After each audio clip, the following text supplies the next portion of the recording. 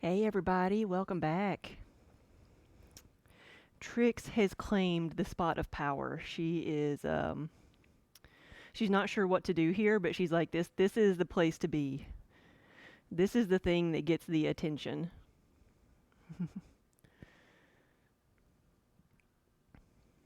So we'll see how long she stays here. She might get bored. Oh, it's a happy face. I think it's a happy face. I think he's a happy face.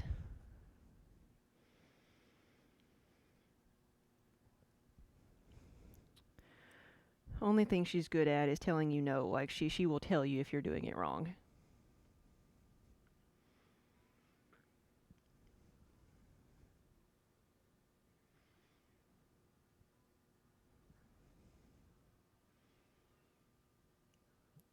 Ooh.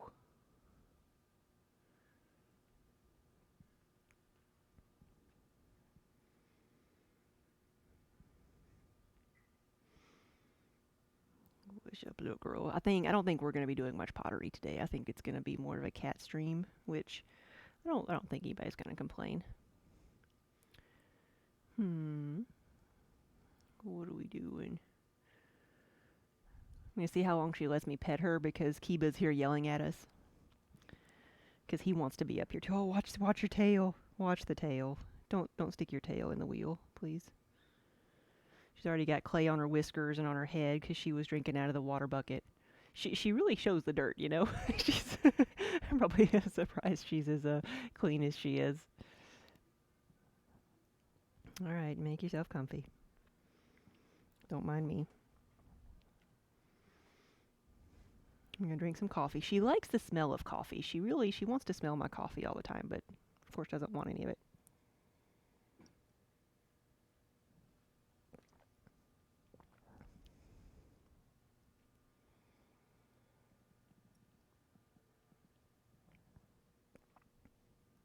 Hey, Minnie.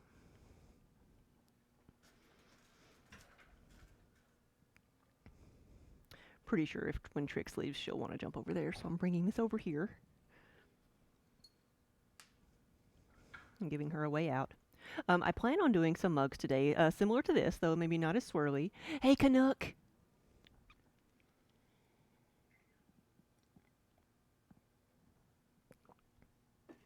Kiba, you don't want the coffee either, I promise, buddy.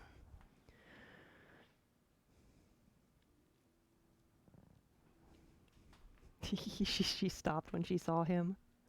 That's hilarious. Come on! You jerk. There you go. At least stand where people can see you.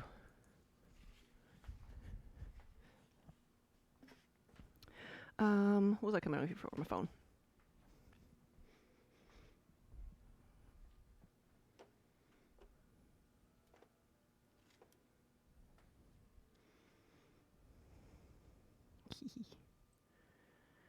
I don't think she knows what she wants to do. She just knows that this is the spot. This is where the human stands and gives all the attention. This is where Kiba wants to be all the time. So she jumped up here like as soon as she saw me start getting ready. She jumped up here. She's like, "This is special. I don't know why. It's special." So is she gonna leave? She's gonna sit down. Should I betray her tiny little trust? What do you think of being spun around, huh? What do you think of it? What do you think of it? We're not gonna go fast. What do you think? Is that all right? Mm-hmm. She's like, it's not bad. Or it's okay.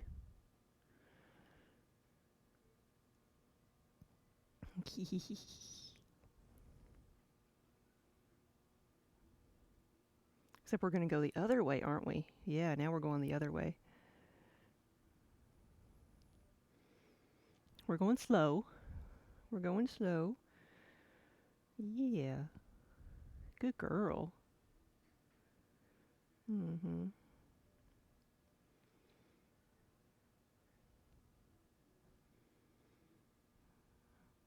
She does not like her back scratched like Kiba does, so I'll scratch her up here.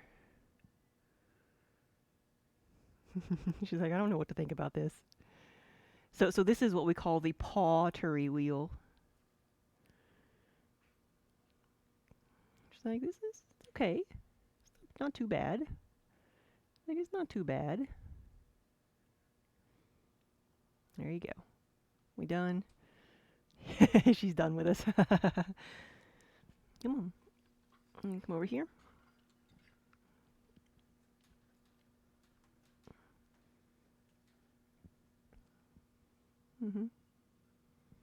There you go.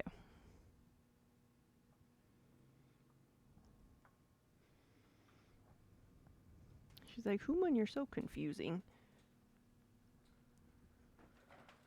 There we go. It's okay. What a nice piece, right? It's so lifelike. So lifelike. Ooh, there's a bug hunt going on outside, or up front. See, you probably can't see. I saw Minnie like jump halfway up the window.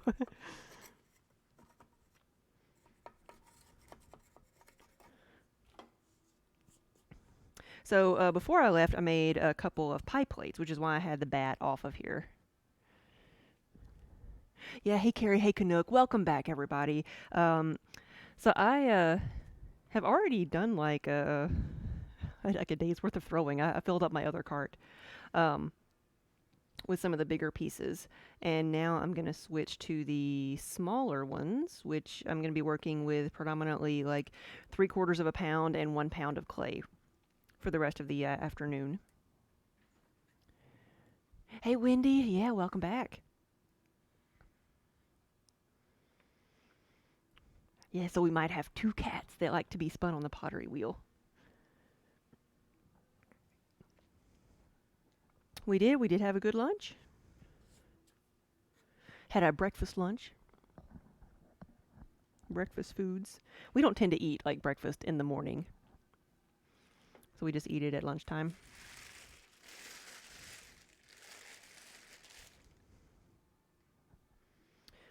So we need a tile. And the first thing I'm going to make is going to be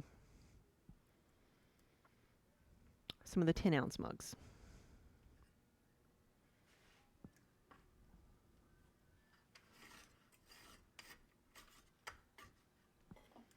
See, the cats really wanted to be outside today, but it was chilly this morning. I haven't like tried to let them outside again, but it was chilly this morning, so they wanted the warm door, and then they couldn't have it. Or the warm door has left us. They do not want to be outside in the out of the cold door.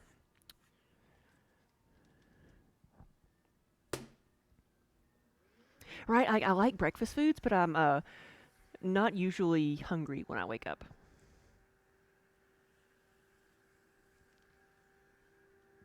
And we've been doing the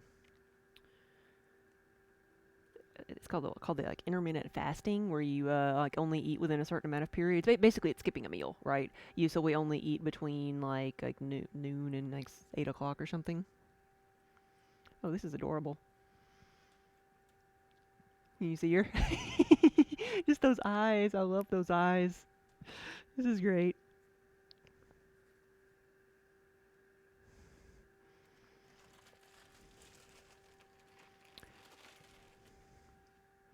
But mostly it's just a black lump.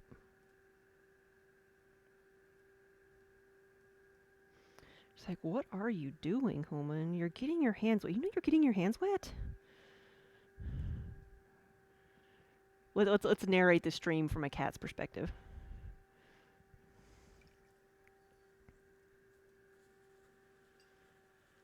Nope, she's done. She's done.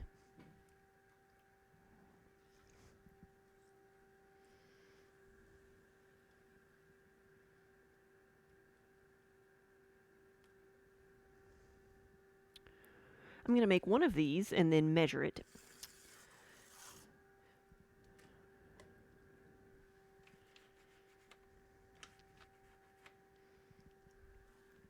All right, off she goes for the bug hunts. She's brought us a mouse and a bird. She's good. Like out of 7 cats, we're bound to have one that can hunt, right? Minnie catches bugs and lizards.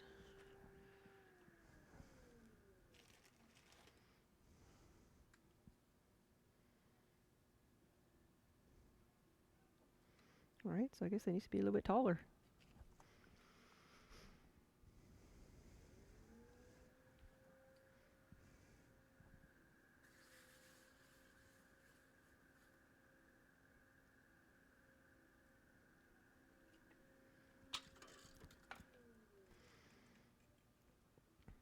Whew, scary.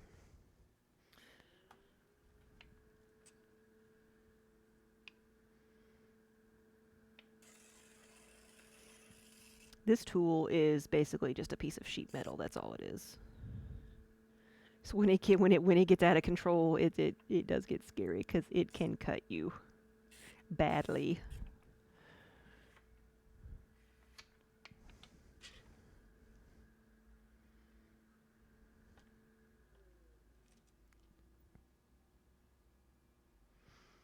I'm gonna measure this again.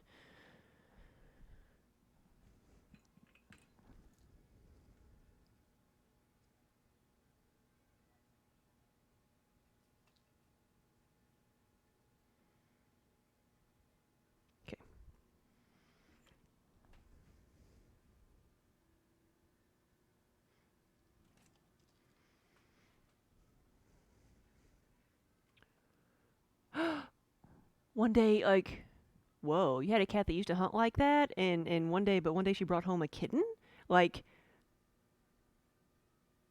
did she want to play with it? Like, what was she considering it prey or as like protecting it? I've never, like, I've heard of other cats. Like, well, my cat at home has brought home a kitten before.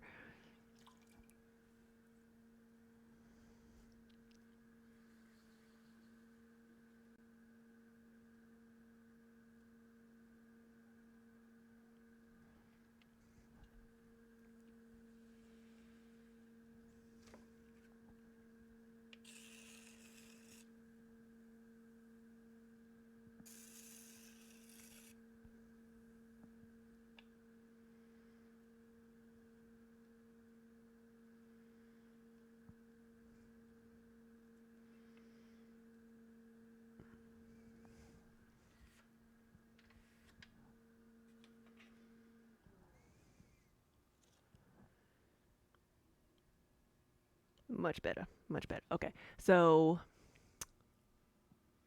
now I gotta find what I'm gonna use to measure. What am I gonna measure this with? Um,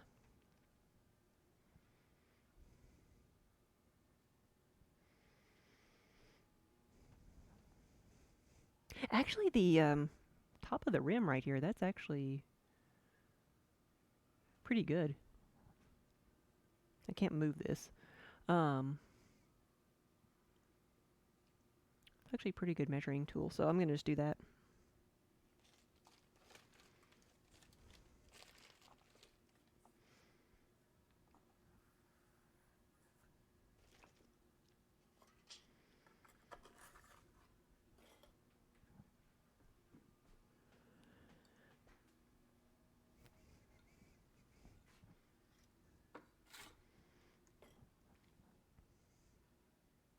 She wanted it, so she took it. Wow.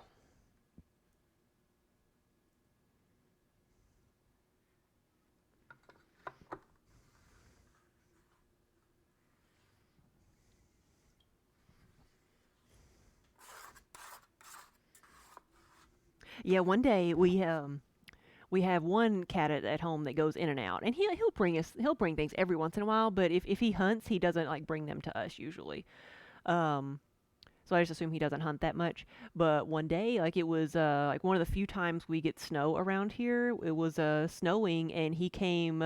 He was at the back door meowing, and there was this little tiny fluffy kitten like snuggled up next to him.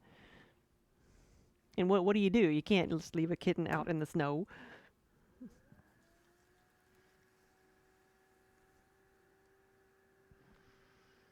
And so we took her in and have taken care of her. She is she's mostly feral. She's the most neurotic cat we've ever had because she doesn't really like us. She likes the cat that she followed home. is always right next to him, like it's like that. That's their mother, you know.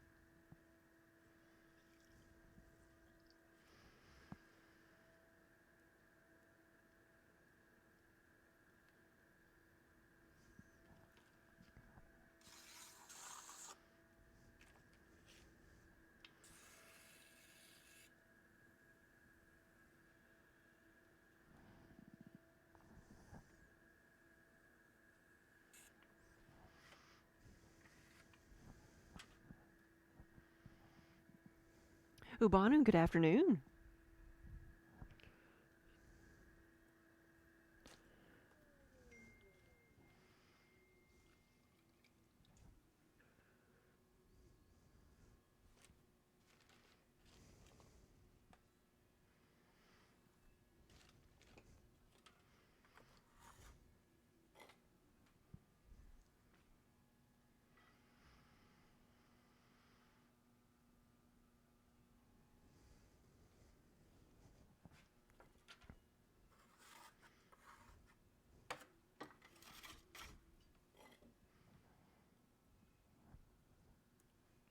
So, so real Akins, what happened to the kitten? Did you keep the kitten? Or did you let your cat keep her kitten that she kidnapped?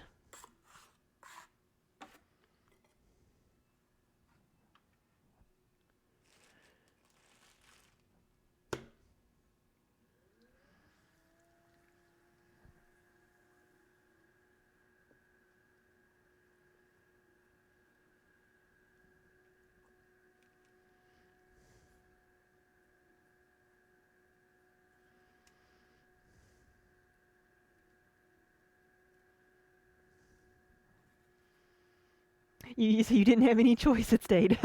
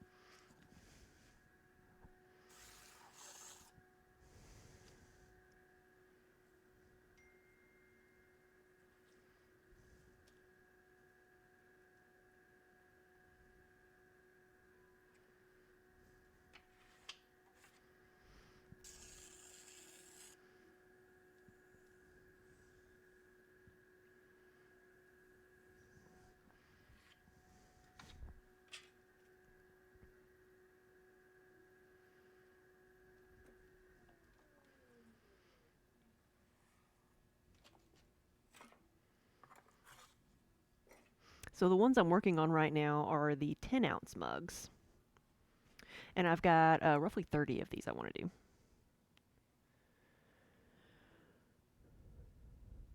We have whoever had a cat that yowled until it got what it wants. You know what? We've got some pretty vocal cats, but not one that just constantly cried until like that, you know. Our cats are more like just chatty. Like, yeah, they'll scream at you when they want breakfast, but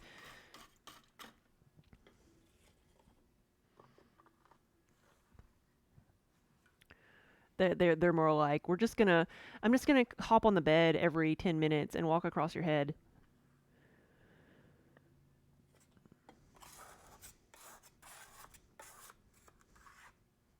They do not sing us the song of their people that often.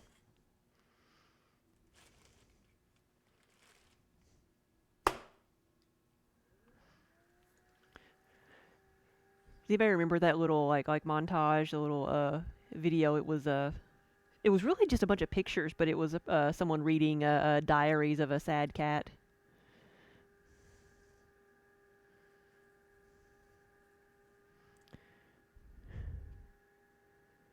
It took 3 days to figure out what she wanted. What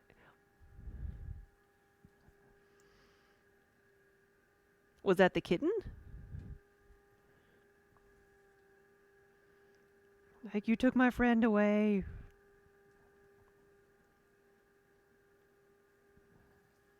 Oh.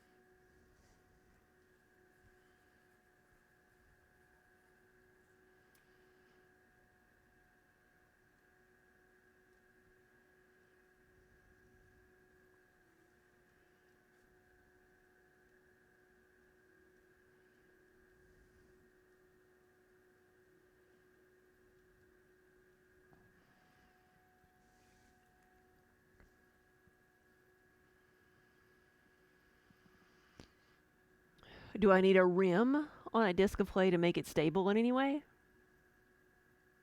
What do you mean? Like, when you say rim, I'm thinking like the rim on, around the top. When I I try to make the rim a little bit thicker than the rest of the piece to keep it, help keep it round. But some people prefer having a very pointed rim around the top of a mug, like, and I do that for the travel mugs because, so that the lids will fit.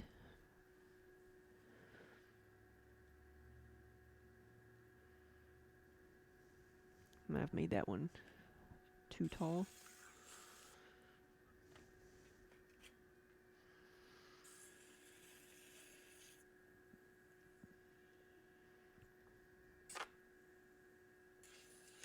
Oops.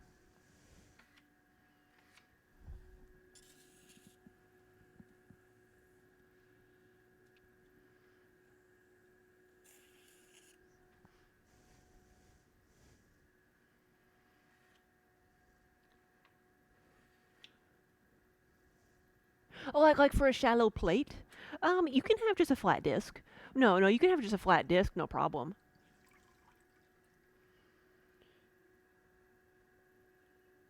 It's only if you want it to contain anything, you put a little ledge on it.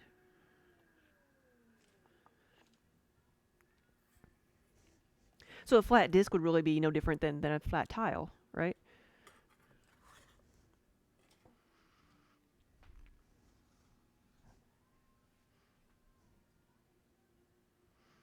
The only thing that with things that are super flat like that is the issues you have is with the piece like warping and kind of like getting wavy.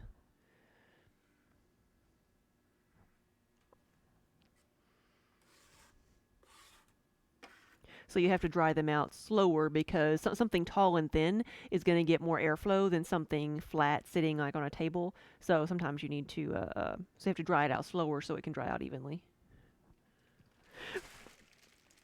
Sorry, my bag of clay here almost fell. And that would have been a big thump. And then I probably wouldn't have had a whole lot of small pieces of clay. I would have had one large chunk of clay. Um, hey, Co.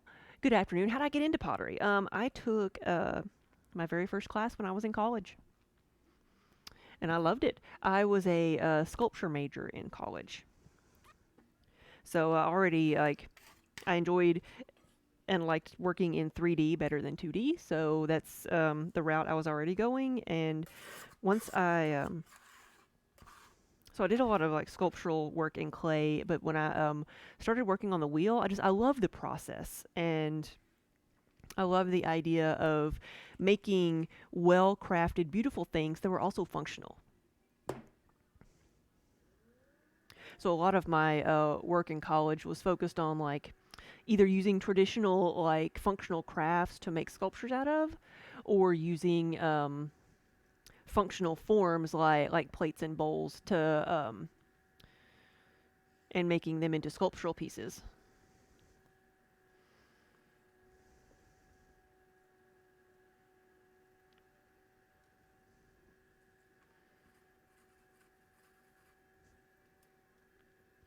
And then when I got out of school, I started working with another full-time potter who taught me more of like the business side of being an artist and set me onto the path to what I'm doing today, because he made a little bit of everything, but he sold pieces at craft shows, at art shows, and made a decent living at it. And so that's kind of how I got started. And I primarily do, well, we do a little bit of everything, but a mixture of wholesale and retail. You probably won't see any. There's no plates on the website. I don't make them very often. I have some here in the studio, but and I've got some samples that I'd put together where I would have like a plate, a dinner plate, a salad plate, and a bowl and a mug.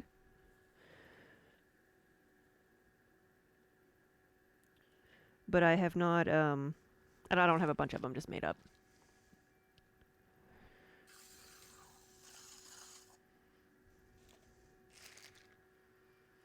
It's a very made-to-order custom item. Like I said, I have some samples of different colors here, and I probably should make up some more and just take pictures of them and put them on the website. But I have made exactly 2 dinnerware sets in my career.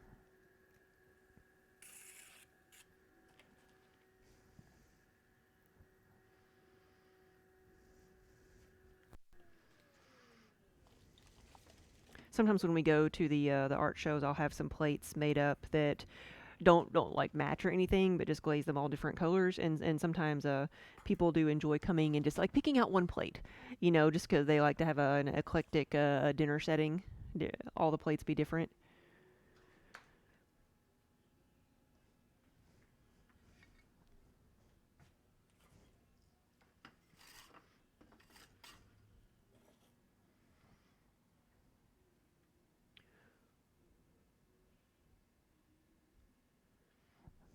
Oh yeah, so many color options, and you're colorblind. Oh no.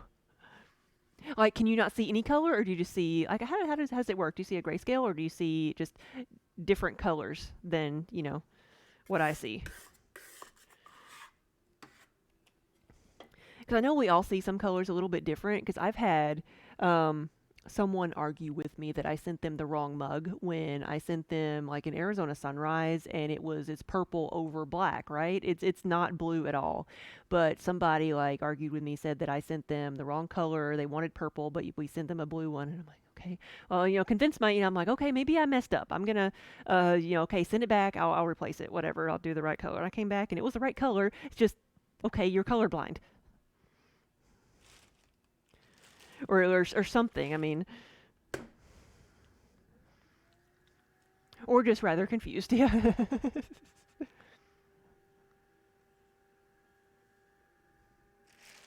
or just very very elaborate buyer's remorse, right?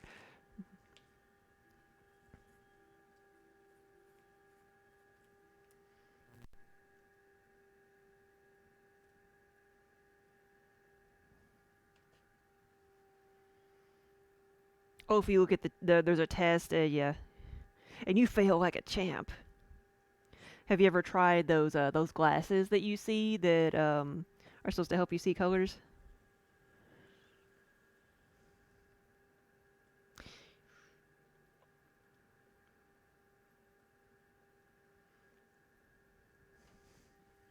Saved it.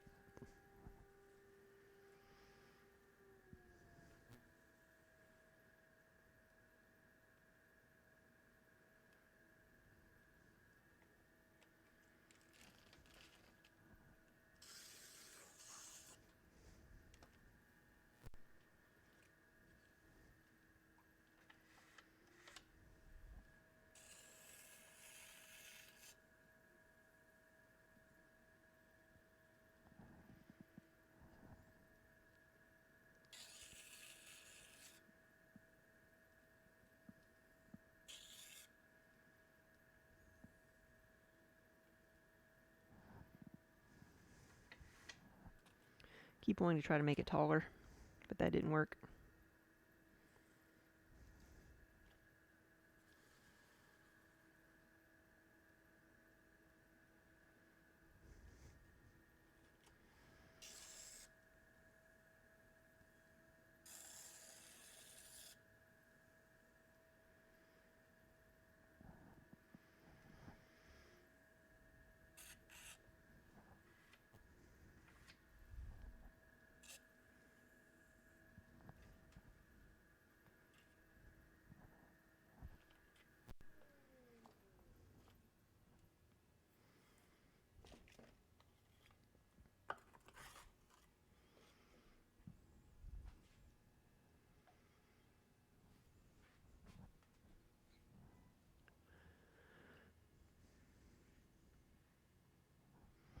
Oh, you were part of a study wearing one contact lens that helped a ton, but yeah, but say it's not the end of the world.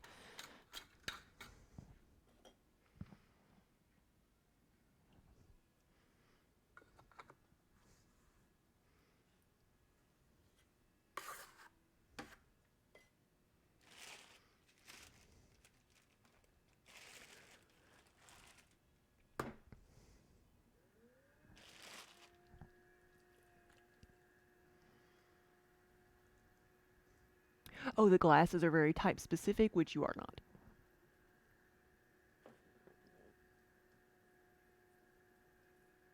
Whoops, went all the way to the bottom of that one.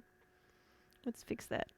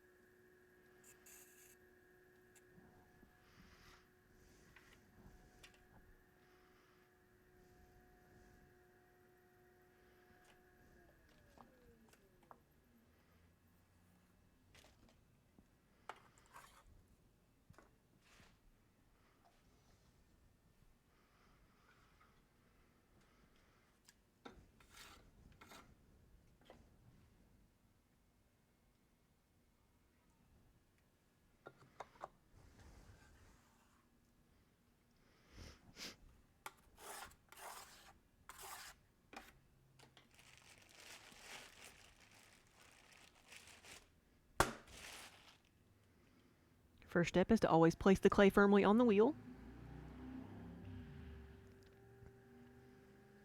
Do a little bit of centering and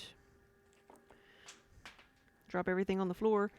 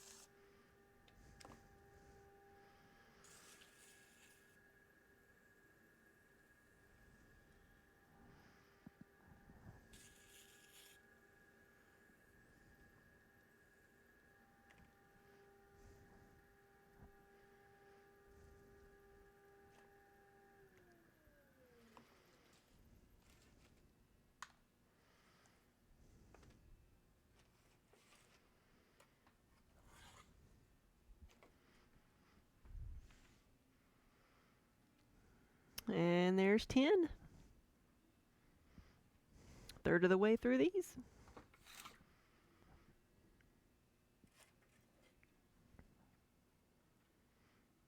Bacon Mo, hey!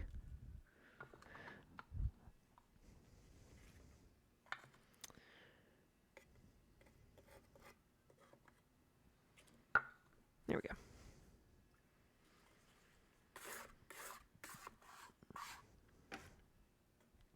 Good afternoon, everybody.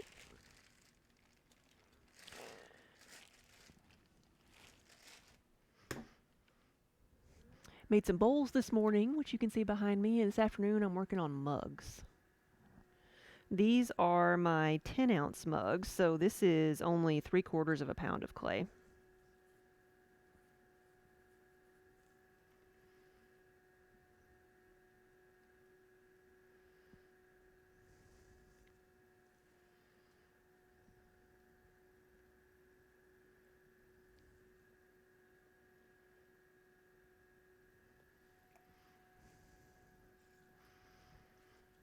Make it look easy. It's a lot of practice. A lot of practice.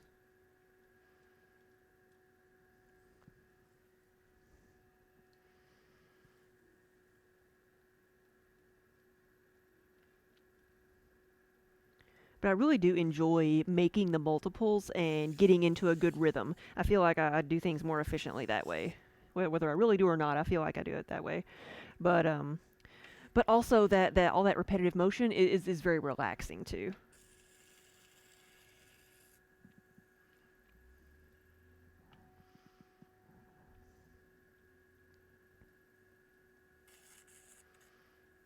Eee, what? Whew.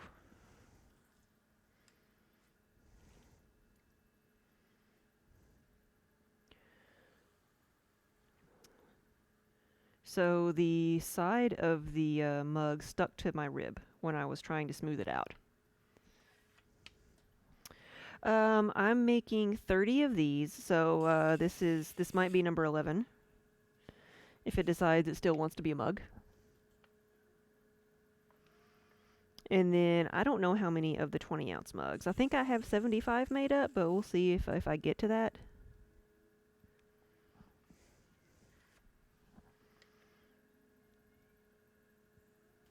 There we go.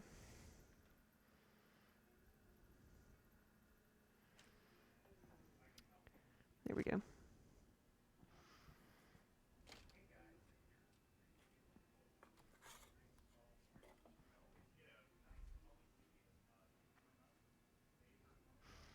I forgot I had coffee.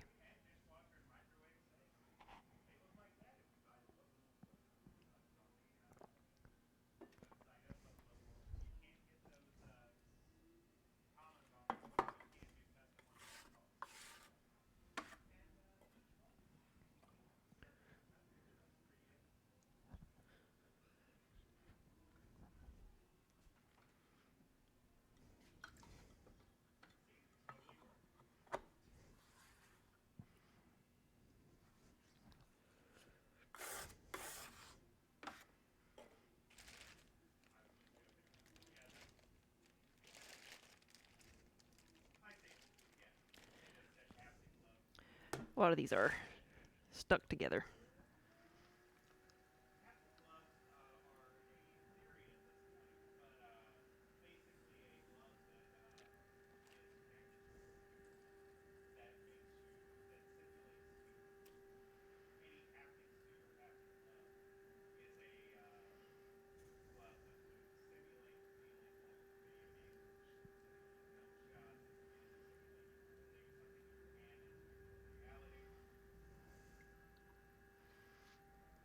Would glaze chip off if you tried to drill a hole in a piece? I don't think the glaze would be the first thing that would go. If you try to drill a hole in a piece, like with a tile bit or something, you would just need to use a lot of water and hopefully you wouldn't crack it. Because what's gonna if you don't use if you've seen a tile saw, it's lubricated with water. It's like you can drill holes in pottery. You just have to make sure you do it slowly and that the use the appropriate bits and things. But the glaze shouldn't chip off. No.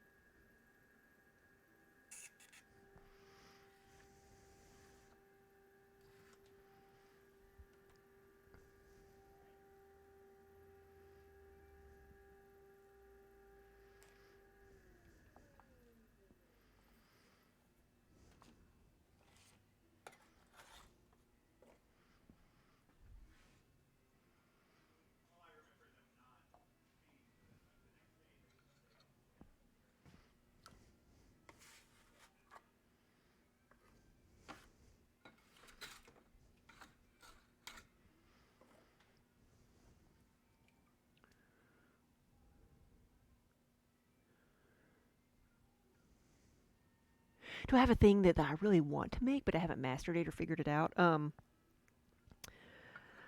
I would love to play more with like weaving clay. Like you can do like a basket weave with clay and make anything, just a standard like over under thing. But I want to play with like doing really delicate basket type things, or I really think it lies more in like casting and slip trailing, just making almost like spider webby forms, but have them made out of clay in different shapes. So I always think that looks really pretty. I like the play of positive and negative space, but that's the type of thing that I'll play with it every once in a while, and then get distracted with orders and move on. So.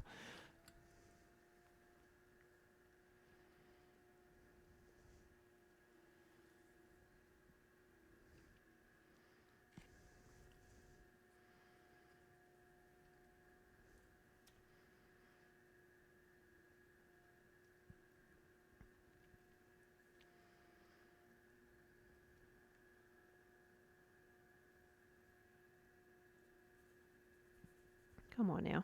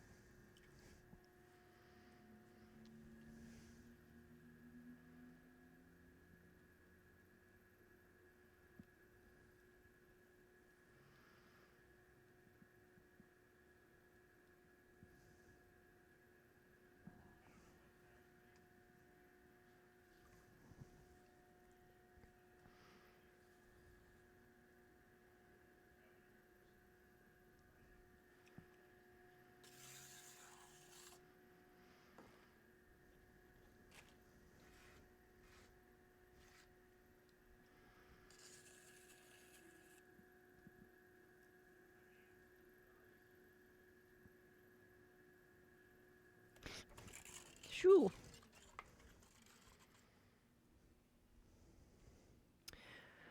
The clay's really wanting to injure me with that thing today.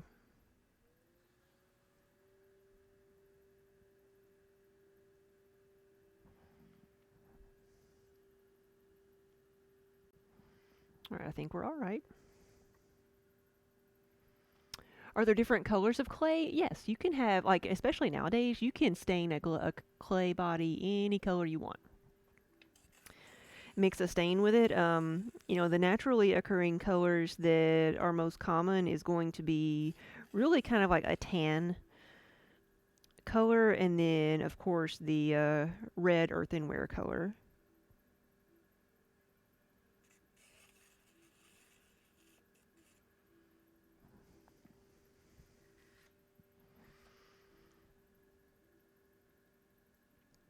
But depending on what's in the ground, what minerals are in the ground, some clay bodies can have like a bluish tint. Just some different regions have like a will have a commonly used clay body that may have like a bluish or grayish tint to it, or even black.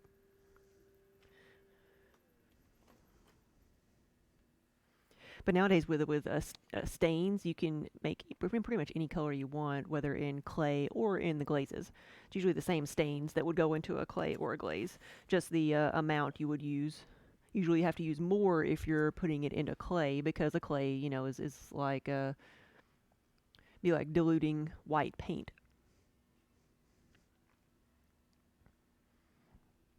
M&T, hello.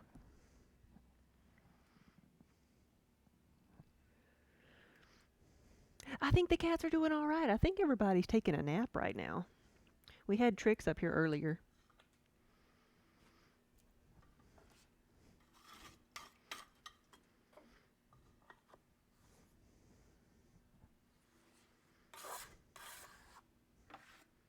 They're a little bit ill because they can't. Well, they don't want to go outside because it's cold. They want to go out in the warm, and I can't blame them.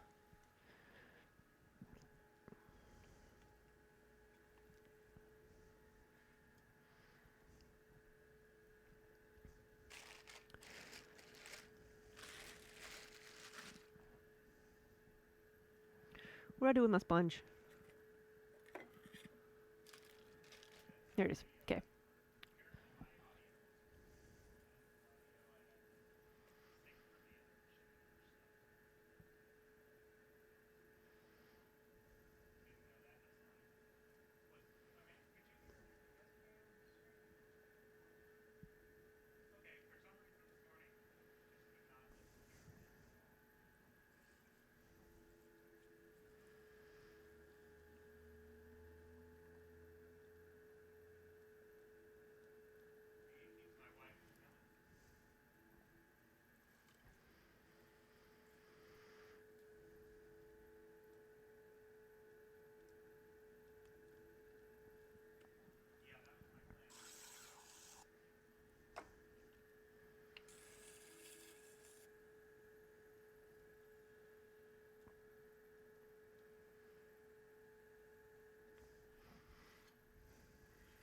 Hey, Edith, welcome back.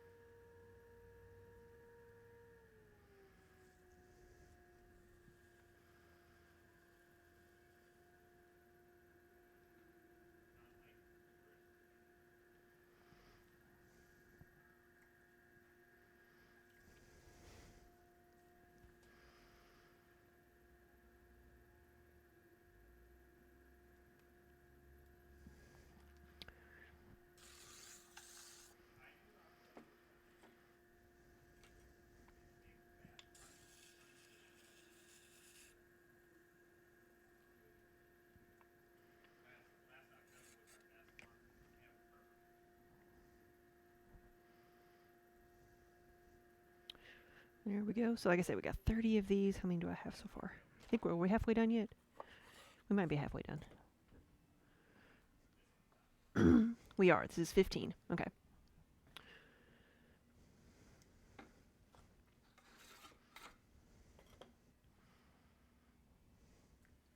30 of these, and then I'll start working on the bigger version of these, which will be the 20-ounce mugs.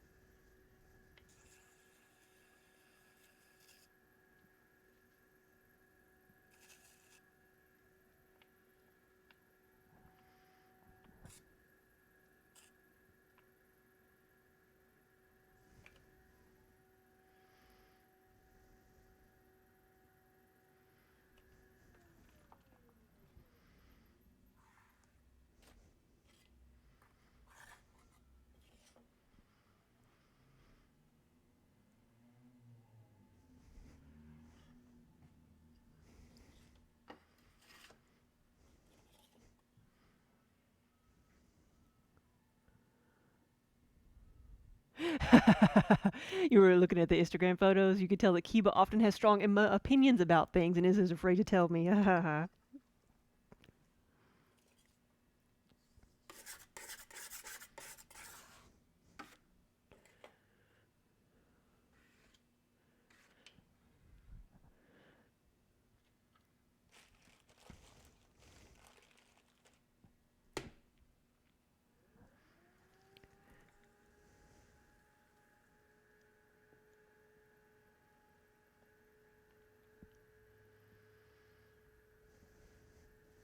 Kiba is pretty vocal about what he wants.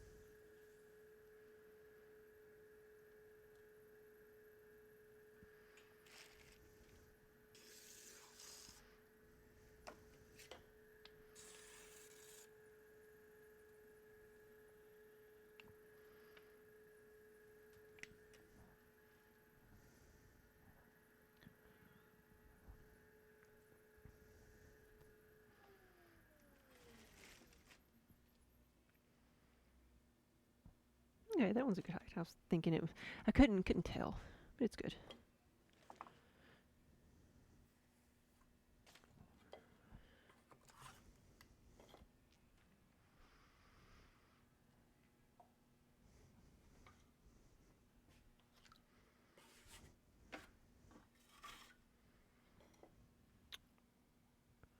Really, you're impressed over how quiet it is. Now, it makes a little humming sound, but it's not overwhelming. No, they said they're surprised at how little sound the wheel makes.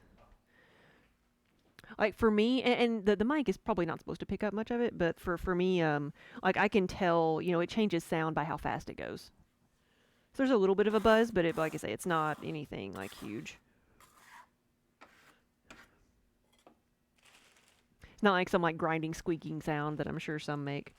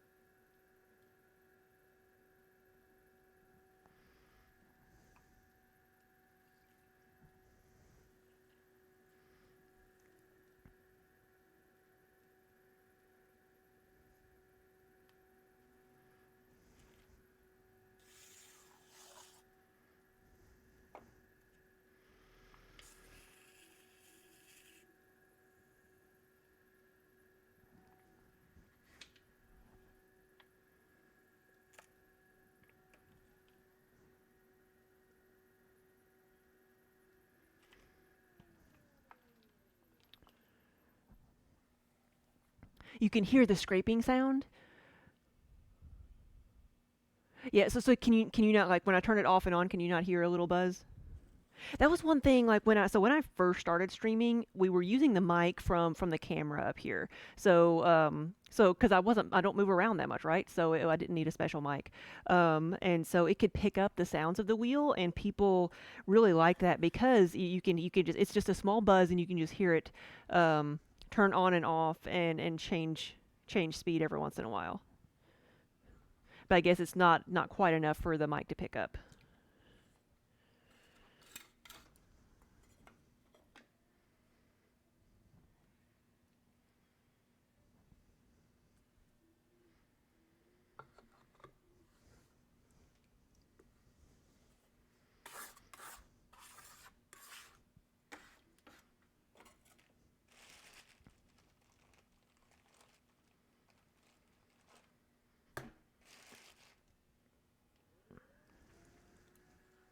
Nothing right then. Yep.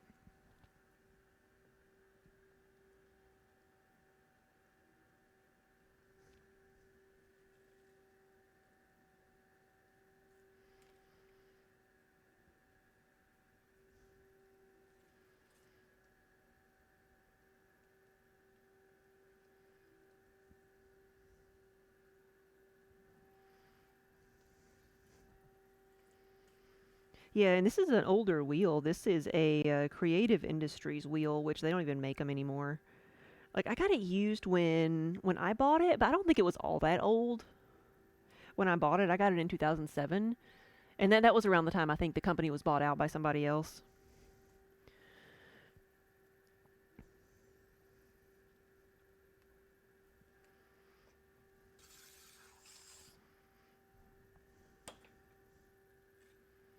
So it's probably fairly new as far as Creative Industries wheels go, but it's it's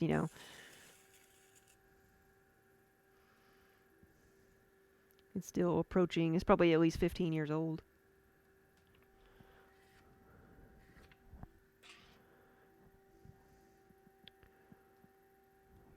Yeah, yeah, best of both worlds. A bit ASMR when I scrape the clay, and then it's just getting smooth by the touch with no sound from the board.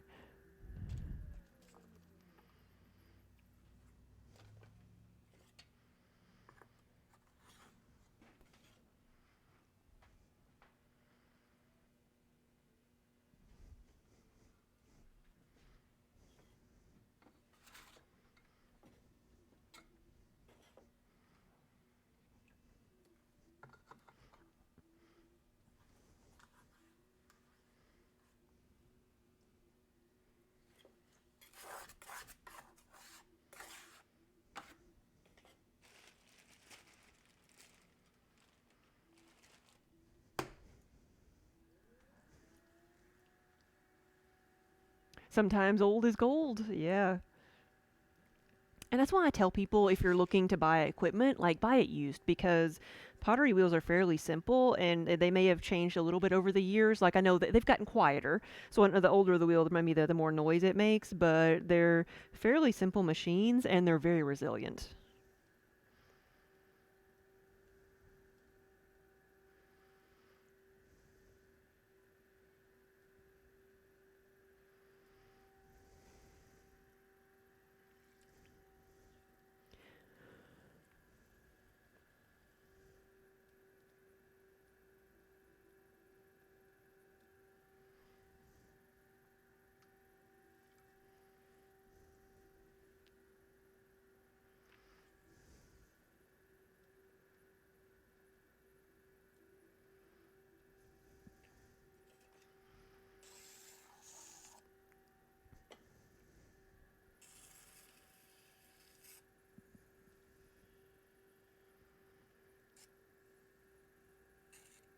Yeah, I think the most I've ever had to replace on something is like a foot pedal.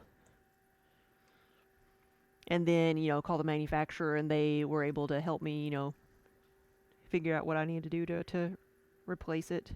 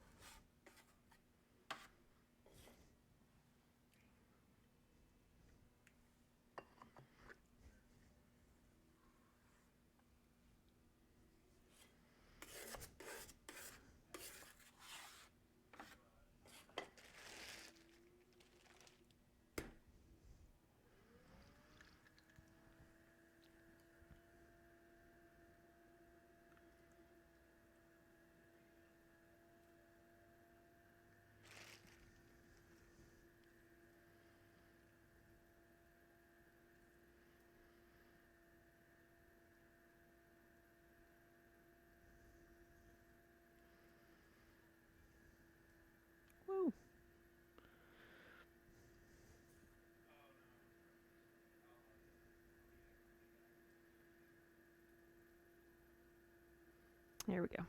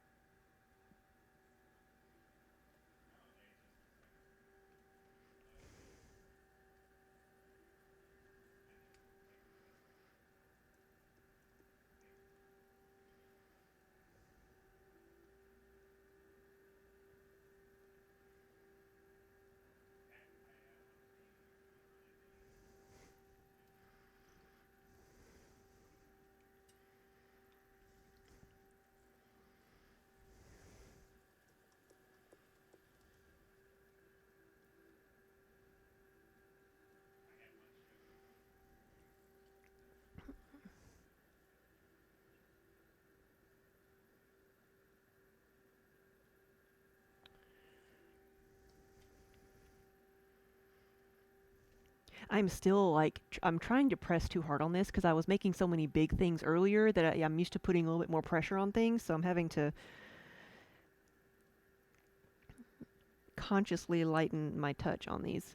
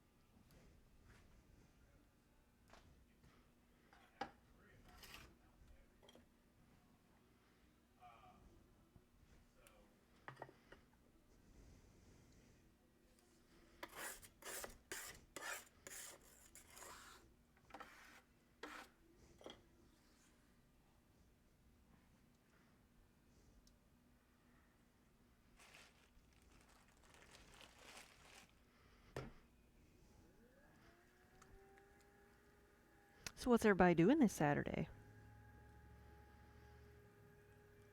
It's finally getting a little bit chilly here, but it is nice outside.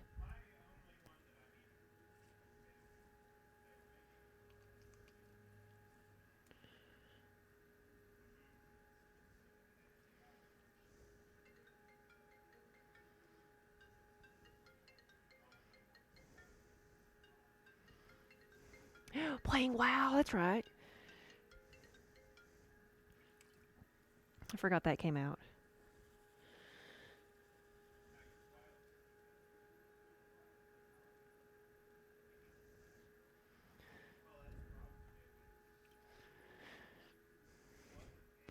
Oh, he's looking at the website. Yeah. Go right ahead.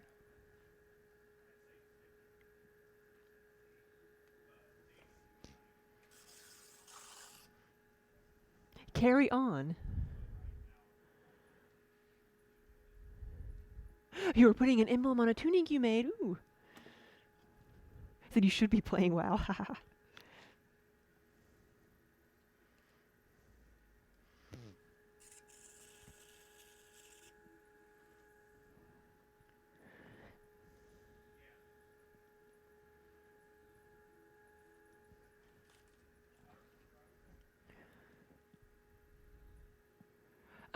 Okay, so I know Daniel and Lassa have been playing, so whatever Lassa, I guess, server Lassa's on, maybe?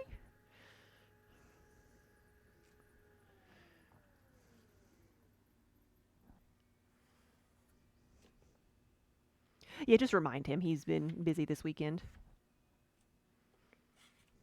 But I think he's got it up in there right now.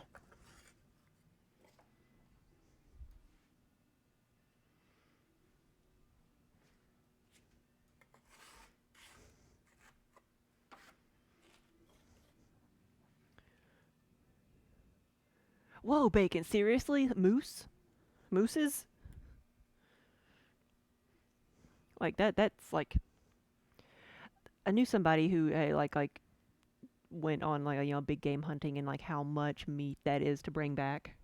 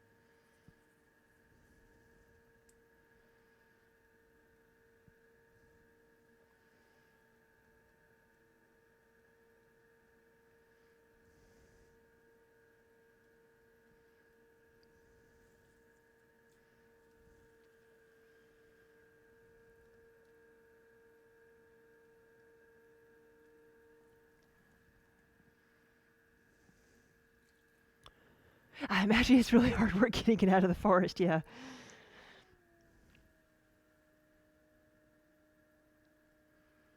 It's not a one person job.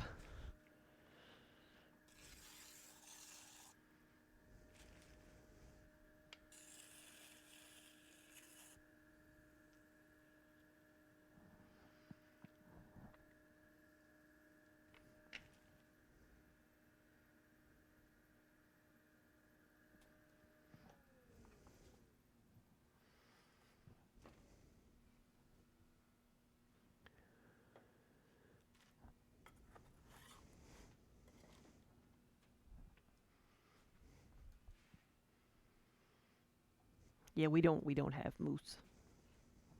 I don't think we have moose.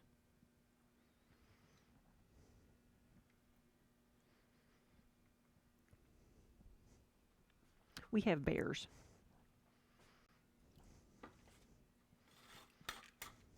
and mountain lions and bobcats.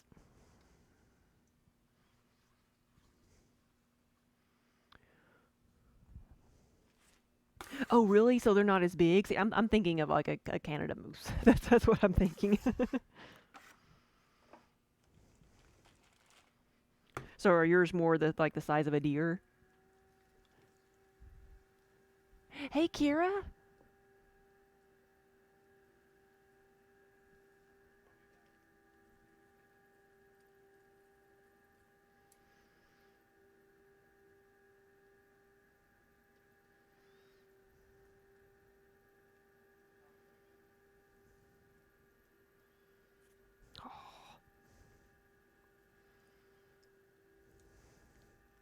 I didn't compress that very well, did I? Right, nothing I'm gonna make out of this half pound of clay.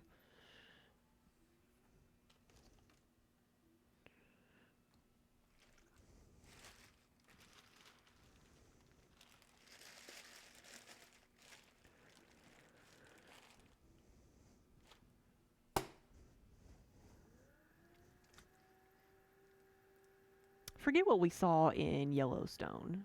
It was pretty big. No, a spoon rest is this amount of clay. So it would have been like a tiny spoon rest. Because these are the 10-ounce mugs. You can either have a 10-ounce mug or a spoon rest. You cannot have both.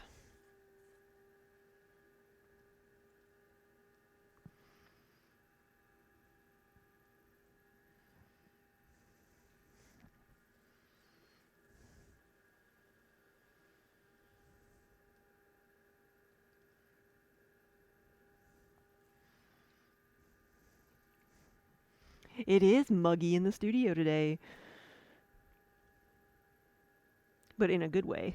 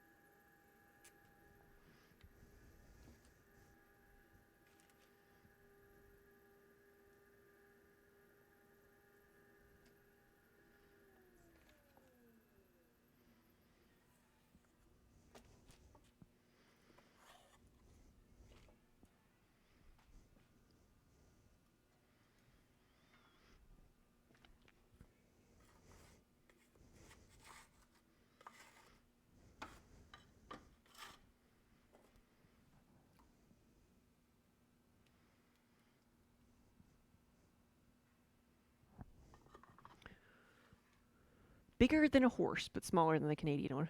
Oh, maybe I think I really know how big a moose is then, because I was thinking horse size is pretty big.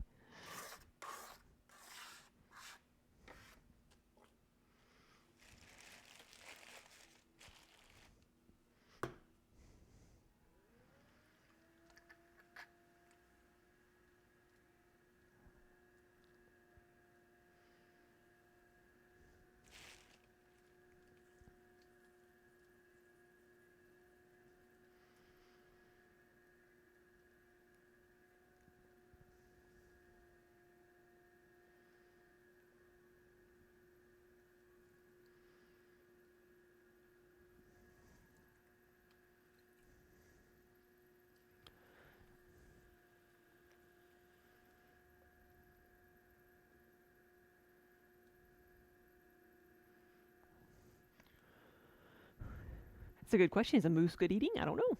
I've had bison. I've had like venison.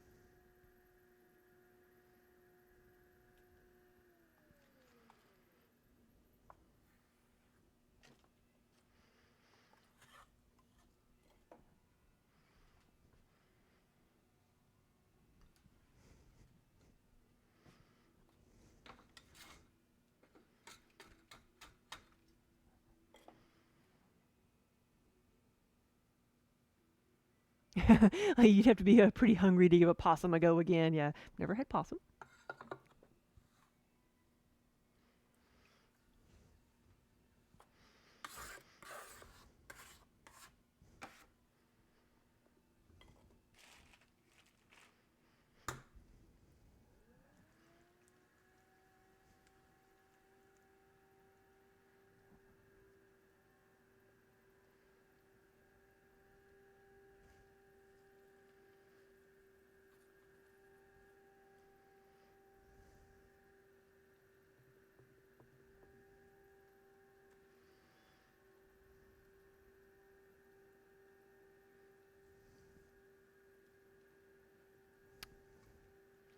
So this clay is just super soft. Which is I made it that way because it's sometimes easier to work with. I'm going to do this one the smart way. do that first. Just compress that back down. There we go. There we go.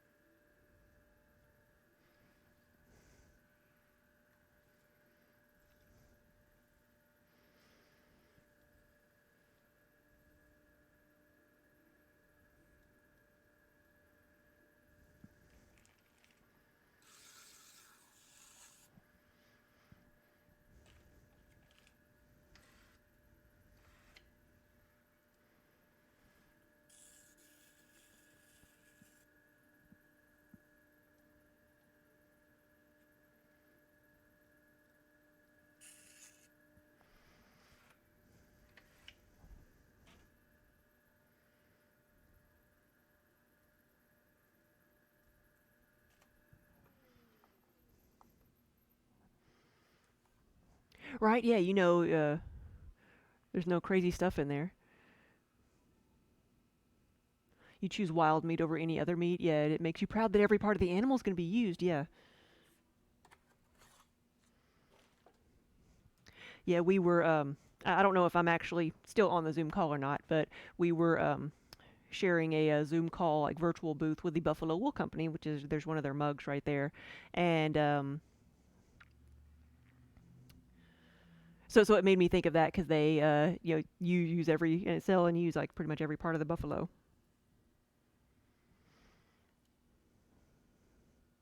Like before we met them, I didn't know that buffalo fibers can be made into yarn.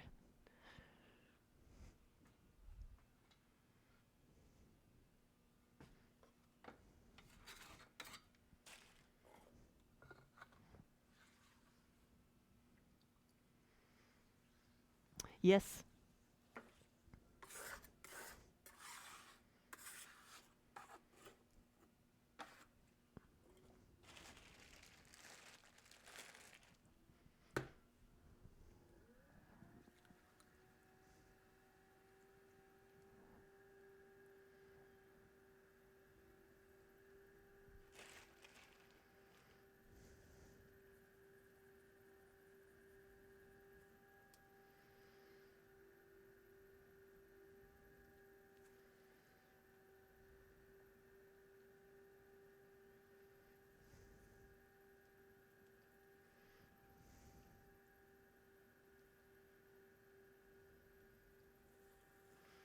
Remember, gotta have a light touch. This isn't very much clay. It's only 3/4 of a pound.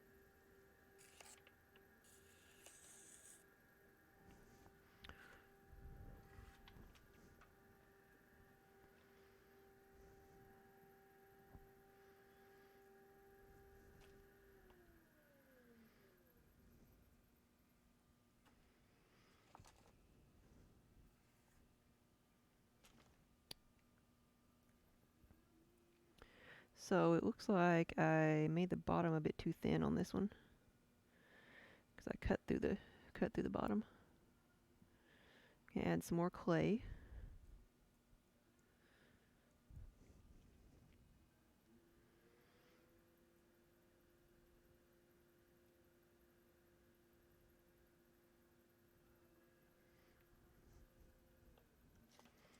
And try this again. Much better. Much better.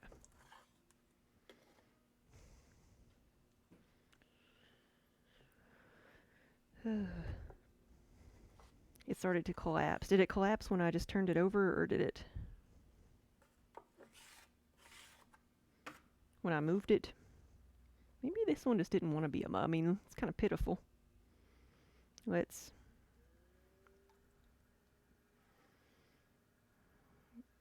kind of stick this thing back down, put some water on it, and see if we can work with it some.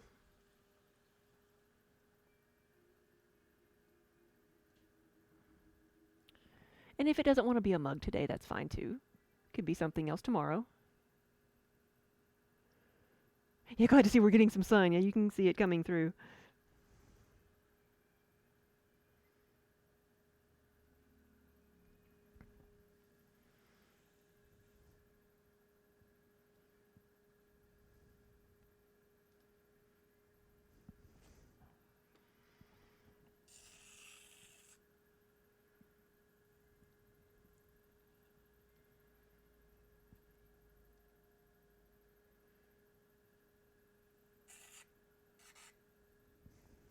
There we go.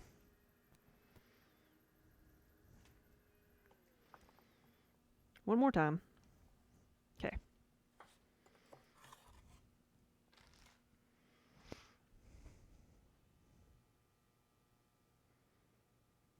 It's still kind of sagging a bit.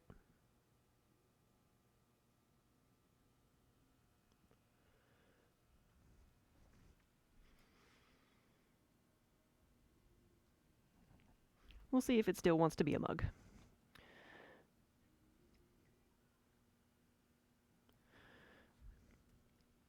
Kira, you got to go biking today. Nice. But your hands are ice. I'm surprised mine aren't. But it's not cold in here. And I realized that sun comment was probably meant for you.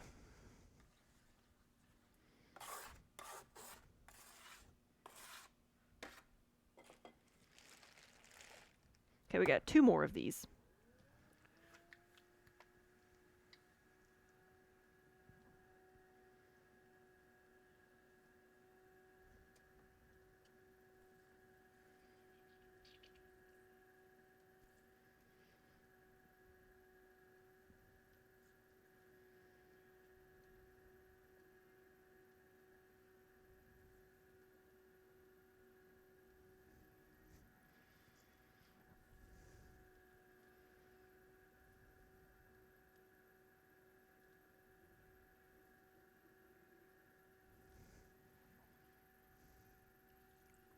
Right? Yeah, how 50 cold 50 feels in autumn and how warm it feels in spring. Yeah. Yeah, in March we're going to be like, hey, it's 50 degrees. I'm going to get my sandals out.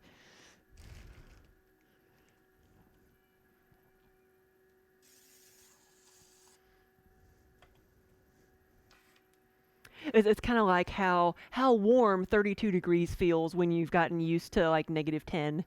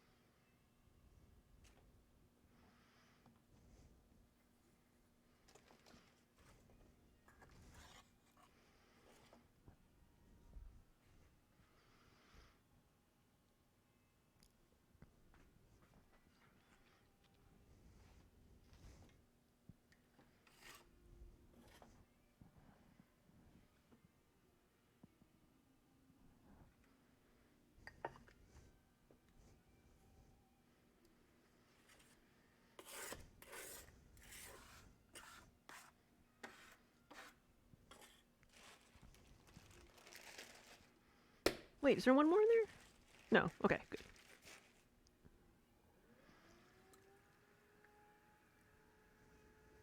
So it's hot until you go fast on your bike.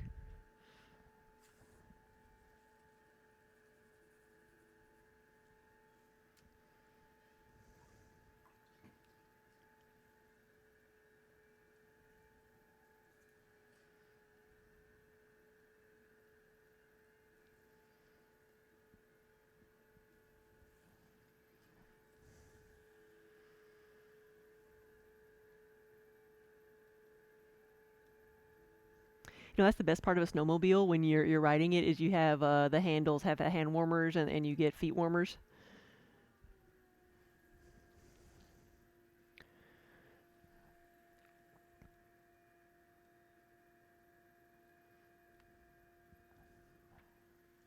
You saw so many geese, geese.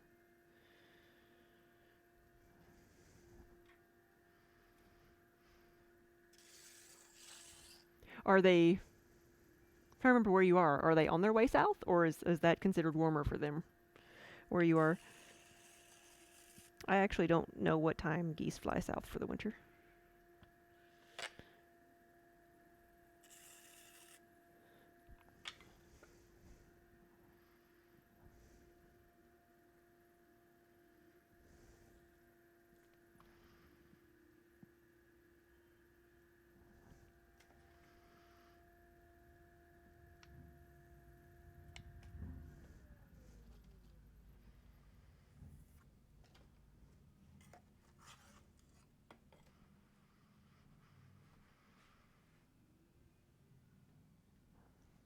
Okay, so we've got 22.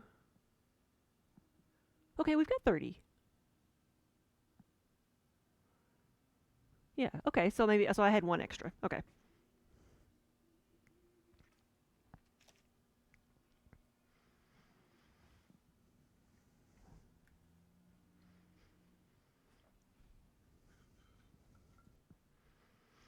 So next, I'm going to make some 20-ounce mugs.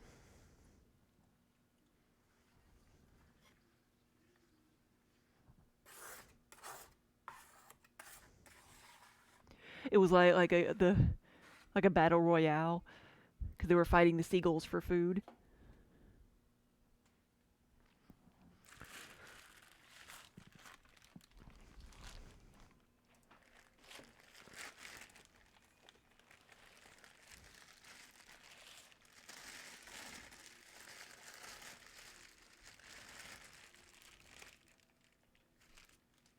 All right, so it's a little bit more clay. This is 1 pound versus the 3/4.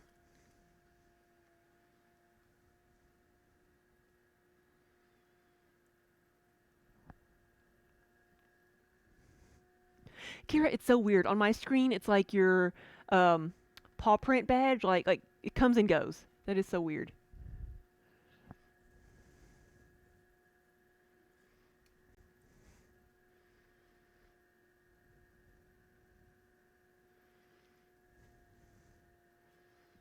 So this is more clay, and it's going to be a bit taller.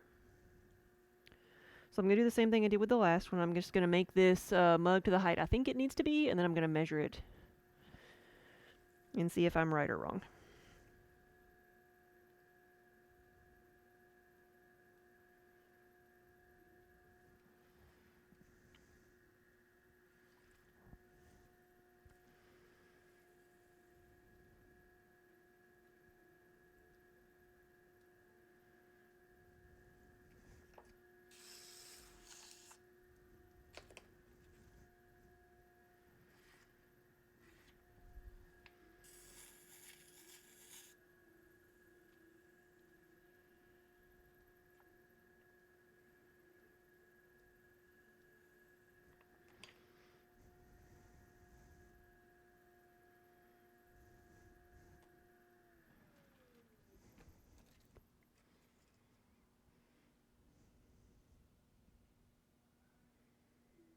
Okay.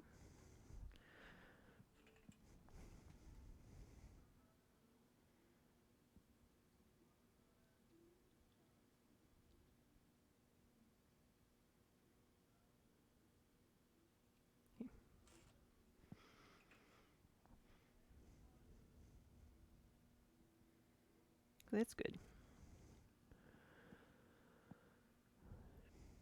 Where's my orange mug?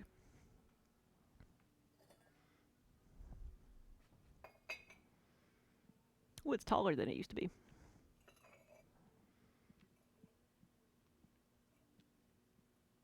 There we go. So I always set something over here that I can see that's not going to blend in with everything else that I can use to measure these with.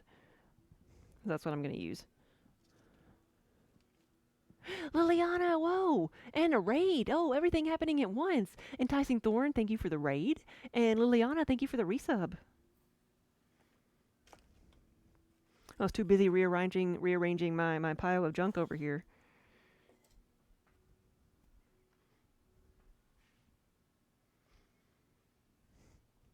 Welcome, everybody, and good afternoon. Happy Saturday.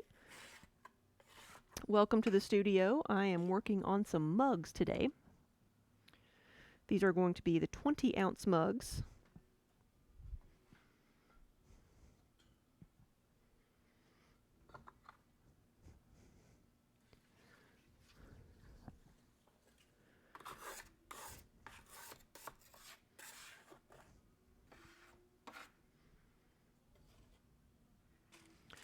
So here we go. I had a bunch of pieces measured out in a bag of clay here, but they've all kind of merged into one big piece again, so I'm trying to pick them apart.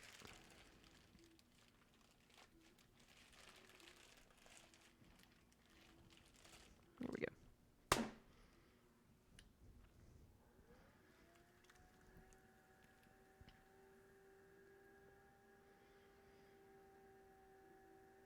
So we've had a fairly productive day today. Everything behind me on the other cart back here I made this morning.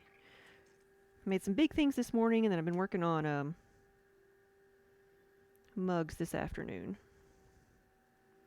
This morning I made parts for the large yarn bowls and some of the big mixing bowls and pie plates. Try to start off with the bigger pieces first, that way it makes it a little bit easier. That way when I get to the littler pieces, it is easier.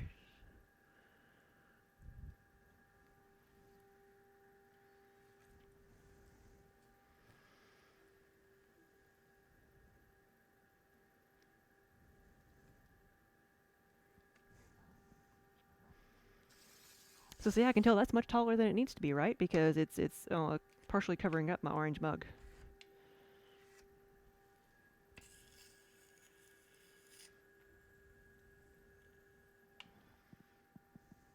And that's just about right.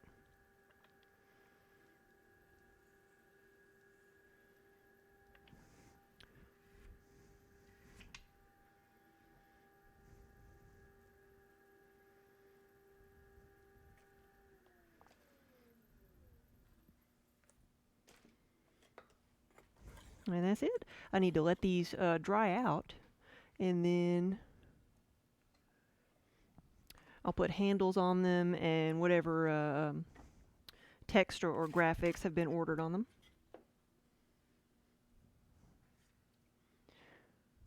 Right, orange mug is the best mug.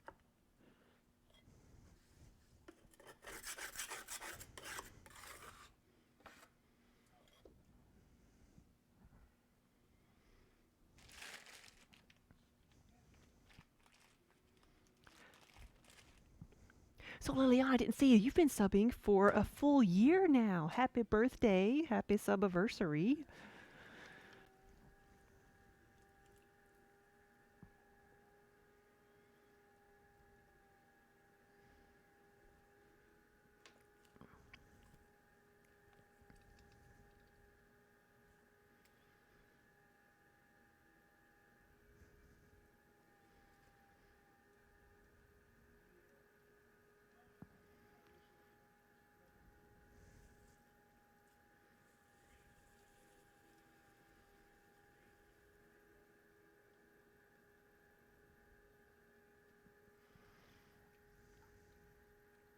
You're sewing. Ooh, what are you working on?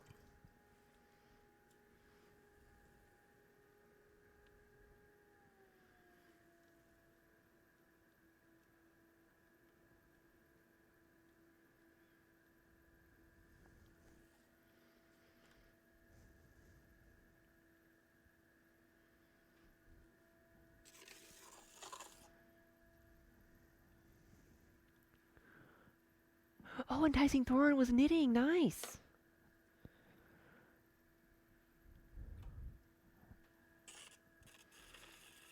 A lap blanket.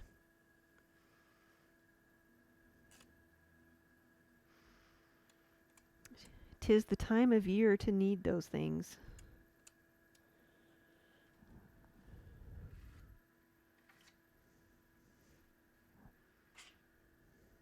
Oh, nice. A matching mask, headband, and scrunchie. So you can coordinate.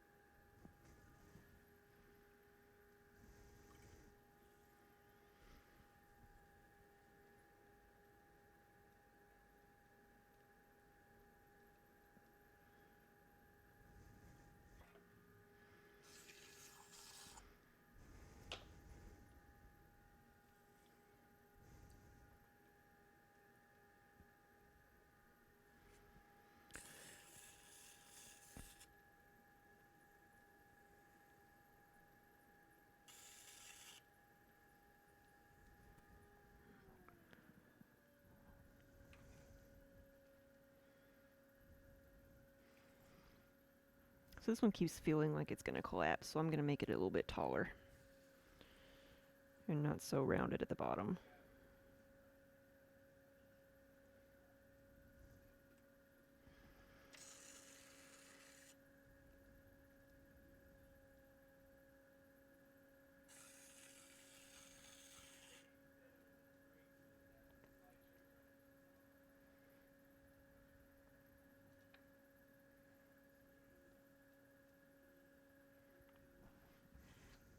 And now it's too tall, so.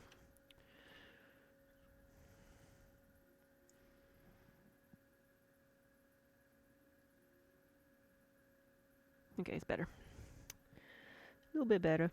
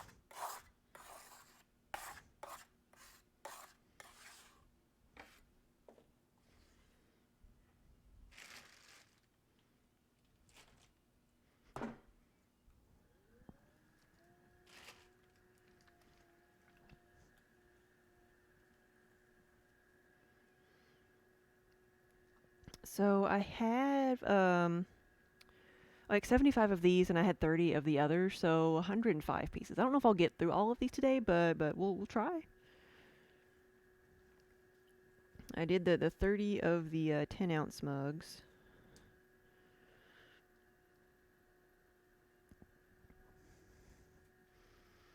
And so far, 4 of these.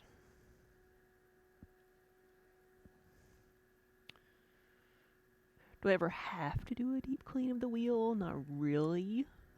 I try to keep the edges of the splash pan scraped down so that it's not touching the wheel. But the reason, like, to super deep clean one would be like if you're changing out the clay, or if you're, mostly in community studios, they, require that because different people are using them, and they may be using different types of clay, or they may, it's just common courtesy. But it's my wheel, and I don't have to clean it if I don't want to. If I'm like, I've got another wheel that I keep fairly clean that we take out to do demos and stuff. So it's a little bit lighter weight than this one. That'd be the only reason to clean it up, is for show. Like, no, nothing important's getting wet.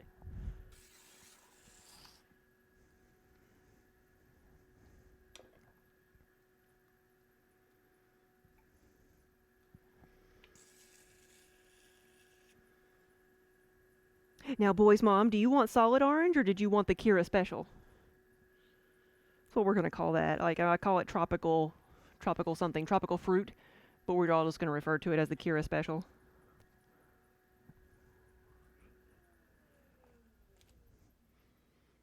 I think I moved my little test tile that I had up here, my little cup.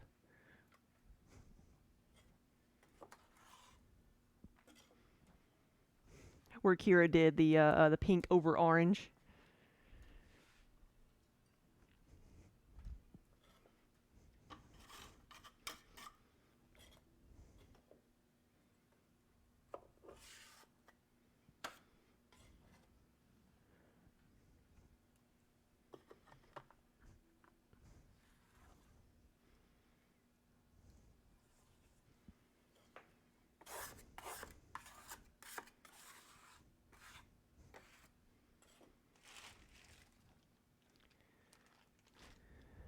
Is that akin to the unicorn farts? Unicorn farts is very tame. But the tropical fruit is, Akira asked if we could do pink over orange, and I said I'll try. Like, I don't know what it'll look like, but I'll try. And it actually, it's very opaque. It's pink over orange. It's very bright, but it doesn't look bad. It's just bright.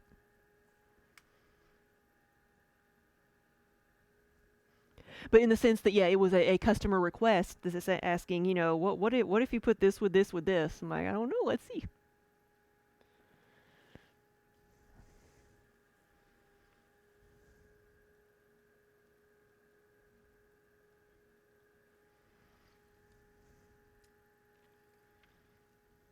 Just plain orange for you. Okay.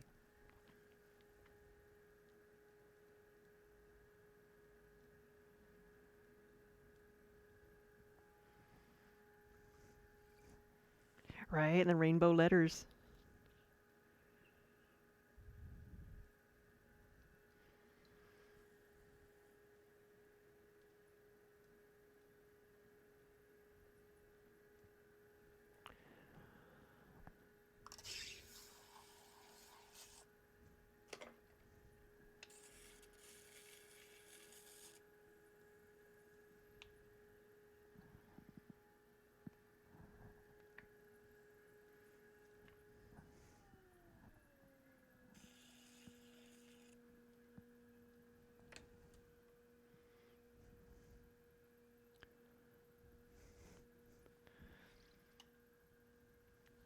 Right, it has multiple uses. You can use it as a measure. You can use it to measure.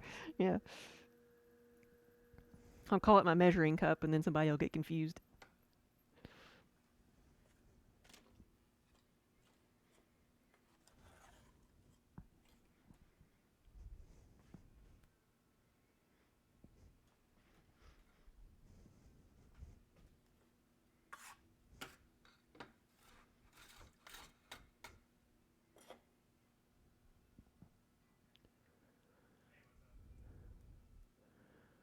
Ooh, I don't know if I've seen that. My front page should be a giant photo of the pie plate Dragon posted. What did you post? Where'd they post it? On Instagram? Right, I want to see it too. Have I seen it and missed it? Is it recent?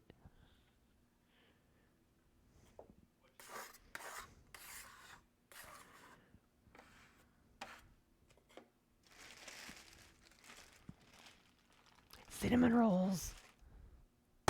Ooh.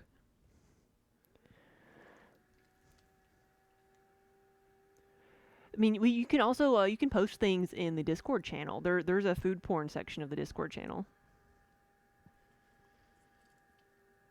I think there might even be a picture of Sid's pie plate in there, the solid orange one.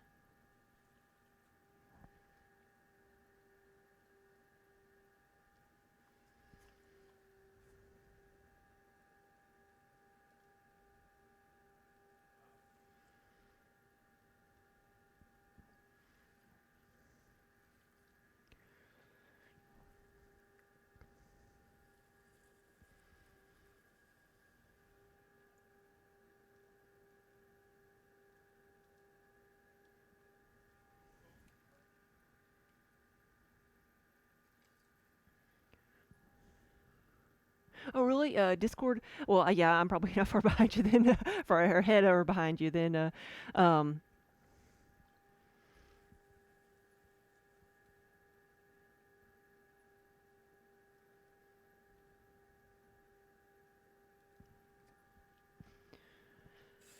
but that is where you can go if you figure it out. That's where you can go and you link your Twitch account to your Discord, and you can get our coupon code. That's good for the website since you're a sub.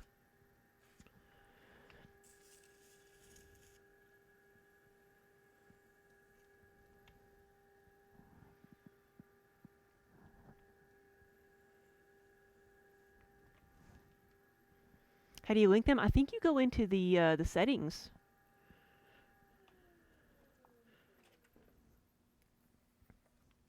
I think somewhere in settings it says, link different accounts.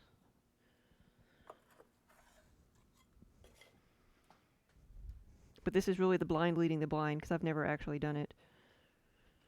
But Colleen's come in here with the instructions for it so many times, I should know how to do it by now.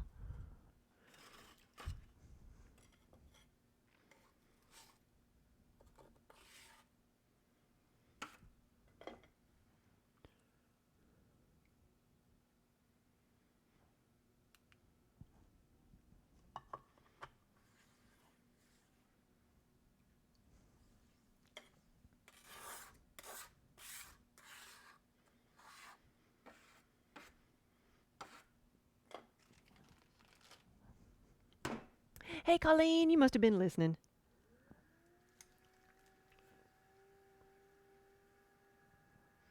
Julie, it should be the same. Like, if you're waiting to try it out and see if it still works. If we need to update it, we can. But it should be the same.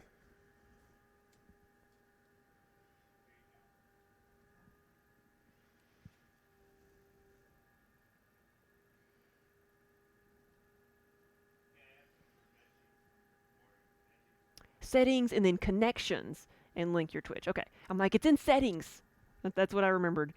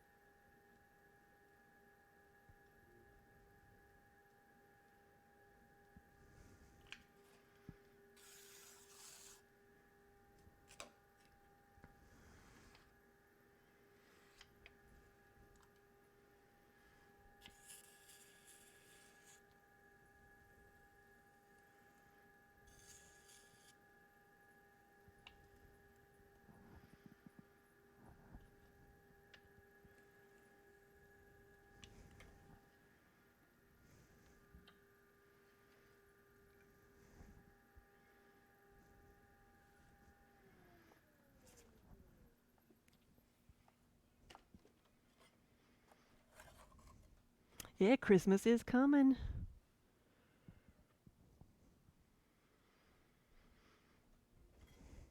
We're just thinking about Christmas decorations for the front of the studio since my wheel's not up there anymore. Like thinking and trying to figure out what we would want to put in the front window, make a big festive scene.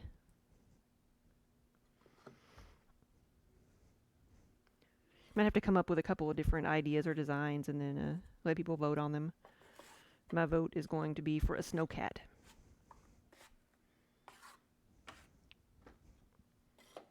But I don't know what I'd want to make it out of.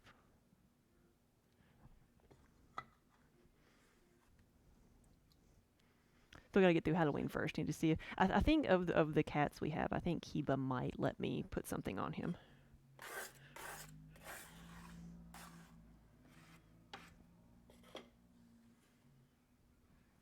But if I get something for Kiba, I've got to go with like medium-sized dog.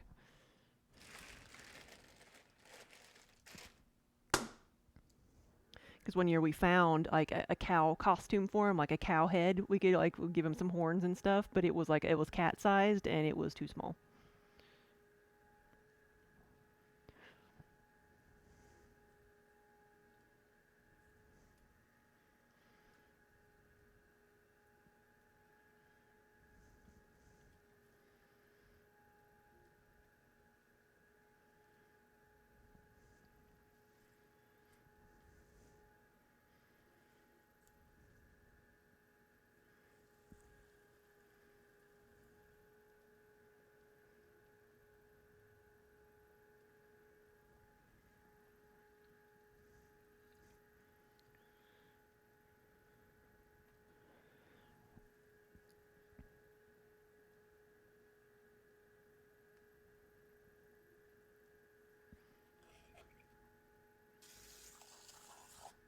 Yay, it worked!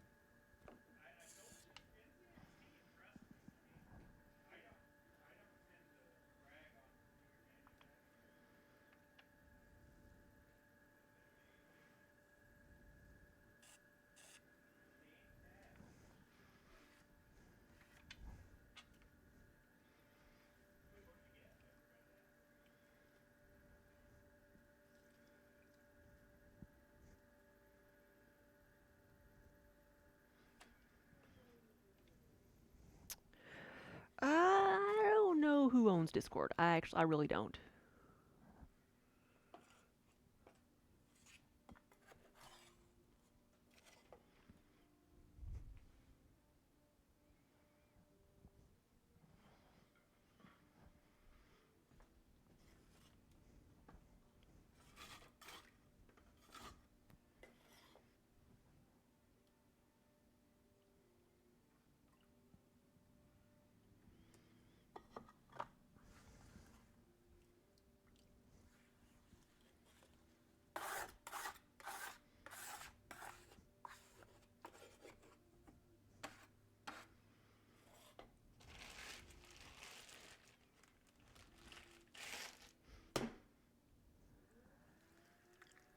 Yeah, you never know who owns what anymore, yeah.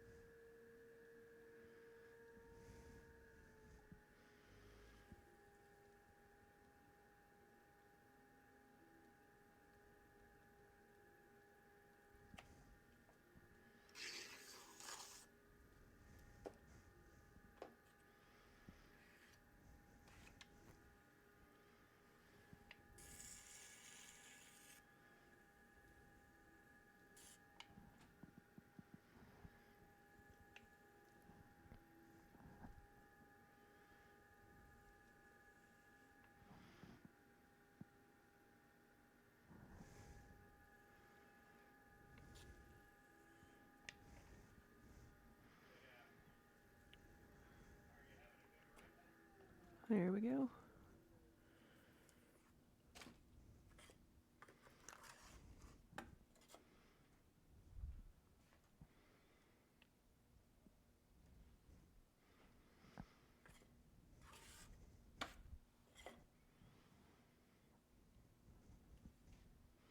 So tomorrow I'll be assembling these guys, and then that should be it for a little bit. Then I'm going to start like a series of bisquing and glazing until y'all are sick of seeing me dunk things in a bucket, because I've got a lot of things to process.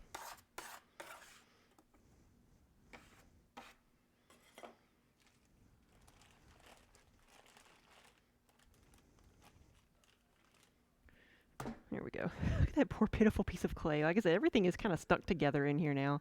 I had everything measured out into 1 pound clumps, but it's all merged back into one.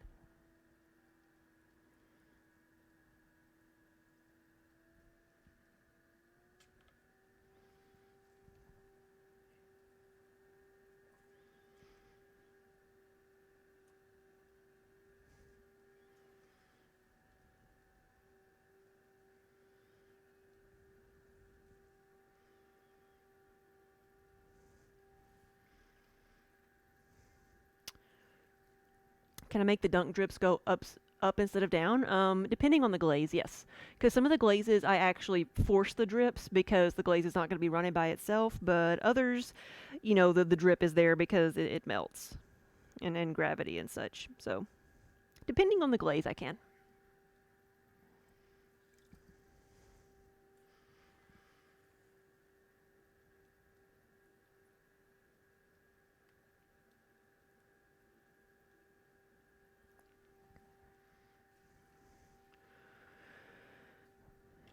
In a circle going inward on a pie plate. Do you mean like a spiral? Or you just mean on the inside of the pie plate going down?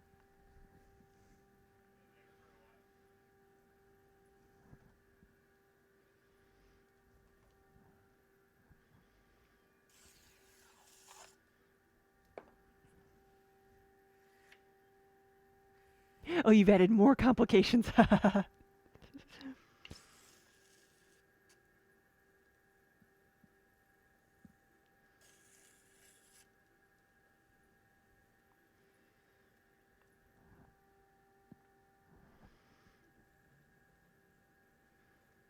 So I see, if you're thinking of a clock face, like having things pointed to different numbers, maybe? Something as precise as that? So with that, it would almost be just saying, let's paint a line on here. If you want them very precise, I would just paint a line on and go with that. But the drips are meant to be more kind of random.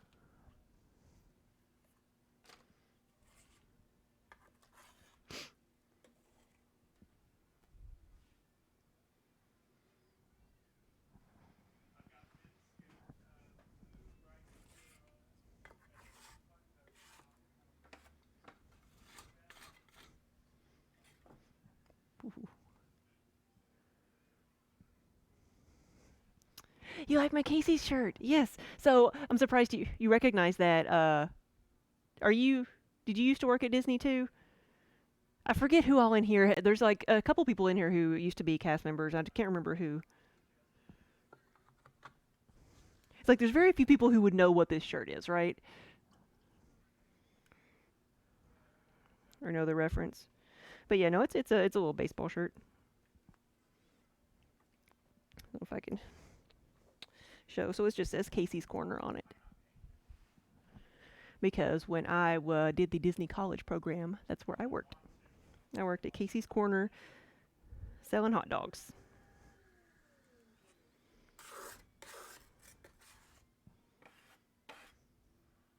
You just watching? Oh no, a lot of the old cartoons, yes.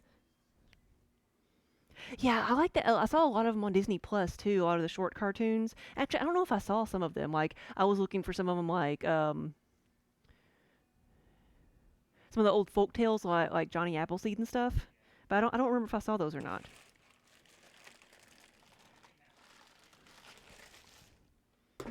Yeah, but they have shirts like this for a lot of the different like places on Main Street.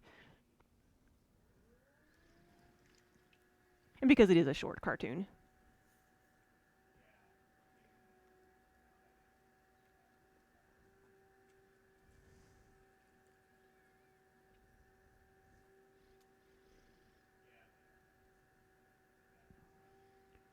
But yeah, that's how me and Daniel met. Is we both did the Disney College program.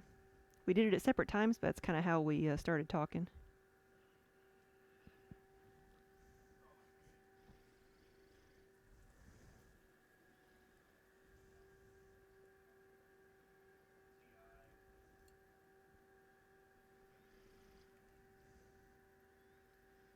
Yeah, Tall Tales and Legends. Yes, I probably had it too. I probably had it on VHS.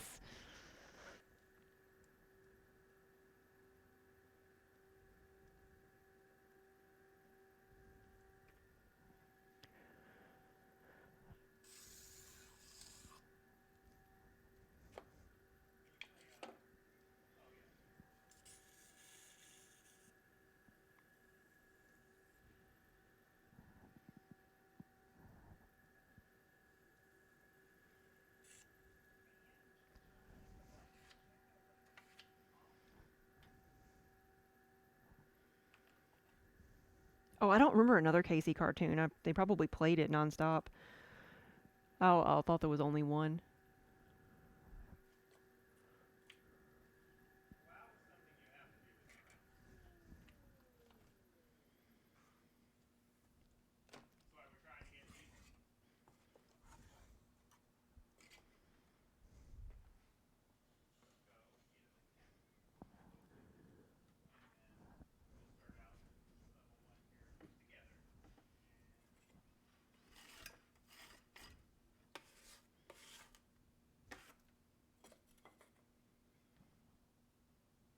Oh, he had 9 daughters and made a girls' baseball team.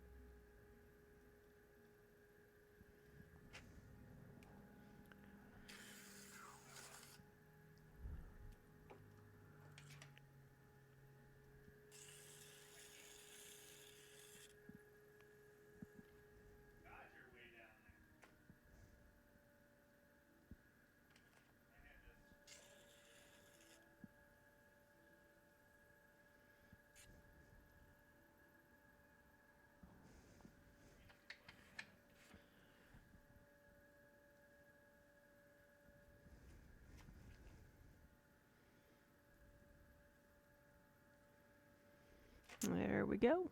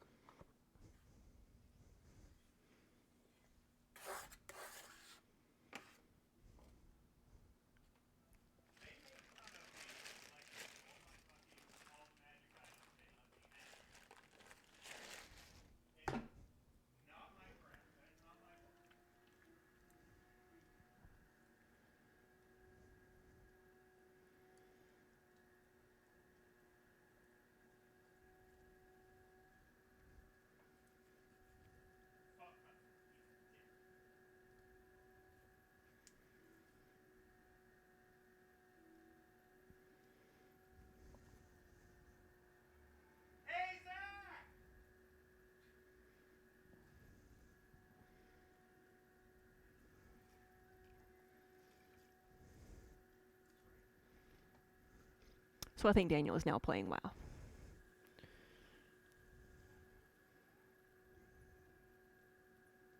Which is probably where half of my mods are right now. But that's alright.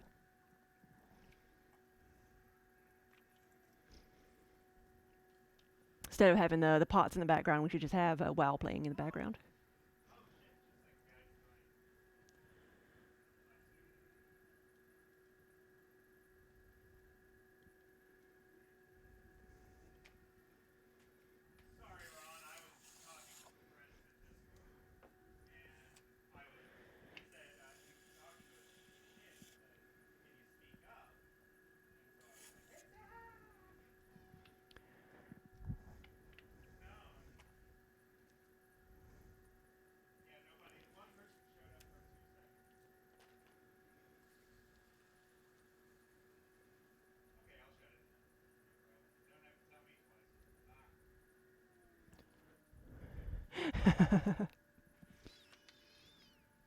Colleen's like, I'm still here. Are you going back to allies? To the legions?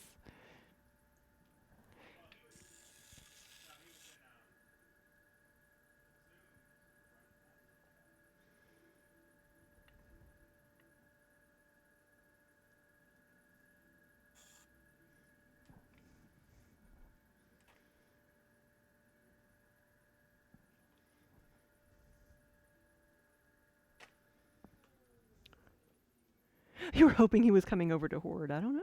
He might. I mean, I don't know I don't know what he's doing.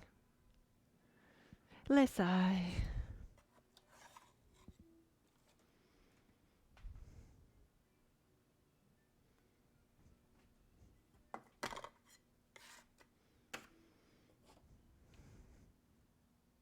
Never, never, Lassa.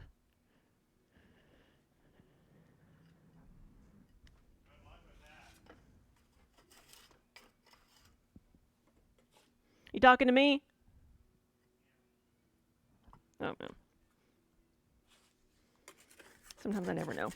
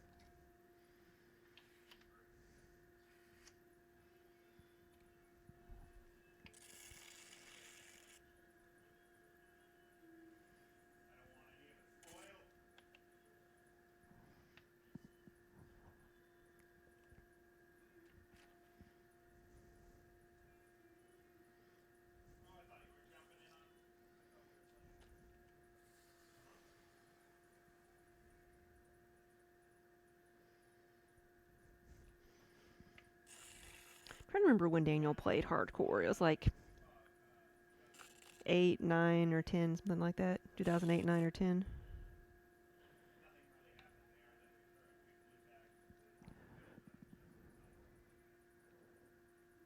Haha.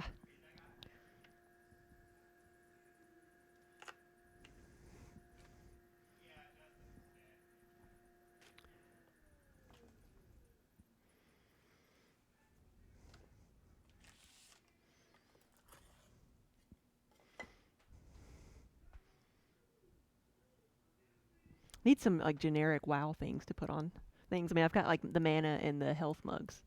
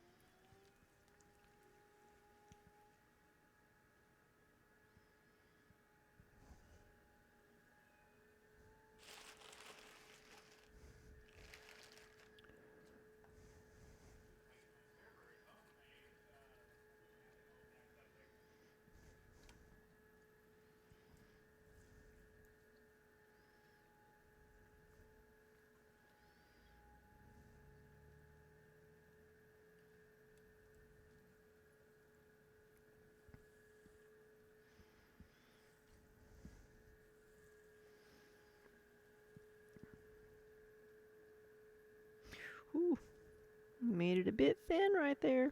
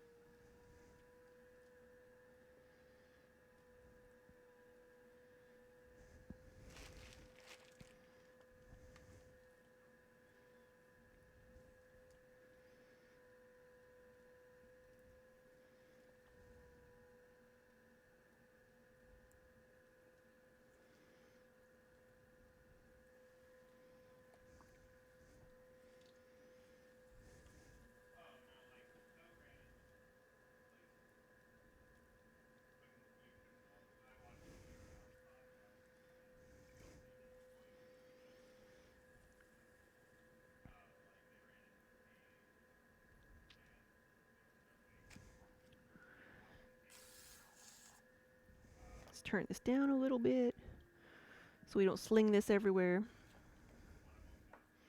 Now I am going to see, it's almost 4 o'clock. And I have 45, 49 hopefully. So we're almost at 50.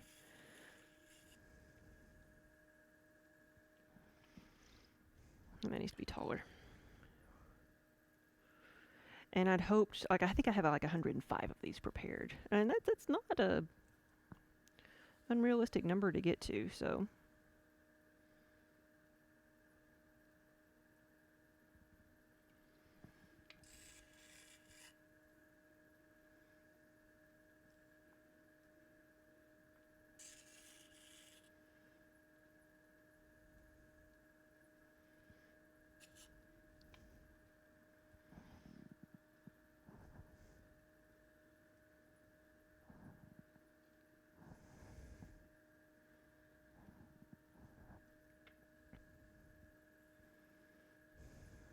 I shall measure each mug by the rim of the orange one.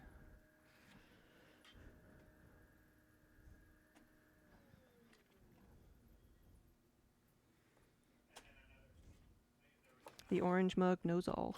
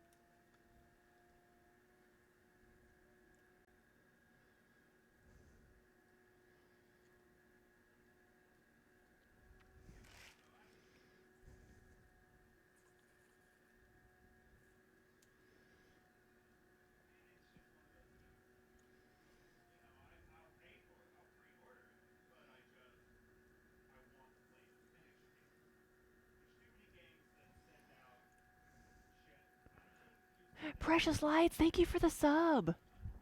And welcome. Good afternoon.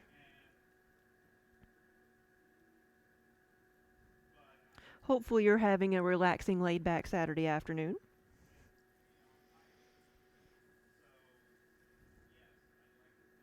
Like, technically I'm working, but this is, doing this is very relaxing.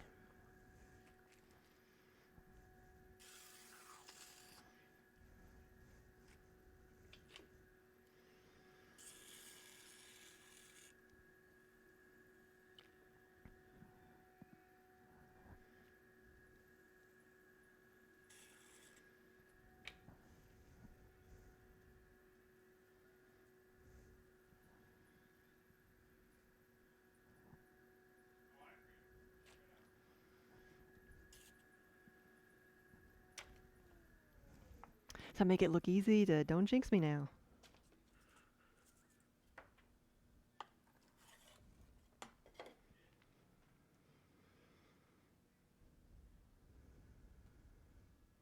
That's 50. Okay.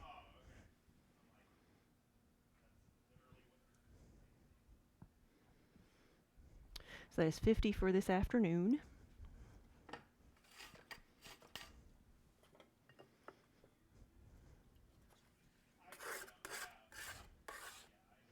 And I think I have 105 of these prepared. So we'll call it about halfway done.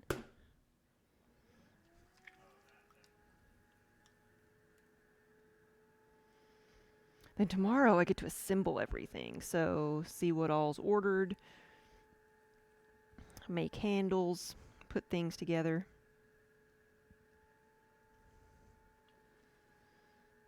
I'm seriously considering wearing like rubber gloves tomorrow. Well, I might have some here in the studio. I doubt you can still purchase any anywhere. But my hands have been so dry and cracked and just horrible feeling because I've been had my hands in the clay so much, and I know tomorrow like I'm gonna be miserable. But I have seen people like I wouldn't want to wear gloves while doing this, but of course while this I'm dipping my hand in the clay so it doesn't bother me. But when I'm doing a lot of dry work, the clay that sticks to your hands like just dries you out so badly, especially this time of year when it's less humid. Colleen, I've thought of that too. Like, does it have to be a special type of glove? Just like put your hands in, like coat your hands in lotion and then wear gloves. My grandmother used to do that all the time. Cow cream, I've got all kinds of really good lotions that help me, but my hands are just so dry that like the Udder Balm. Yeah, I use eczema cream. I have like I think I've got eczema cream right now. This is what I'm using. Just plain cotton gloves.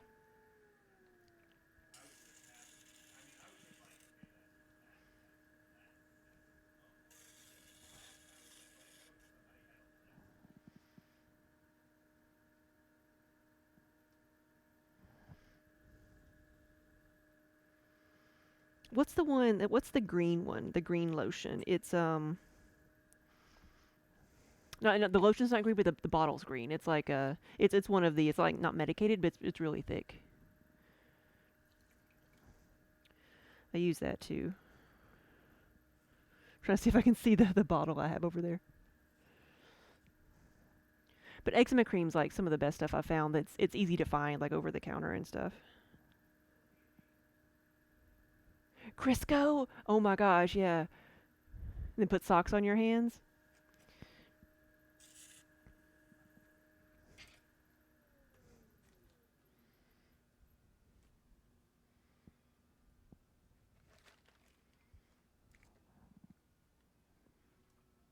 Oh, Keefs. Yes, yes, yes. If I put Crisco on my hands, I'm gonna wake up with a cat chewing on my fingers. Just yeah, that's my first thought with that.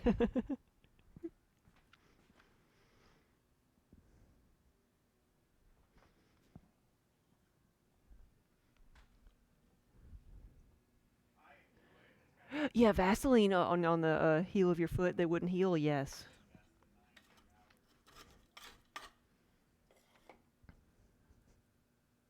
It's like, do they make like lotion-sized bottles of Neosporin?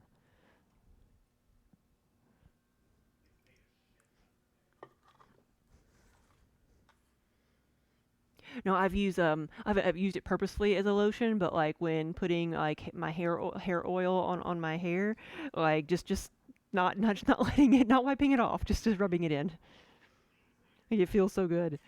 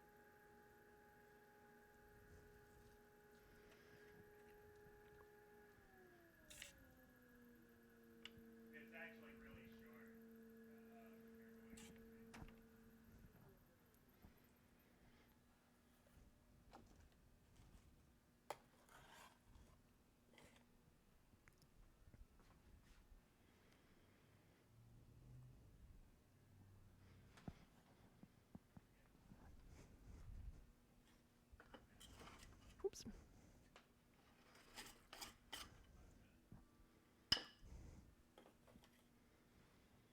But yeah, have my finding gloves and sleeping in them might really help.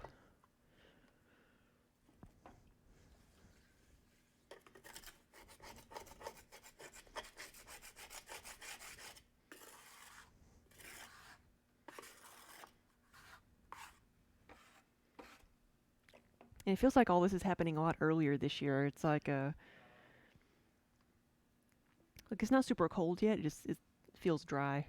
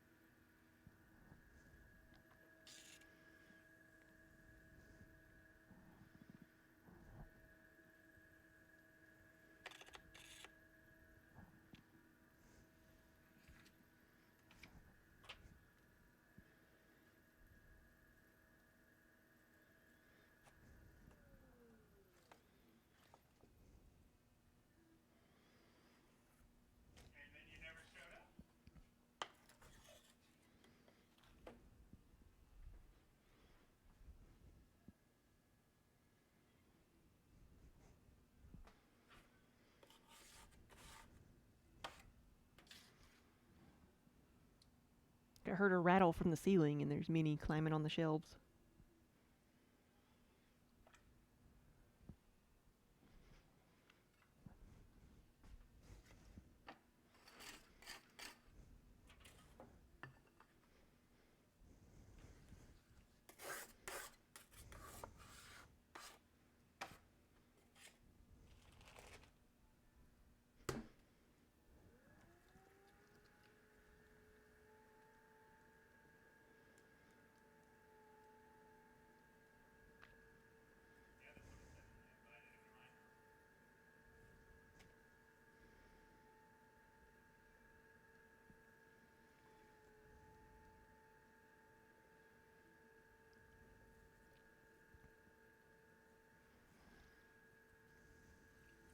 Yeah, incoming air cat. Cat drop.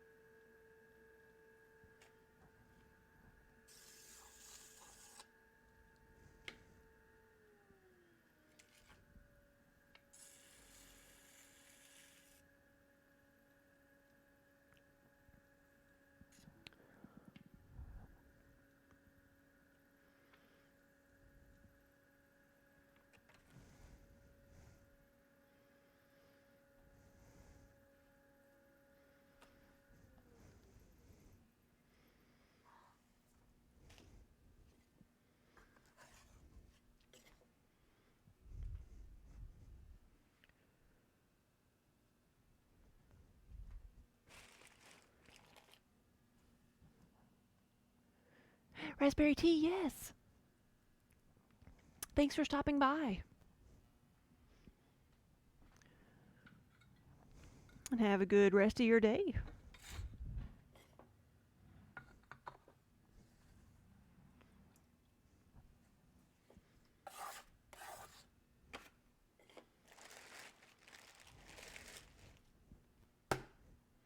Poor thing was squished in the bag.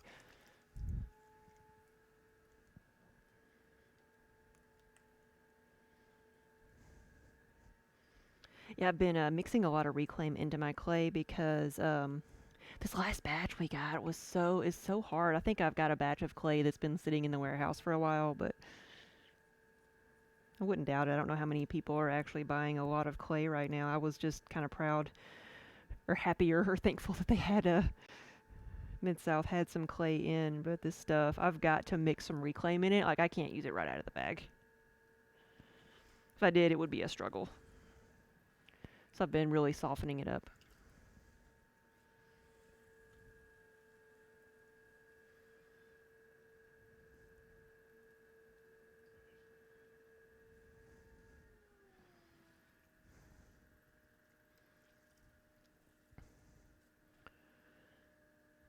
But last week we got another ton of it, so we got some clay for a little while.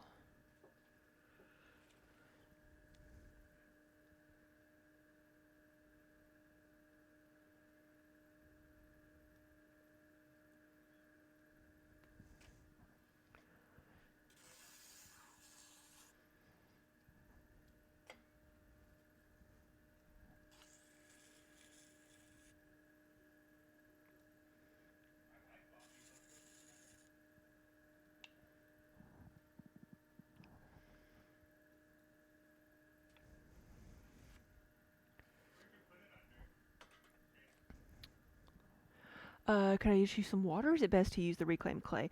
Sometimes just water, like, takes forever to mix back in. So what I do is I mix, like, half reclaim, which is a little bit softer, kind of a lot like, the stuff I've got here. This is not slip, but it's still way too gooey to just wedge up and throw with right now. So I'll mix some of that with some of the fresh clay, and then they'll blend together.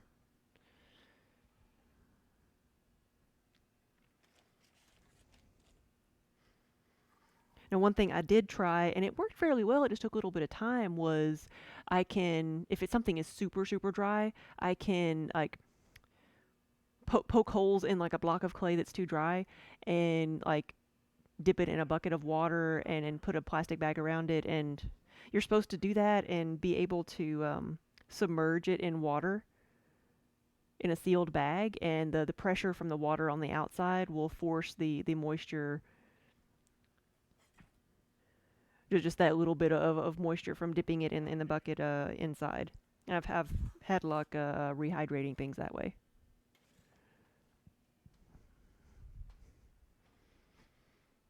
But since I've got a machine that can mix clay, I've got a pug mill, I just mix things back together till I get the consistency that I want.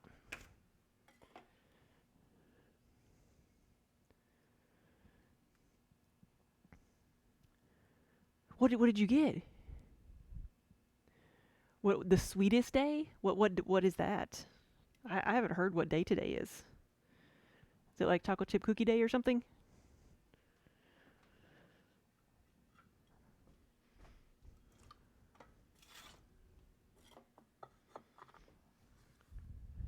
Hey, Meanie, good afternoon. Need to find out when, like, National Peanut Butter Cookie Day is or something like that.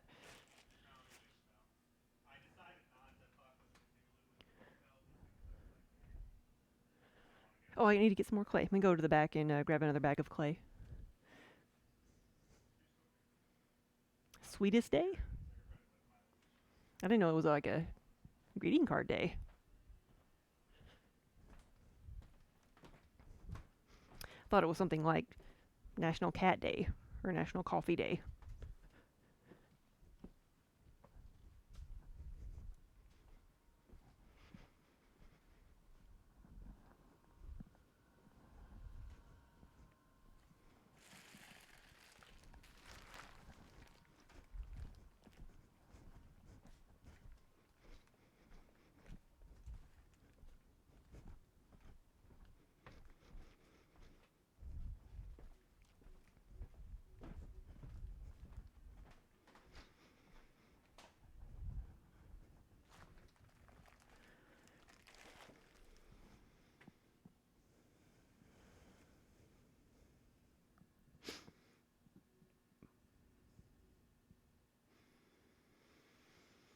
Chocolate grapes?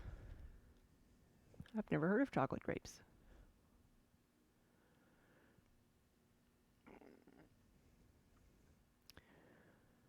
Said you came here to learn English and contemplate my creations. Wow.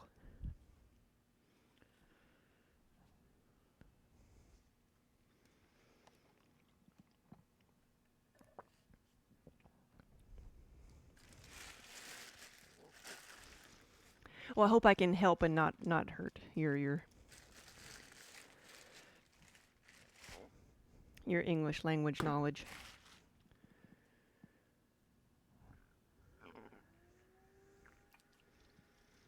Oh, okay. No, I never heard of that.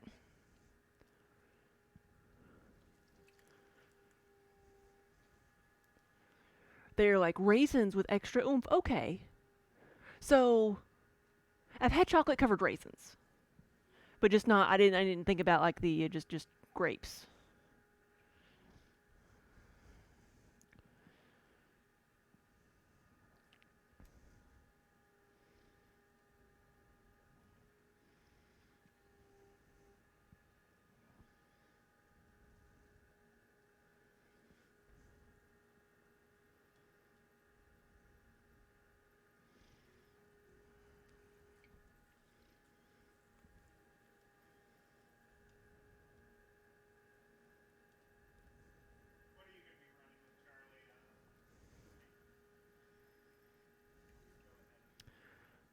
If it'll sit still, you could coat it in chocolate, right?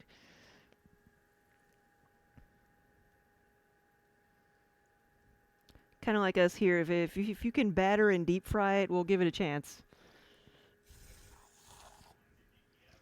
Like I avoided deep fried Oreos forever because I'm like, I don't know. I like Oreos. I don't want to mess with them. I like them the way they are. But those things are amazing.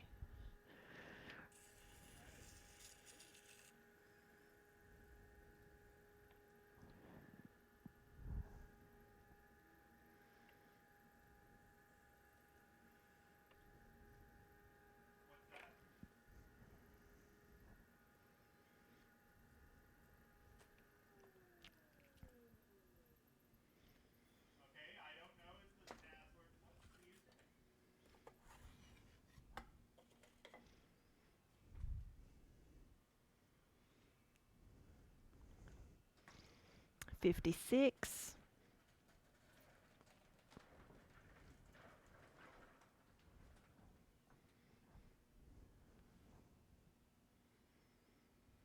You never made it past a deep fried Snickers. I've never had that. I've not tried. I've never had like the deep fried Twinkies or anything like that. I'm happy with deep fried Oreos and corn dogs and the occasional funnel cake, bloomin' onion. Ooh. Oh, that was a trick. That was tricks. Hear the sound of a cat hacking something up. Yeah, she's still.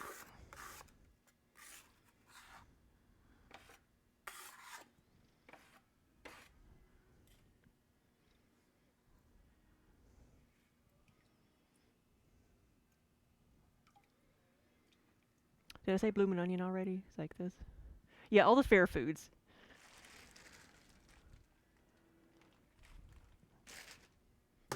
I would do like a blooming onion over a funnel cake.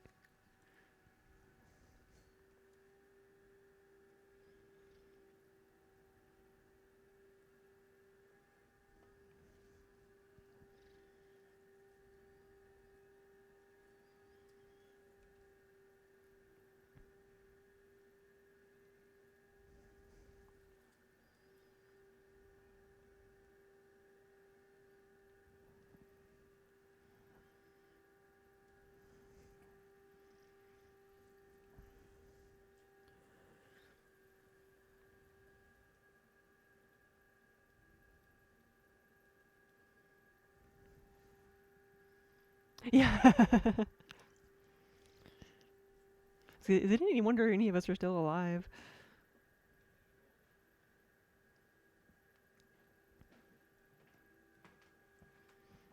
Hello.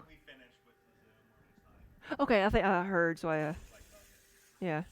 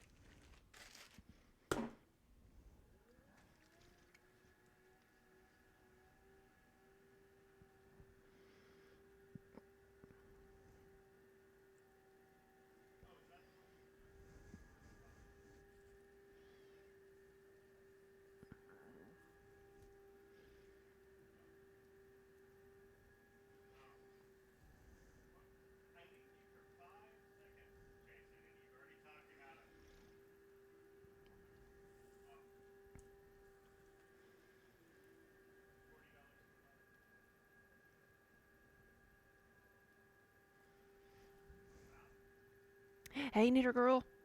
Good afternoon.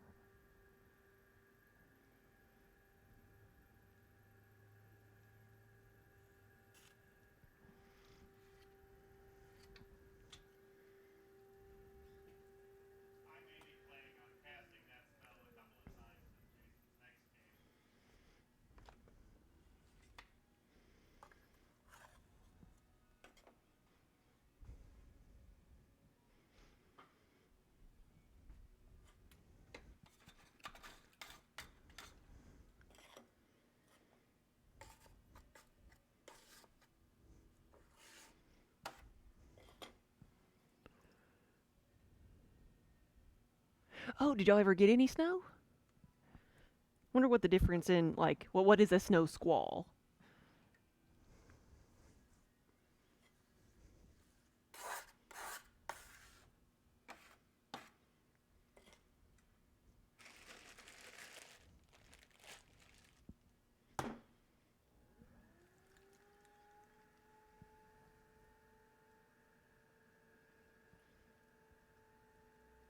Because remember, we're in Kentucky here, so a light flurry will shut us down.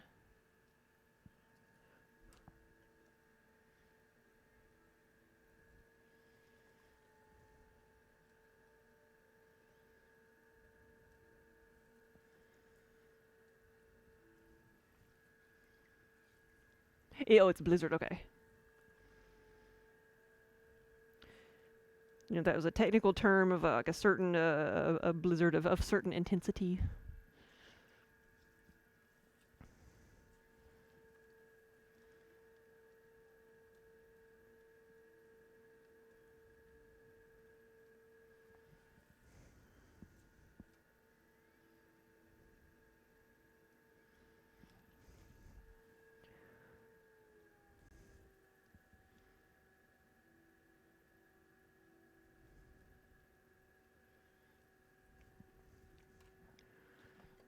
Well, everything fell to the floor.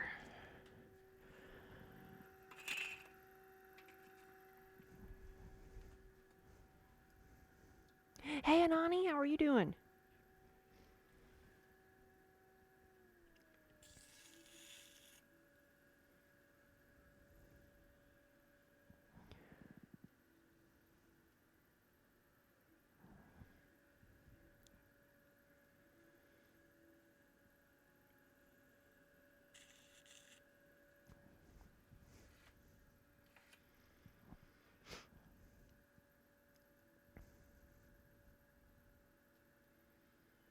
You like that my world looks normal colored. What should it look like? What does your world look like?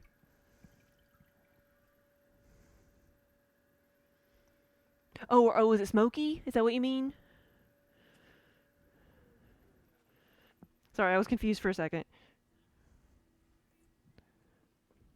Orange. Oh my gosh. There's 3 fires in the Rockies right now.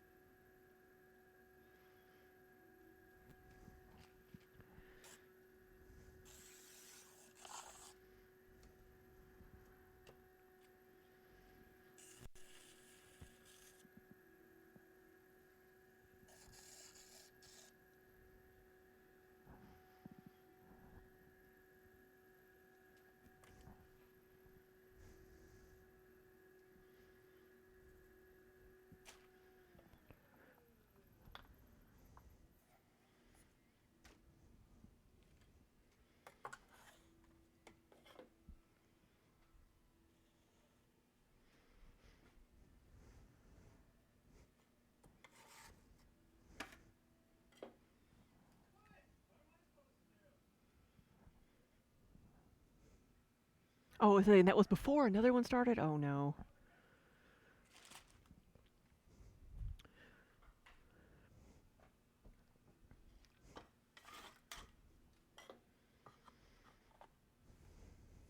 Are you at least able to stay inside and breathe easy?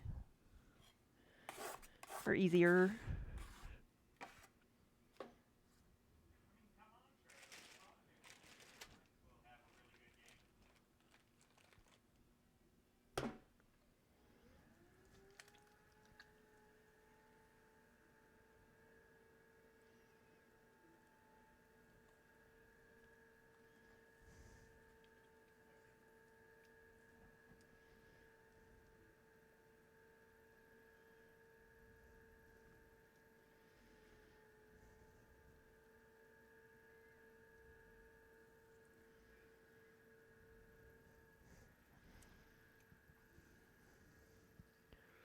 Taped up the doors, yeah.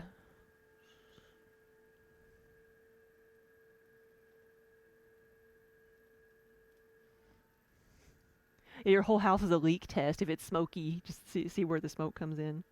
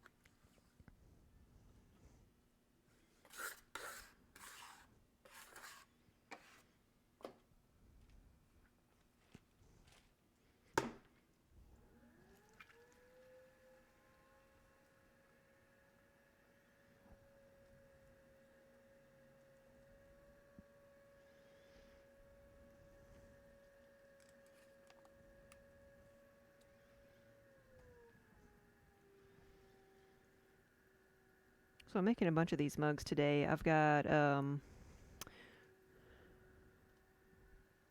see how many have I made so far?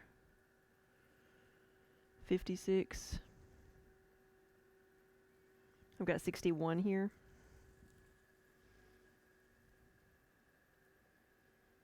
And I think I had like 105 altogether measured out. So that's my goal. Doesn't sound as bad. That's only like 45 more. Sounds a lot less daunting than 105.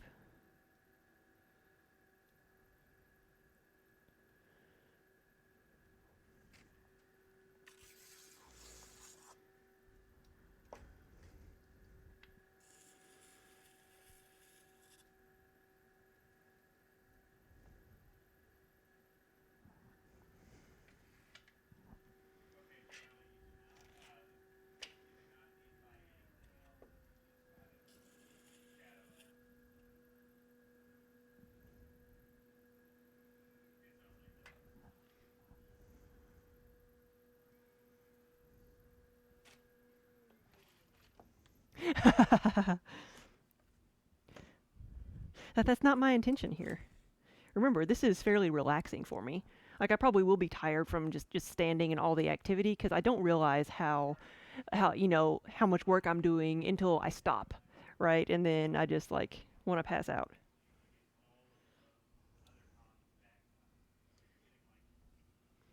Especially when I'm doing like mugs like these that aren't frustrating. They don't take a lot of extra thought.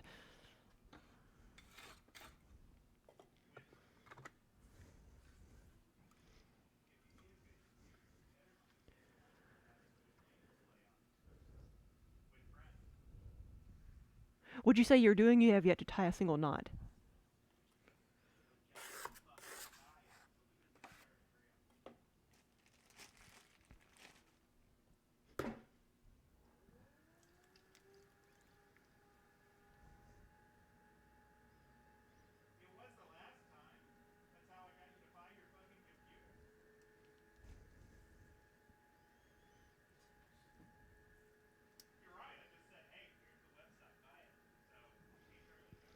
Hey, Blue Jean. Good afternoon.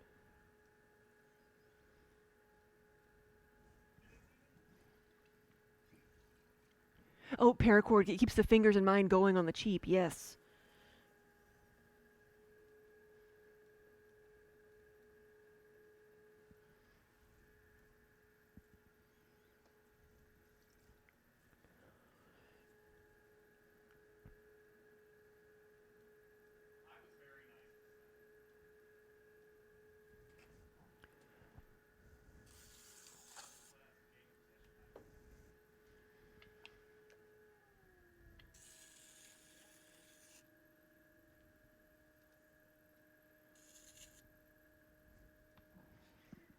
Ooh, that got short real quick.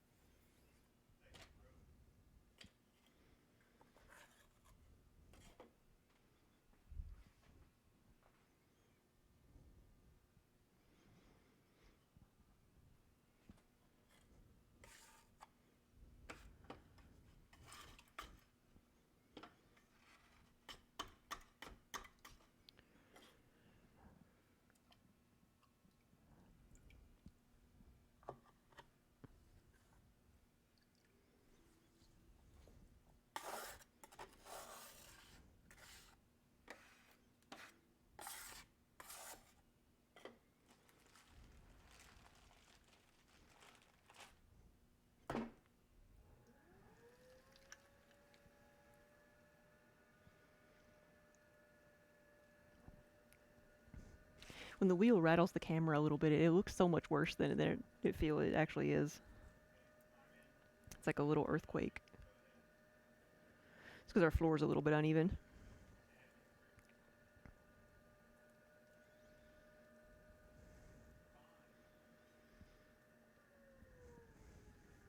How dare the floors not be level when they're 140 years old?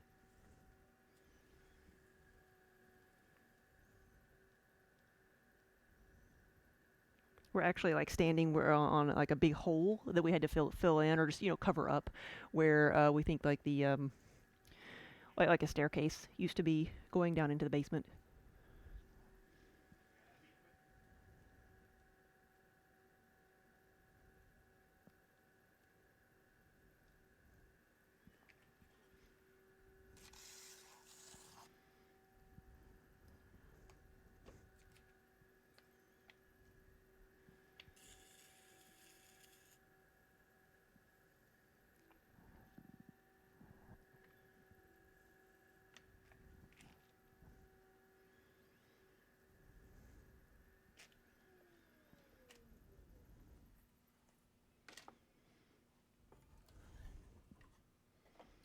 One thing I do need to make before I forget about it is a tall cylinder, and I'll try to make one with the 1 pound of clay. But I used to make a tall cylinder mug similar to a travel mug, but not as quite as big. And I tested it out as a product for a while, and it was never as popular as just the regular mug. So I quit making them. But I had somebody contact me that they broke one and they really want another one like it. And I said, I'll try to remember and make it a similar size, but so I need to make one of those.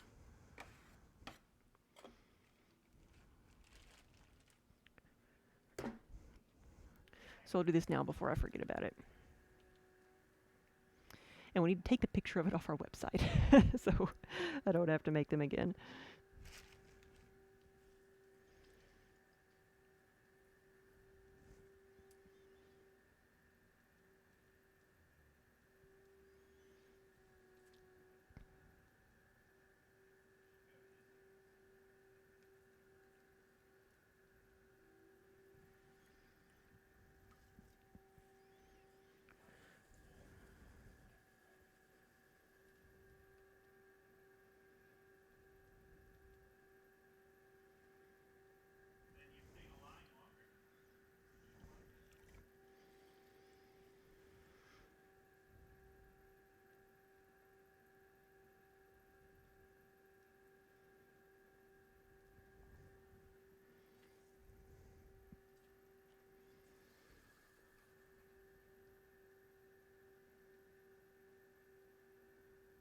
There we go.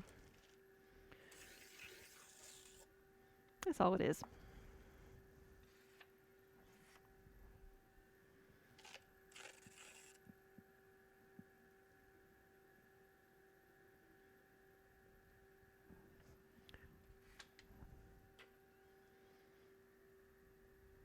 That's literally it.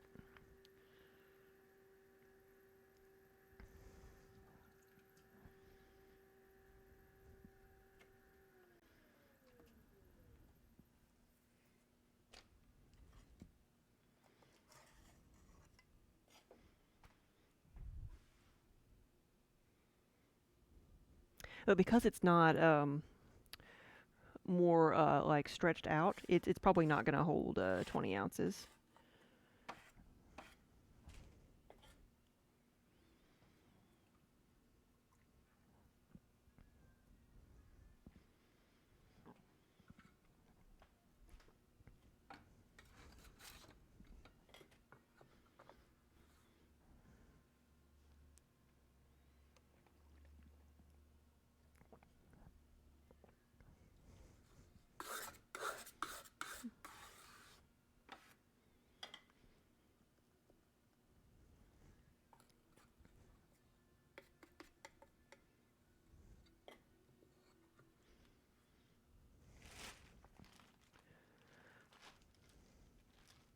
Ooh.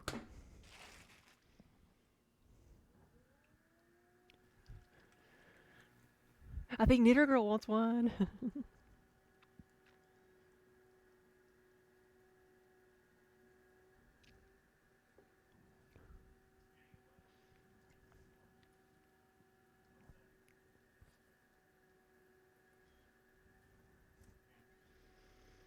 Joe, good afternoon. How are you doing?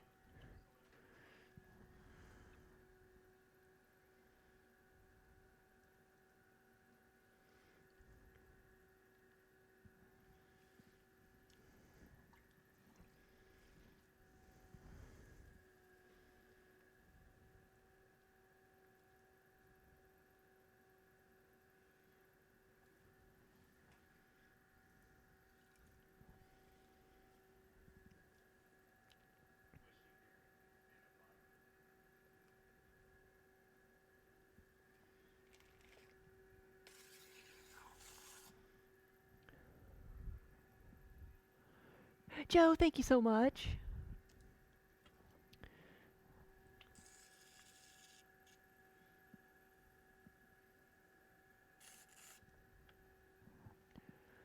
Oops, this one needs to be taller.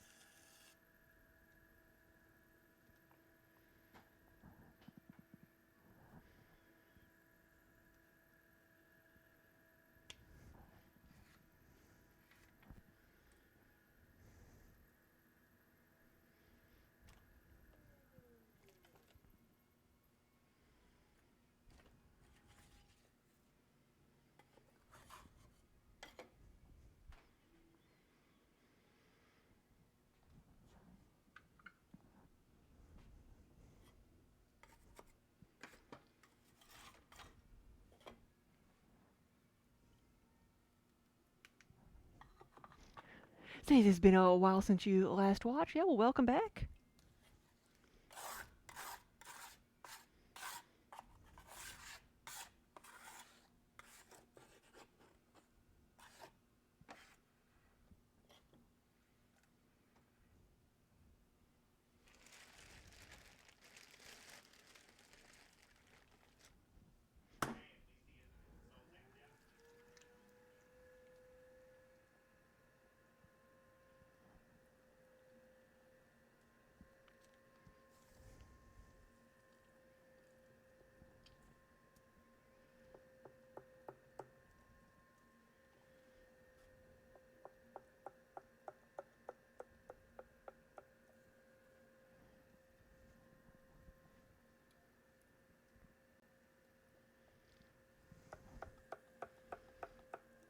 Oh, it sounds like she wants some attention.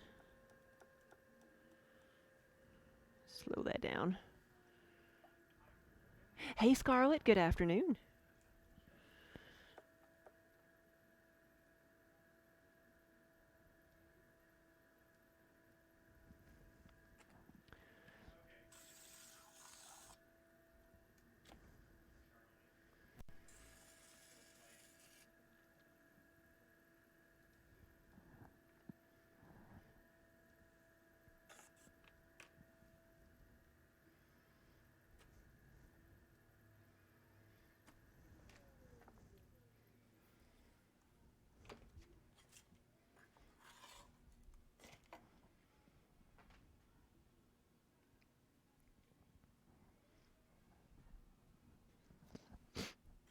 Trying to scratch my face without getting clay everywhere. It's a fine art.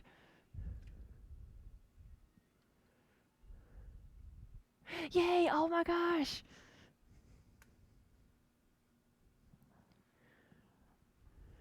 You finally got a year sub badge.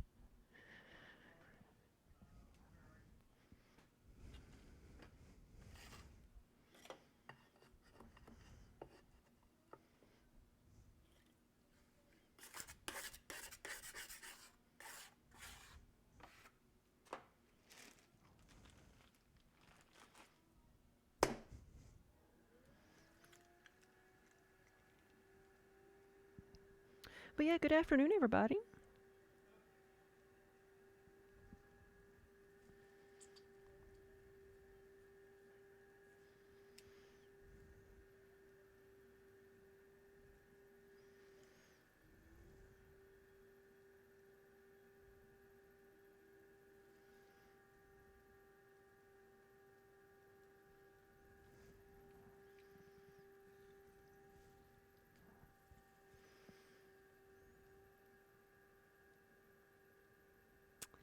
Whoa!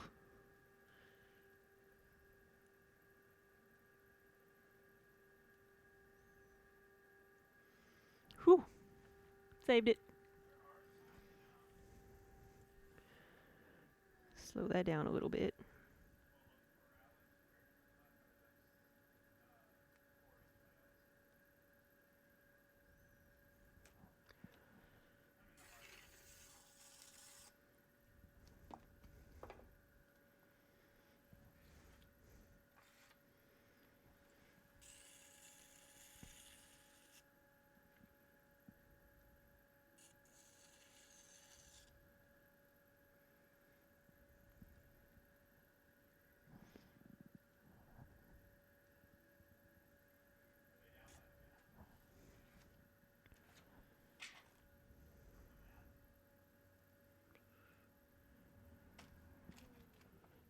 Jen, thank you for the resub. And good afternoon. Yeah, happy Saturday.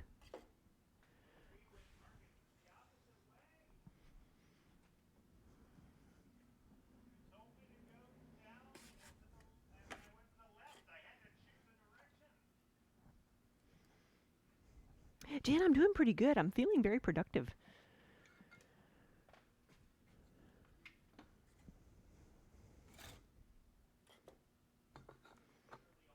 I did like 40 pots before lunch, and then I'm at 68 right now. Afterwards. Oh, does that mean I'm over 100? I'm over 100 for the day. Whoa. Hadn't added everything up.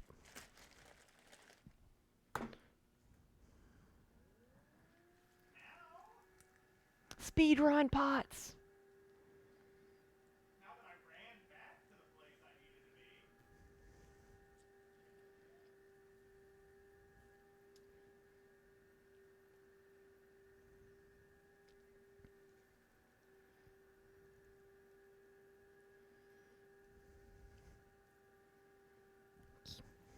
Of course.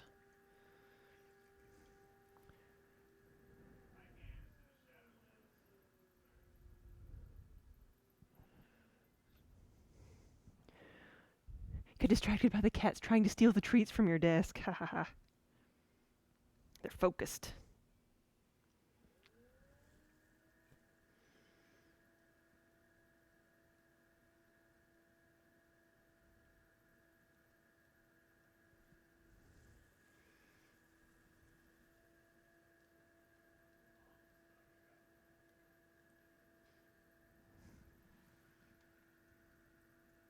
Right, hide the treats. Yes, like we have shelves that go up to almost the ceiling here, and so I would put the treats up high so the cats couldn't get them. Right. So what they figure out they could do, they're like, oh, we can walk on the ceiling, we can jump because we have a drop ceiling, and so they get on top of it. They would get on top of it from the other shelves and go find the treats.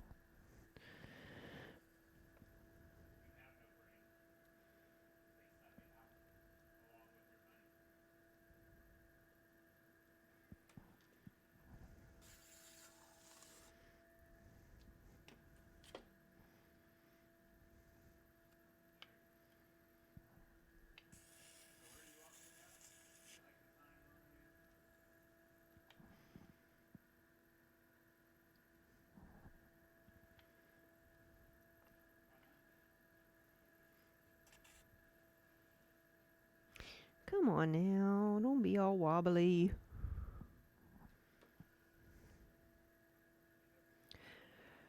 What causes it to start wobbling like that is if there's not enough water on the pot and something, whether my hand or the rib, just sticks instead of slides along the edge.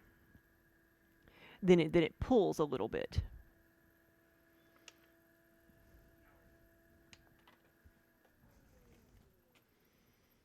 And sometimes whining a little bit helps fix it.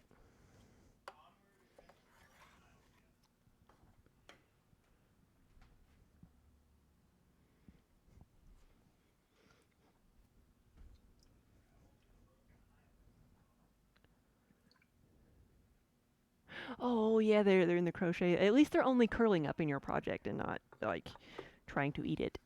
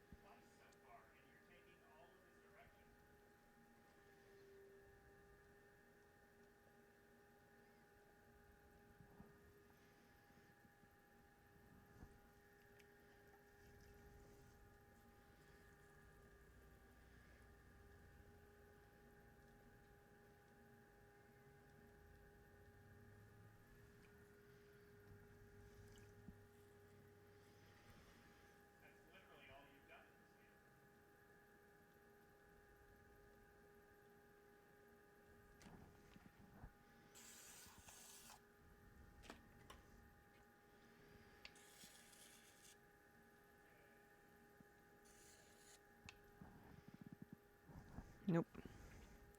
Thought I'd made it tall enough, but I didn't.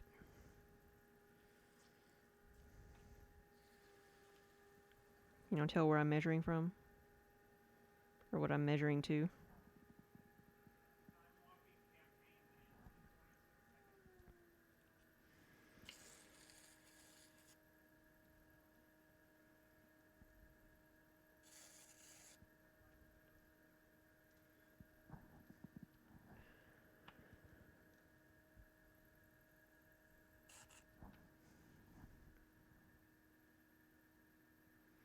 There we go. I'm trying to measuring to the rim of my orange mug here.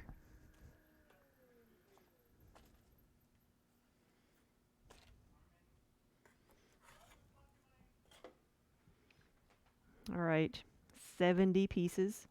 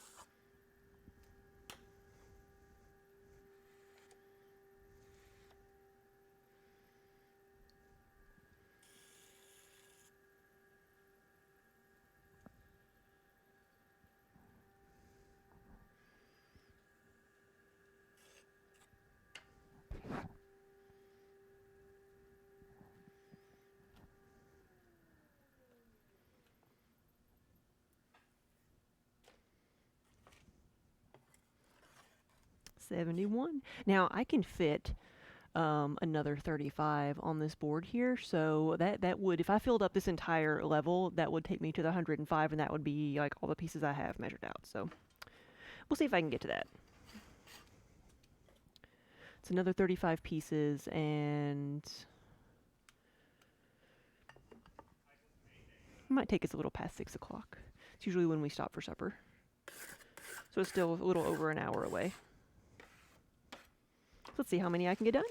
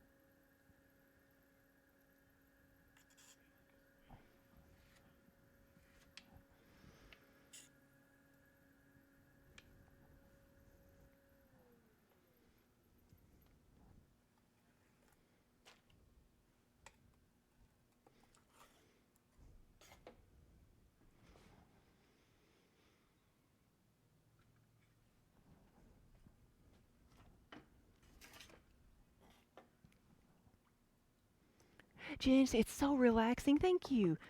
You know, the process is relaxing for me too. That's why I'm kind of getting in the zone and not paying much attention.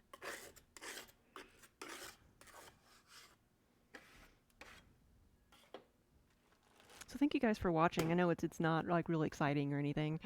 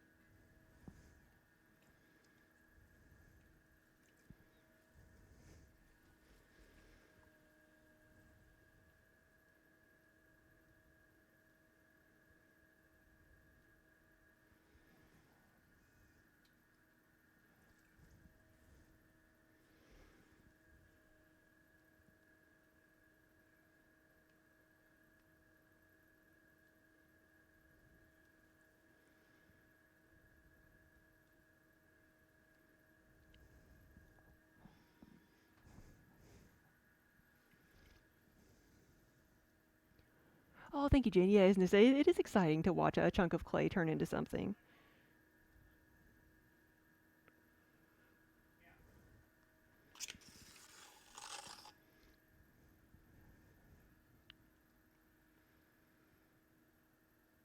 Really? Okay, I didn't know that, but we're trying this. This is a new thing. We've tried it for about a week now. Most of the Amazon Music extensions, they won't play in the UK. Really? Okay.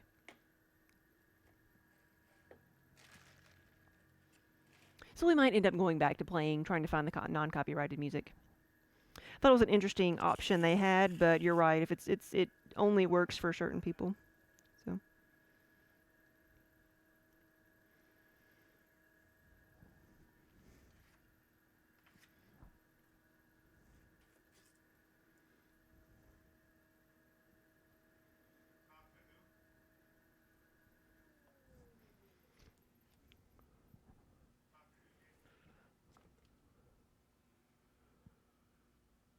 you put up on music, yeah, in the background for you, yeah. Well, right now we're listening to the blues station on Amazon Music.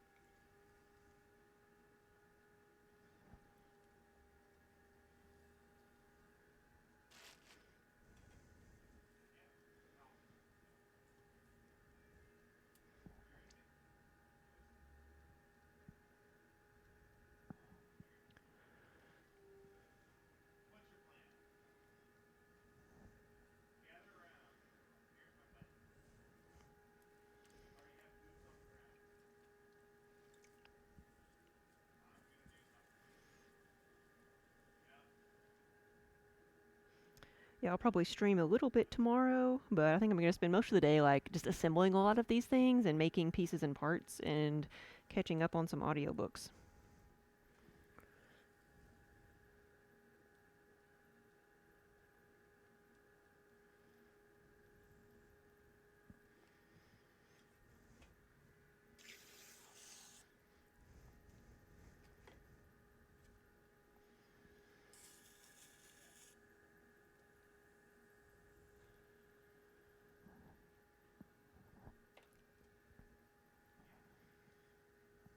You like the choice of being able to turn it off if you want to? Okay, good.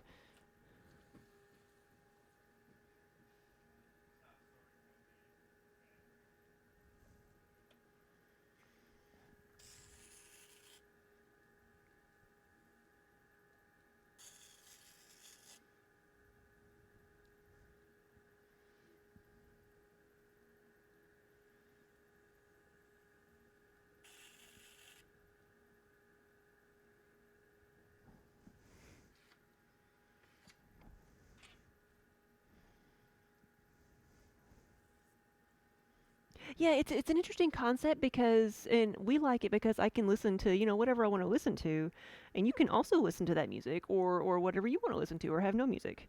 And you can control the volume, and it lets me play the music without worrying about, I'm not streaming the music, so I don't have to worry about copyright infringement.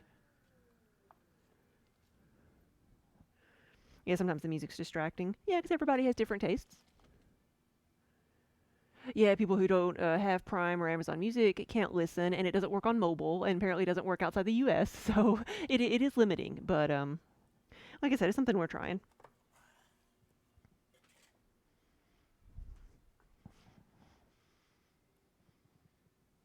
I actually don't know how new that little widget is.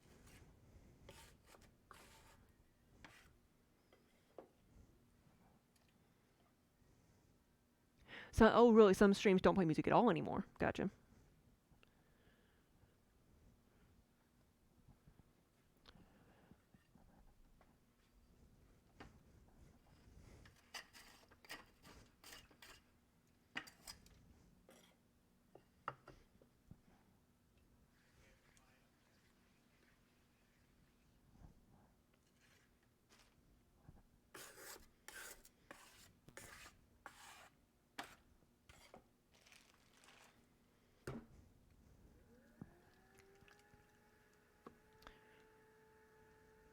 Yeah, it doesn't work on mobile.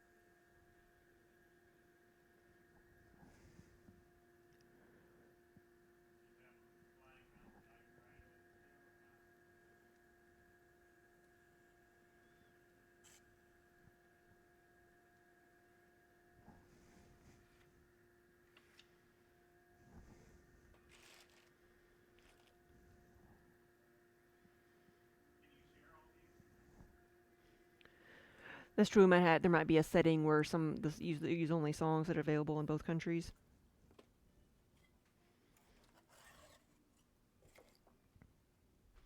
See if there's a setting like that. Yeah, we first heard about this in Paul Pape's channel. I don't think they were using the widget, but somebody told us about it there. It's the same with watch parties. Gotcha.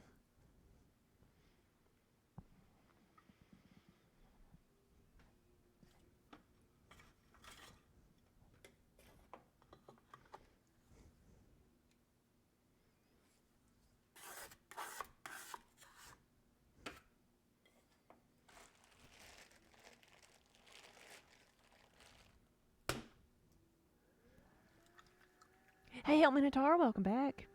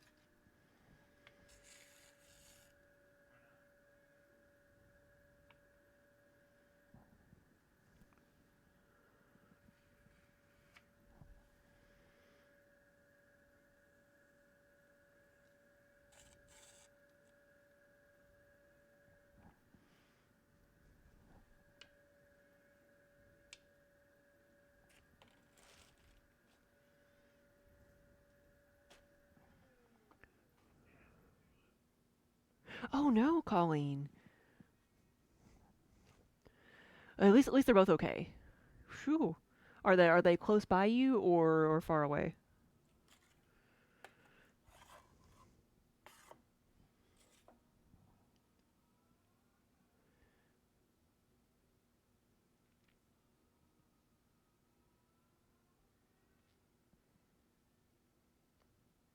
Sunny, I'm trying to seeing if I missed something. Is it my cat that missed? I don't know. I'm not missing any right now. We lost Tux, but it's been a little over a month ago.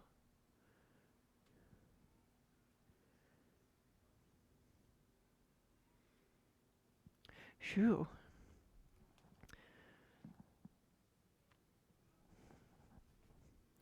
Even if they're okay, I'm sure they're sore and beat up.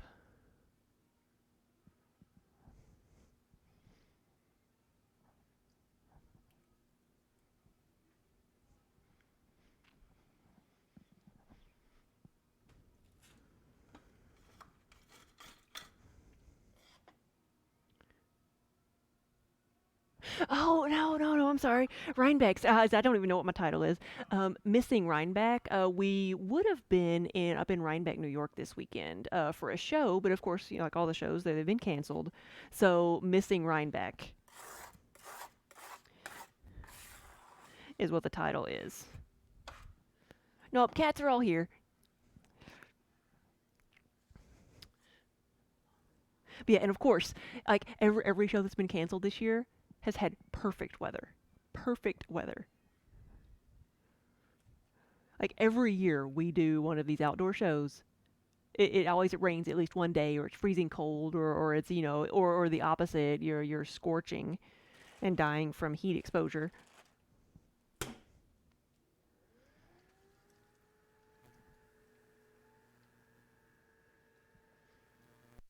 But the year that everything's canceled, the weather's perfect.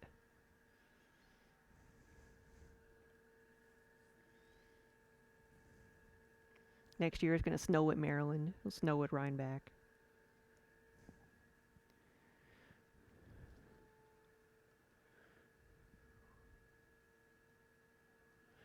Oh gosh, a tractor trailer. That's the one thing that does terrify me is being close to a tractor trailer. The rear wheels went over the front of her car. My goodness, they are lucky.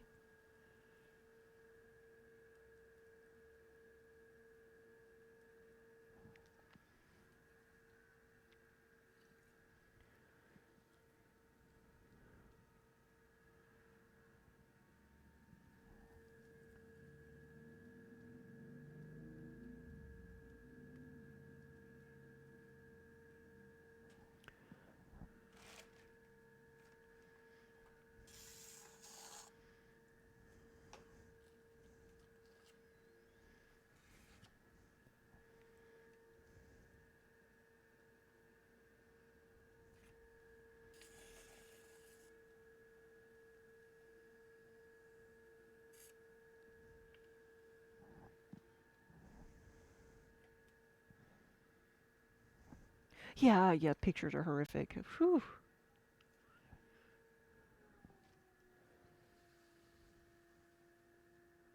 It's a good thing, yeah, good thing I can be indoors, yeah. Like, at one point, like when I started out, I was doing this in my garage, in a non-temperature controlled garage, and I would have like, I remember being able to see my breath and using hot water to dip my hands in to make pots. I remember doing that. Same thing, sweating in the summer. I wasn't making nearly as many pots, but I remember, wanting to do it badly enough to go out and all that with a little space heater next to me.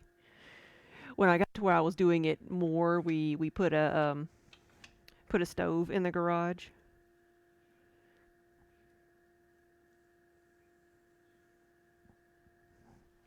Speaking of which, anybody need a pellet stove? Are pellet stoves still a thing?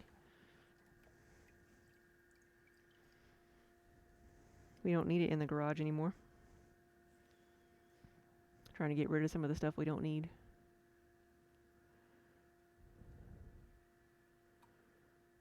Yeah, that'll be you in the garage soon.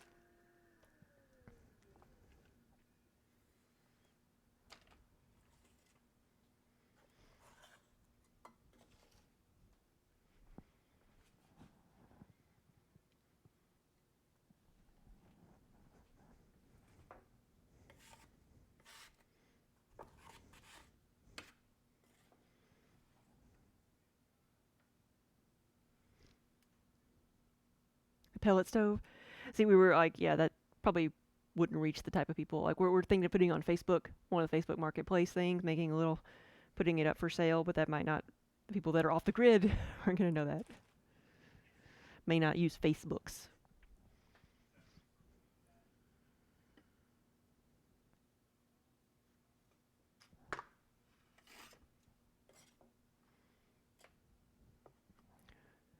So they're still a thing, but you said most of them are not worth it. It kept our garage manageable. You know, I wouldn't say it kept it like toasty, but it kept it manageable.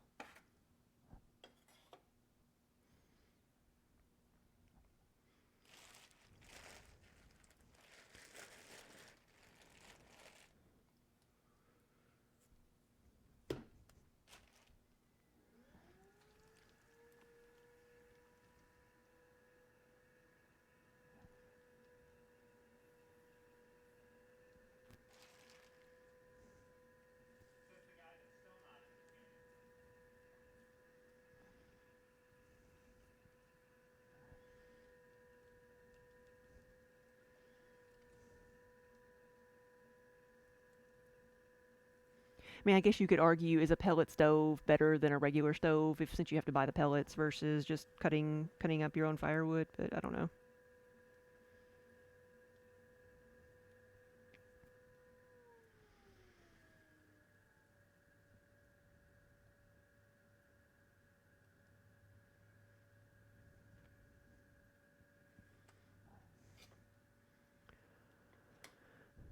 So they cost as much to operate as an electric heater.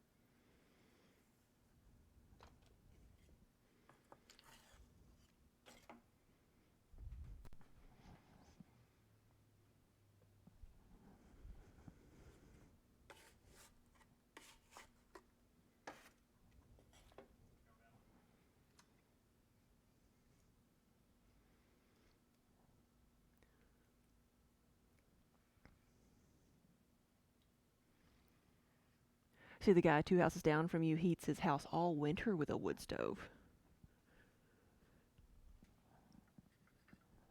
Like, is that like because he likes the smell of it, because it's what he's always done, or just you wonder why?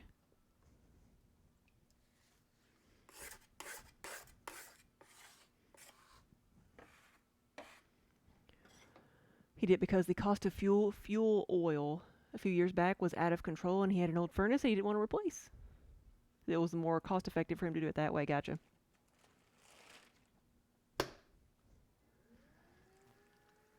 And he gets most of his wood for free. There you go.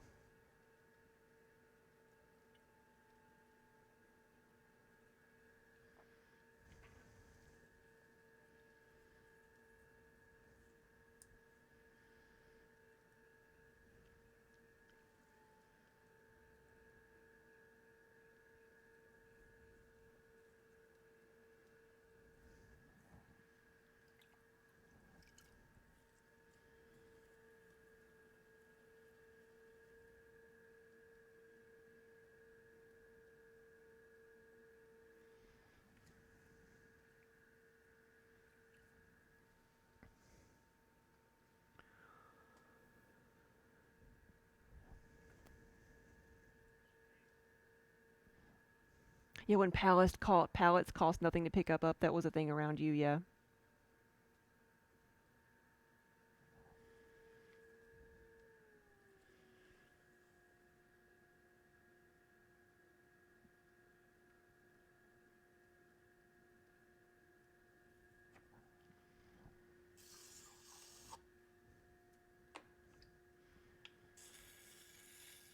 That That might be something. I may advertise that. Say we've got, free pallets if anybody wants to use them as firewood. So we've got about 5 or 6 sitting out back. Yeah, you never tell your mother you were bored, or you'd be hauling and cutting them up all day and night.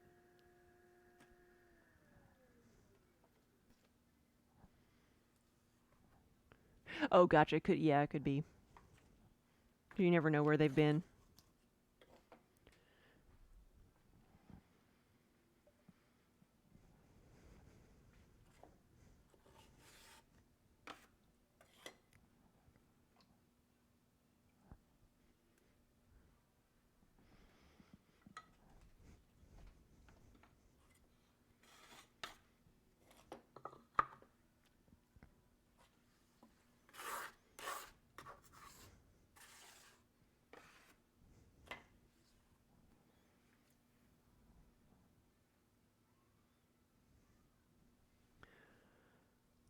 Yeah, like all of my pallets came from clay, but like I say, you never know if they were brand new when they were, loaded in.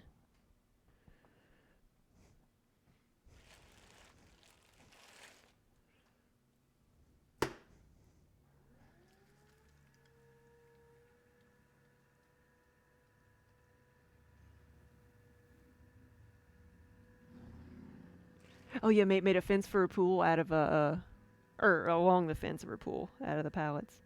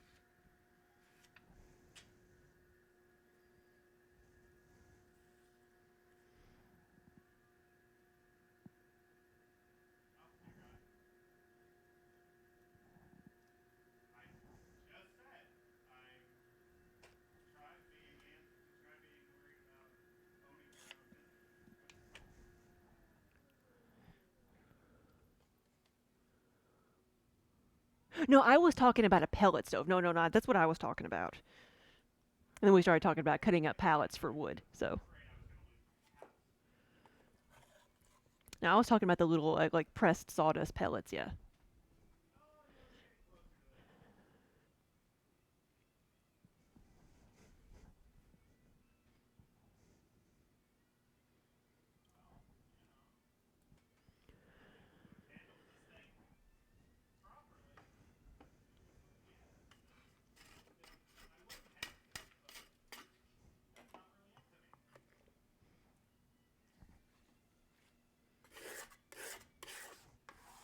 Yeah, that's what we had that we used to heat the garage with before we got the building.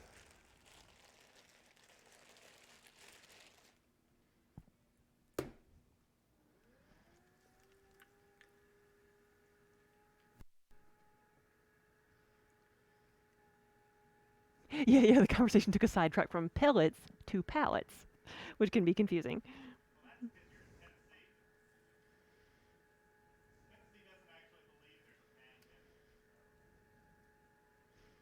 There's a place not too far from here where the pellets are manufactured, so we would get a decent deal on them too.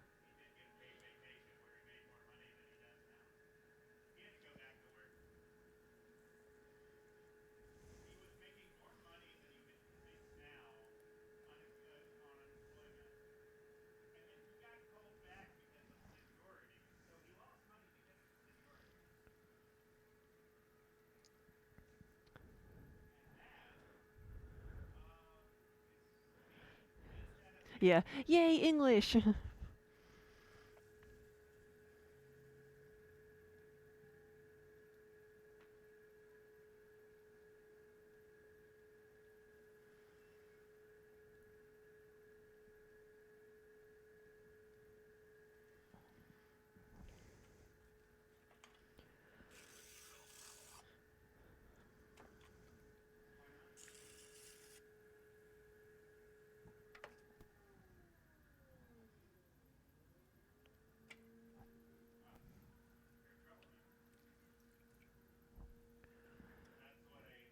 Yeah, and as a French speaker, it's really hard to pick up on the difference. Yeah, no, it is. It's not much of a difference at all.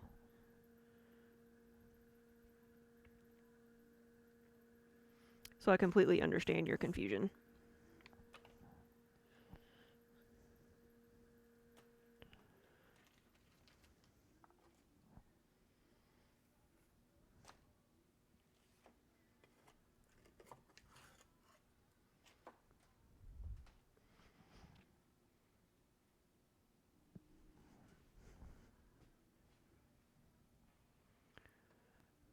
Ooh, Colleen, what'd you get? Did you get the free freight?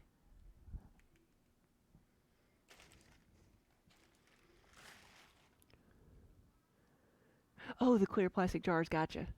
Hey, Liam. It's like the end of last month. That's why we got like a mountain of cardboard boxes in here because the cats needed something to climb on. That's why we've got them. So put a tile here and go grab my other bag of clay.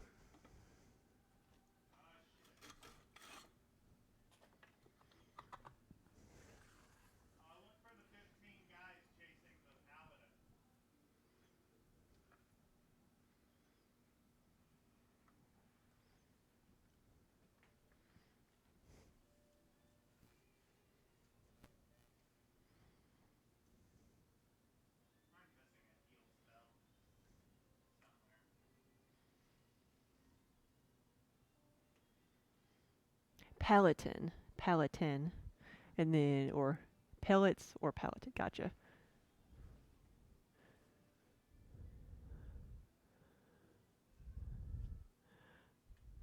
Really? You had to sign up for Instagram? Why? For all the cat pictures? All right. You're making little mini aquariums for crochet? Oh, that's cute. I assumed you were canning things.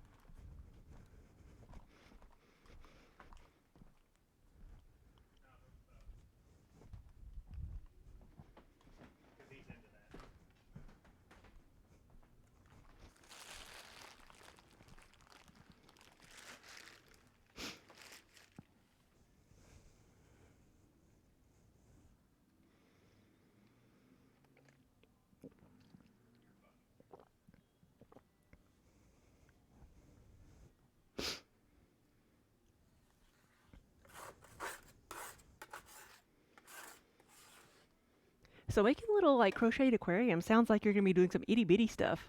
Kind of like that like 1 inch teddy bear you did.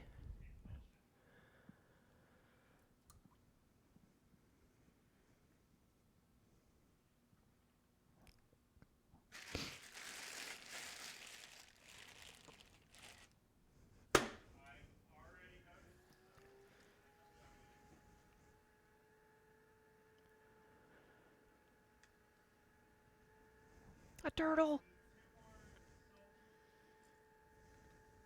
I vote turtle.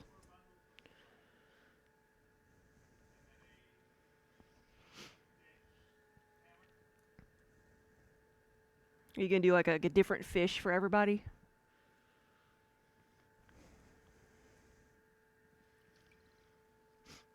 Seahorses. Big things like manatees. Stingrays.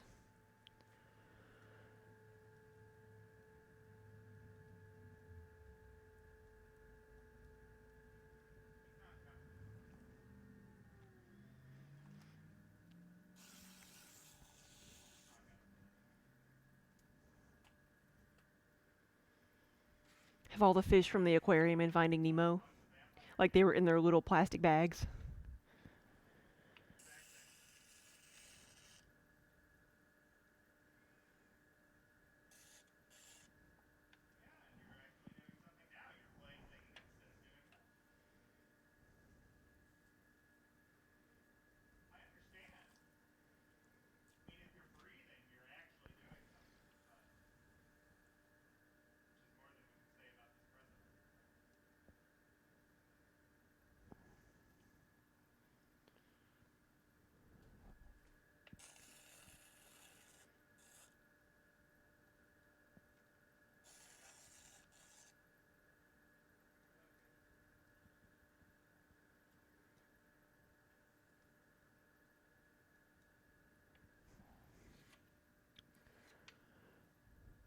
You want to do a full-size aquarium? Ooh.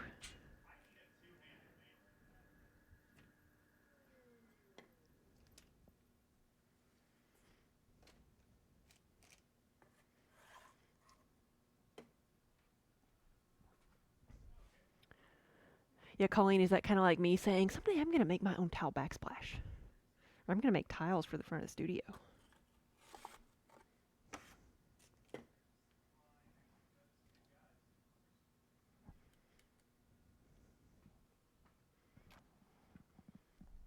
I probably would never do that because I would never decide what I wanted.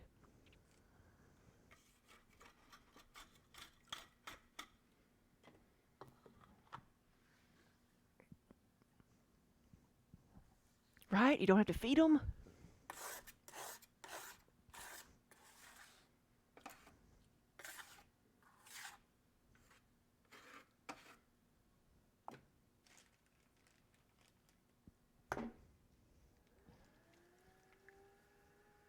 Set a ball of yarn beside it and label it plant food.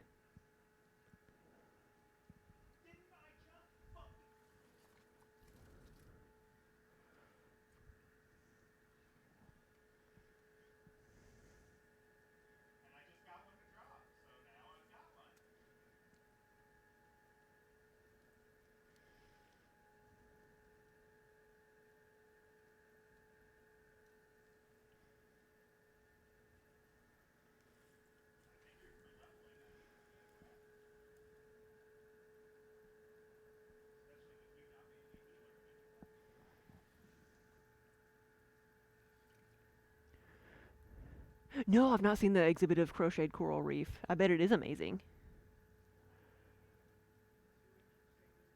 You got a pack of 46-inch tiles, yeah, to use for your wheel? Yes.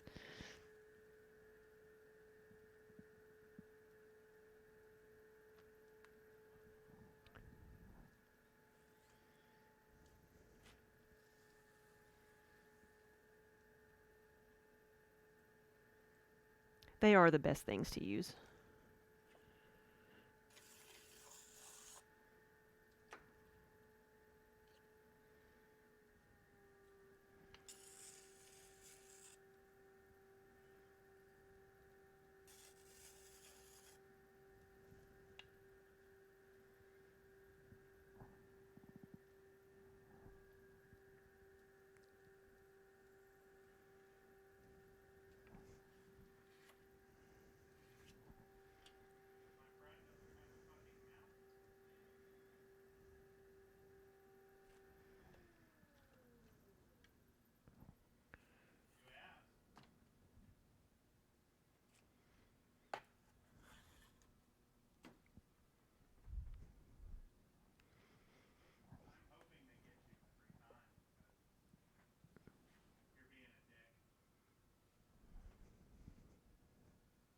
I've got 82 mugs of 105. Just a little over 20 to go.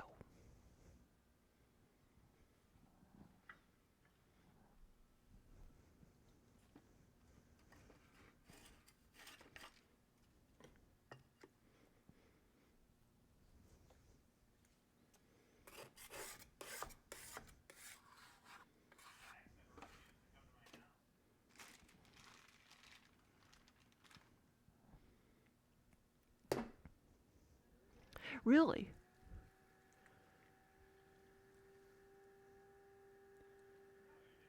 You still feel sketchy about using the MDF, like the fiberboard is what I call it, around water, but all the pottery stuff is made out of it, yeah. And it will swell and it'll warp. But you can also, like the bats that I have, if they start warping too bad, you soak them in water and flatten them back out. So I guess that's why, because it will warp, but you can fix it, I guess.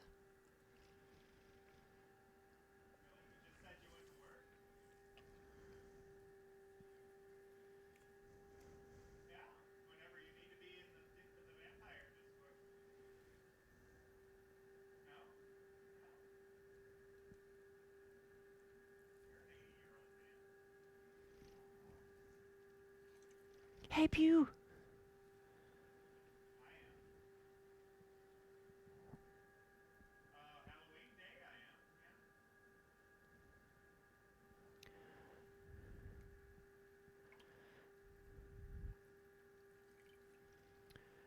Hyperbolic geometry, that's what it started out as.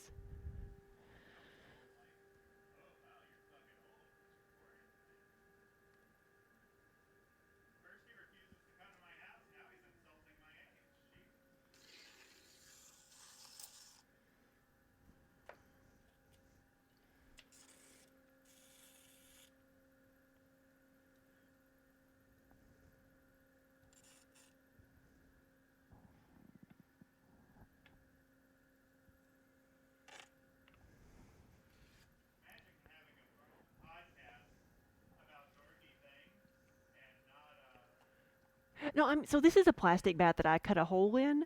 The thing about the plastic bats that I don't like though is the bat pins on them are so tight that they kind of click on, and then for me, like to pick something up, you have to almost like you have to pop it off.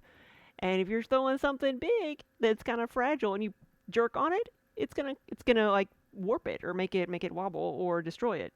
So that's why I never really liked using the plastic bats because they were hard to get off. But with this, I like that it stays put. Um, the problem with the MDF bats that come with there's like a commercial like system like this available where they give you a wooden bat and you have little wooden inserts is it's obviously going to swell right with the wood, so people will say like the tiles and things warp or they get stuck and you can't pry them out because they're swollen.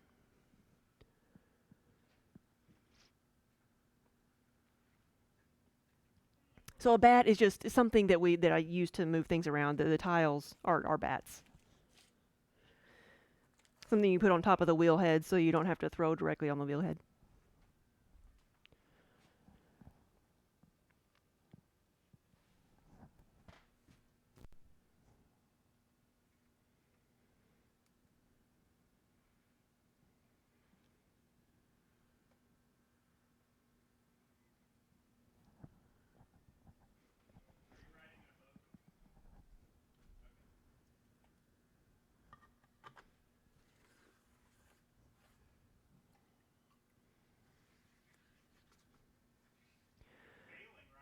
That could be a good idea. Give them a like lubricate them.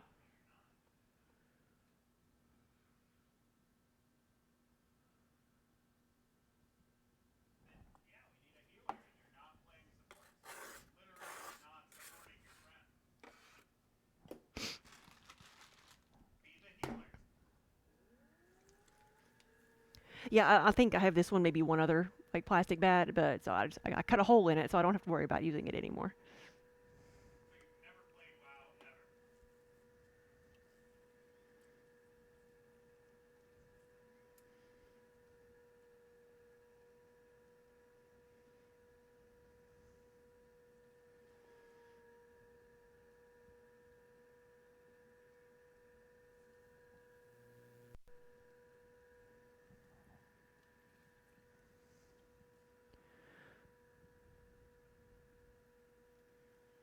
So is bats an abbreviation?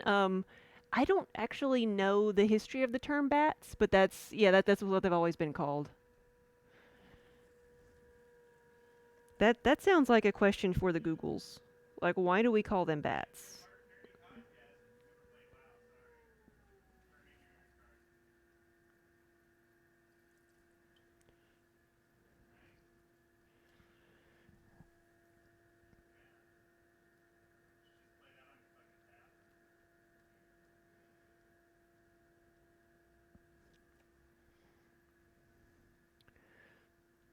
So the tile is what we're talking about. The tile is a bat.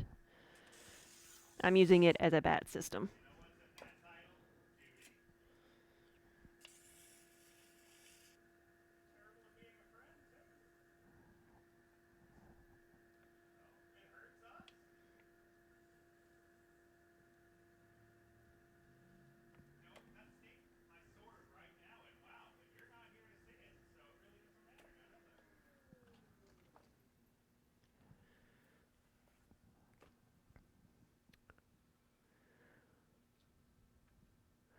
I would go with metal bolts because with wooden pegs, you're still gonna just be they're gonna swell and deteriorate over time. I would go with metal.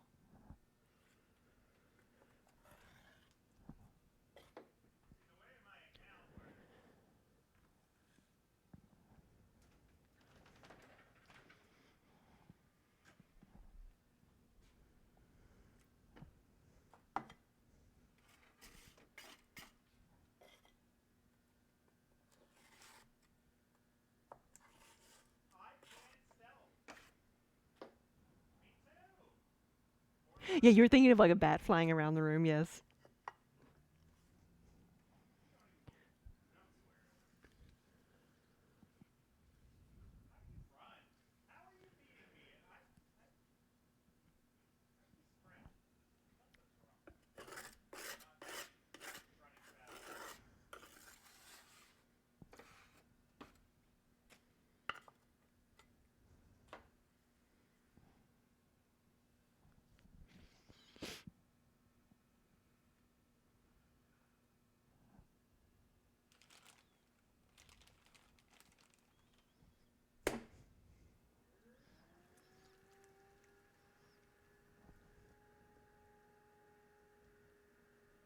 We got earthbending pottery vampire bats.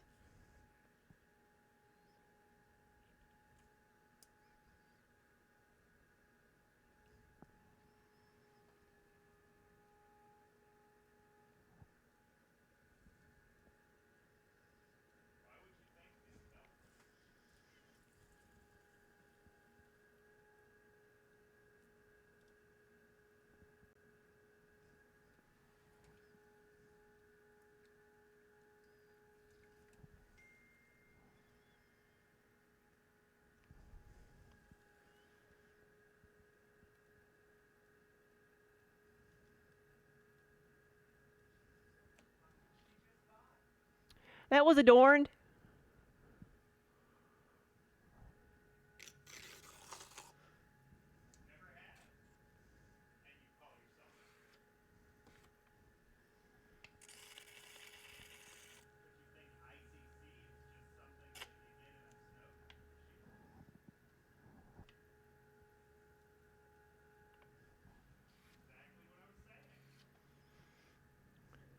So your head is full of fantasy. I could make a painting with flying tiles and hanging tiles on storage. Yes.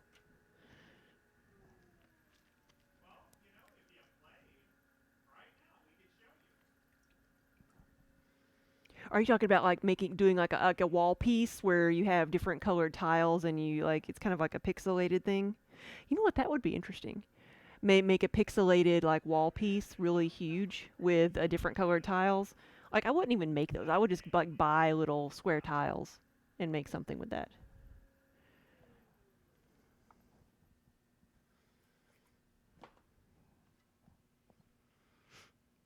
Mosaics.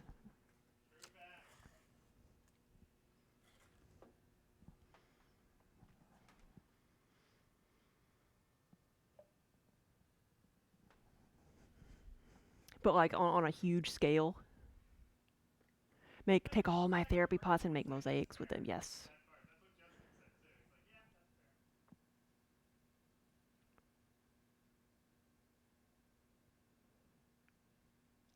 Really? Where are you looking for a pottery wheel? So there's lots of places you can get pottery wheels. I don't know about Amazon, but there's um, there's a command here for Mid South Ceramic Supply. I think it's called Mid South. You can look there, and that's where I get all my stuff from. It's in Tennessee, so I don't know that they do the best. I don't know if they would ship a wheel. They might, but I don't know how expensive it would be. So there's a lot of places that you can buy from that will ship them, but they might be able to give you some information about some good wheels they would recommend. And if you actually wanted to talk to somebody who knew a lot about different types of wheels, that they're a good place to call.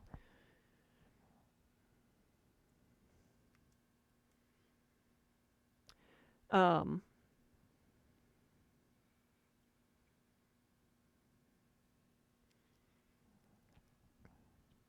because Dick Blick, like Sheffield Pottery, you may find some places that have better like freight than others, better shipping than others.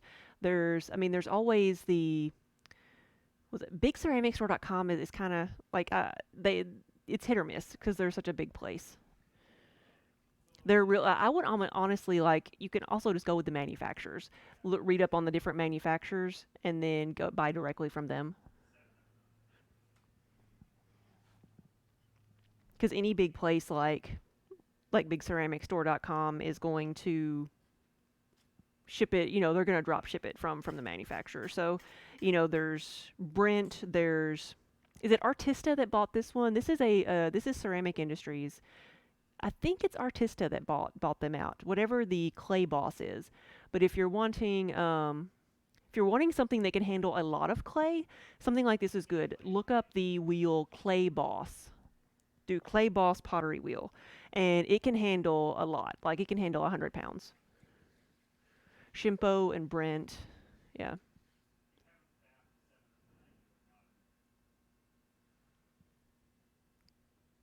Deck space on the back of a pottery wheel. Do you mean like a table, like what I've got behind here? I mean, my table's covered in stuff, but there's a table here. I promise. It's like all my other things. It's like goes about to here and comes around. I think a table on the back is like this is well, it's got maybe not. It's not a foot, but it gives you somewhere to set your water bucket and tools and things.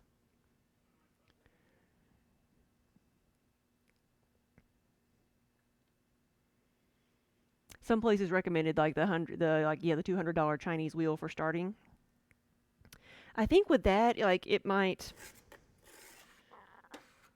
What I've heard is they're hit or miss. Sometimes they work, sometimes they don't. You get what you pay for.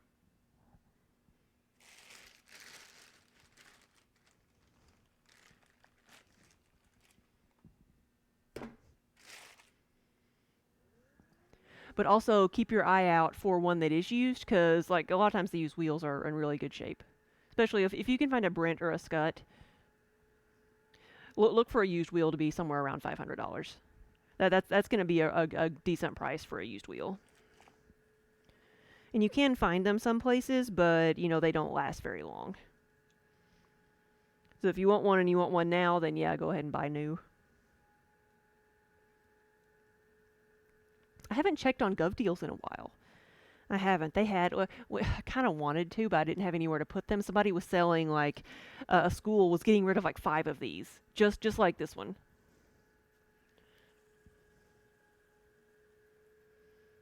I've already got one spare, so I'm good. Looking for something that'll last. Yes.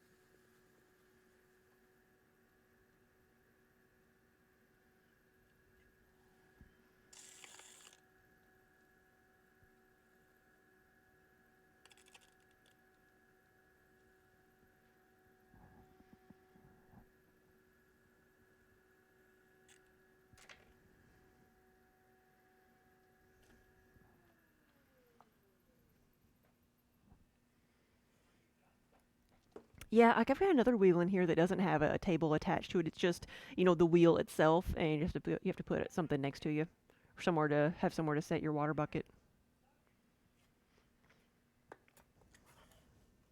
But it's one of those that it's just basically the size of the wheel head, and then I guess the motor under it. It's meant to be portable.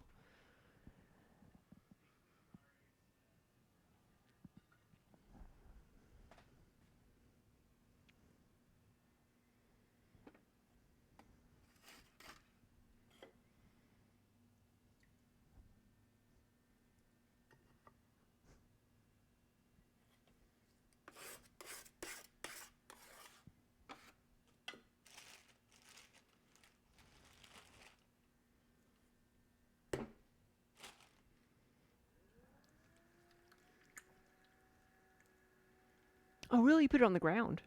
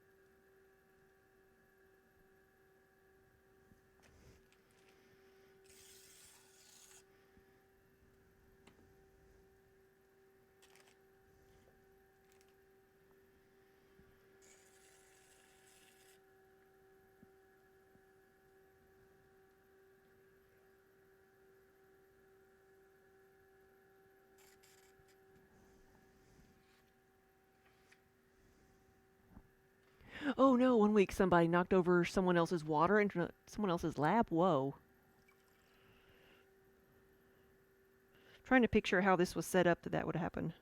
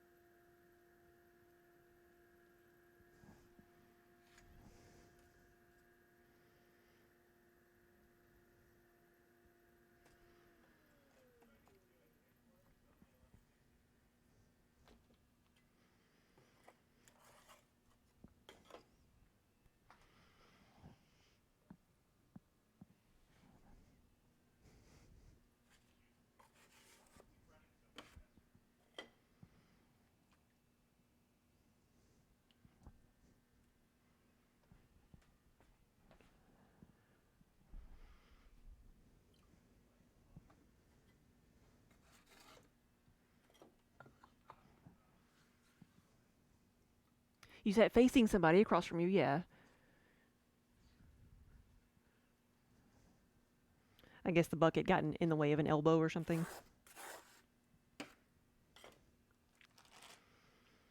It's okay. I mean, I can picture myself doing something like that. Like, was it last night? Yeah, I think it was yesterday. I forgot to look at my chin.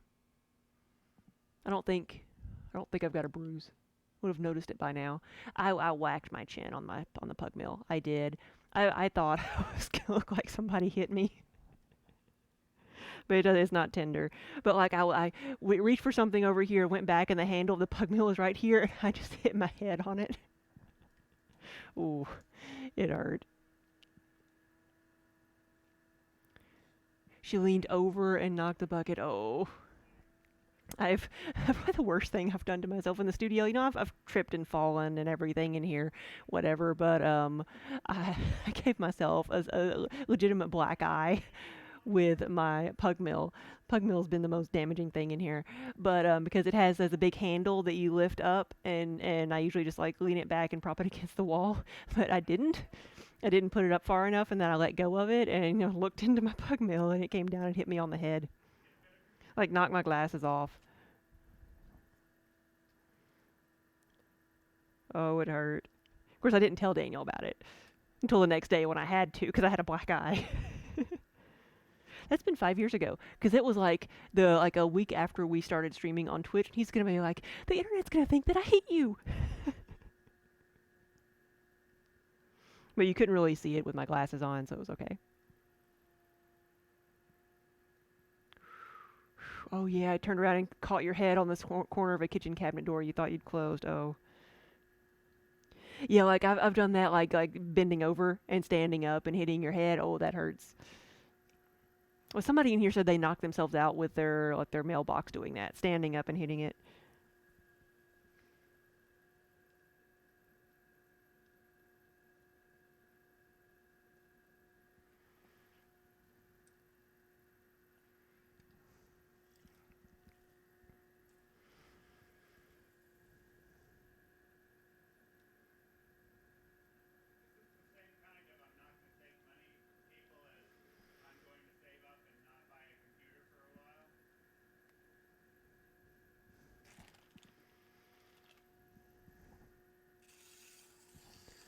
Really, when you got bit by a spider, your eye bruised? Whoa. Did you get bit around the eye? Did you get bit in the face?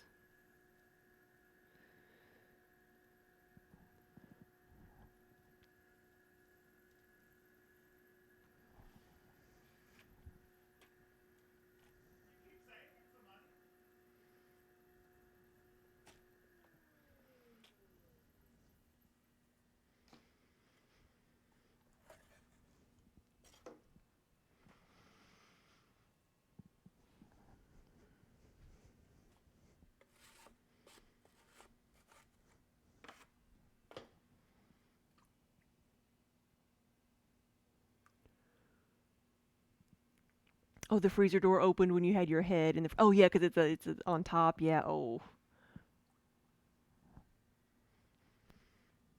So you got bit by a spider in the eyebrow, and it made your eye turn. I mean, your eye swell and bruise. Shoo.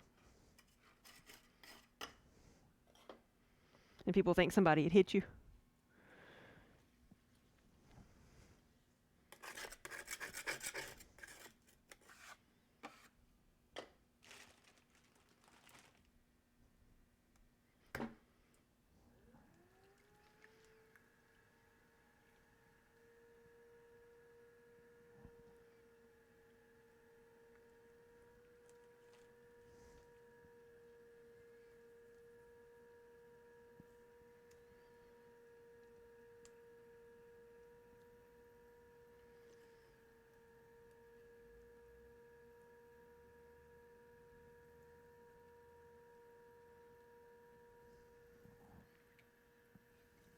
Some people thought that you got hit. Yeah. It's like I'll never forget when my mother-in-law, Daniel's mom, she got dentures, right? And so they go through and they pull all your teeth, and that causes your face to bruise, right? I never knew that, but it did. And so she had so many people, like she had somebody come up to her at a grocery store and tell her, it's like you don't have to let him do that. But what was the funniest thing is they had like a Mexican restaurant we would go to. I think it was just a restaurant we would go to, and Daniel and his mom were there one day, and like people like knew them, right? Like or would recognize them, and so they would. He's like, "Why are they giving me dirty looks? What in the world?" They're like nobody's being nice, you know. Everybody's giving me dirty looks because his mom is sitting there with a bruise on her face.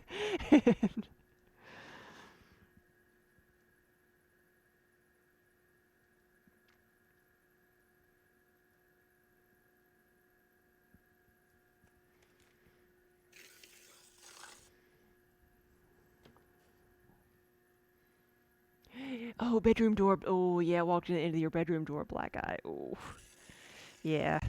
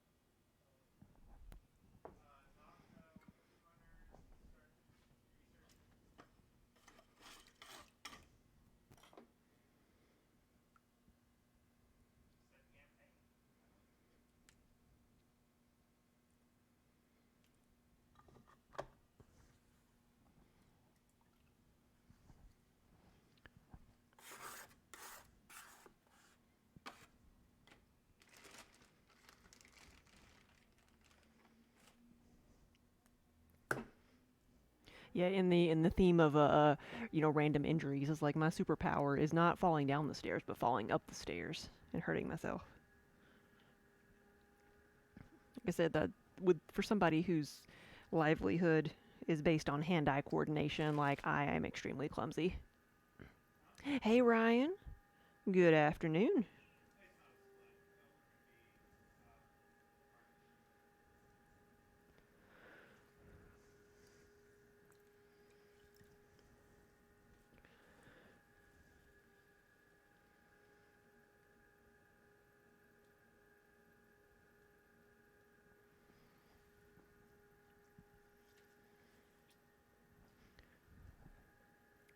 Let's turn this down a bit. And if you're just joining us, I am working on my 20-ounce mugs here.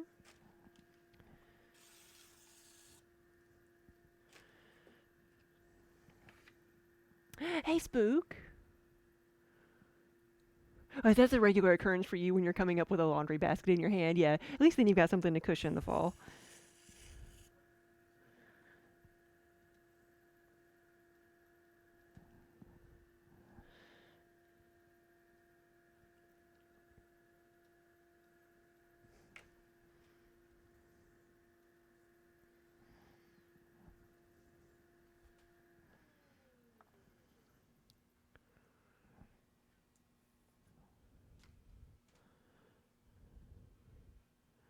There you go, knitter girl. That's talent.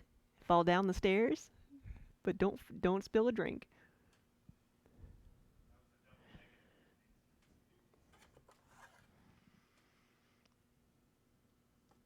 You whacked your hand on the edge of a chest of drawers. Cut. You just did it. Oh yeah, you cut it and bruised it, and then smacked your toe on the edge of the TV stand. Oh no.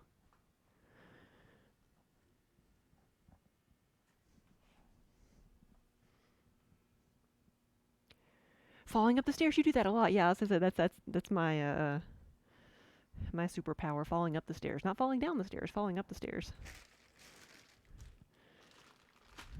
If there's a way to fall or trip or run into something, you've done it. Yeah, right. Whoops. Nope. That would have made a mess. Like I'm worried about making a mess.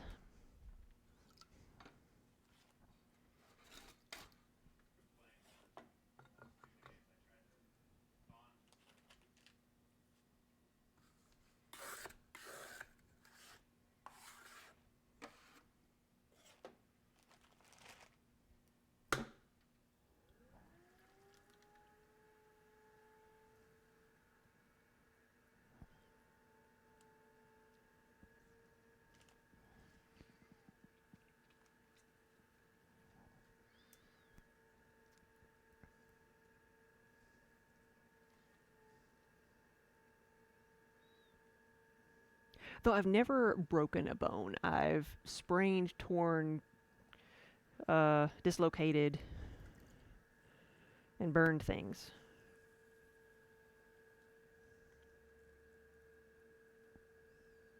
And cut.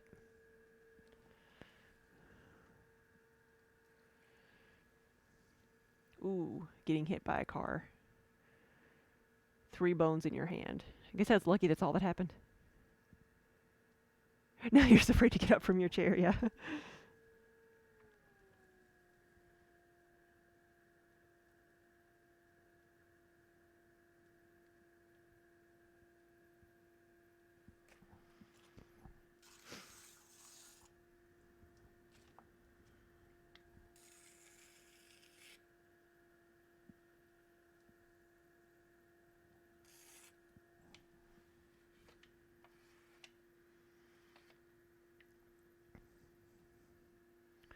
Oh, you fractured your middle finger when a fire door slammed shut on it. Yeah, that'll do it.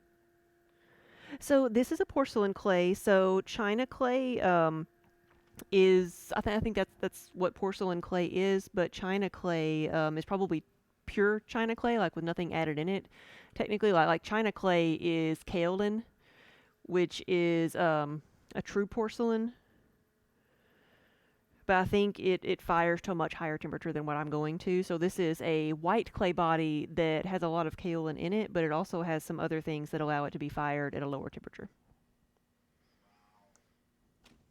So all clay is water-based clay can be fired, work the same way and fired the same way. It comes in different colors and, textures depending on where in the world it is. But it's all clay and it all has to be fired in a kiln. It's just the differences are in what temperature it goes to.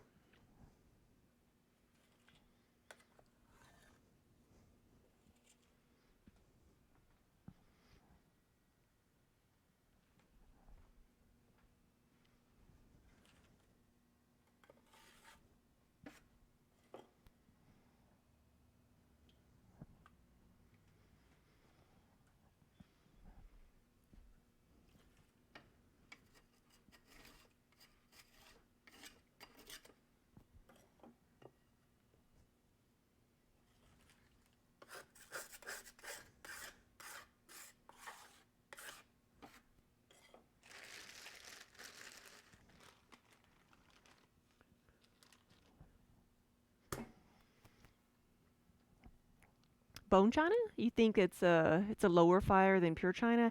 I don't know. Like I think bone china is like,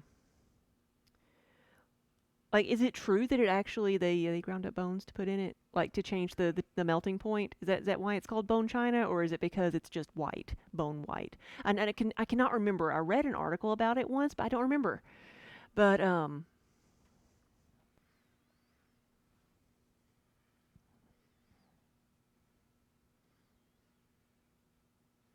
yeah. So my knowledge there is very generic. I don't know china clay. Pure kaolin I know is pure porcelain, but also called EPK.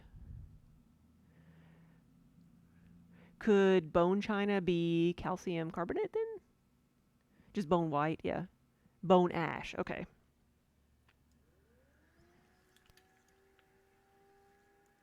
I have to look that up again.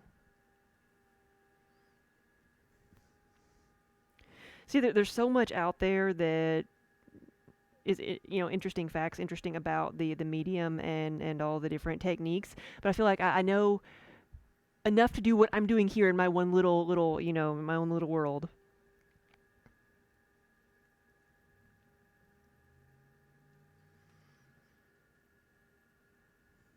And then that's it. They add fluxes to lower the vitrification point. Which is that what the bone ash does then?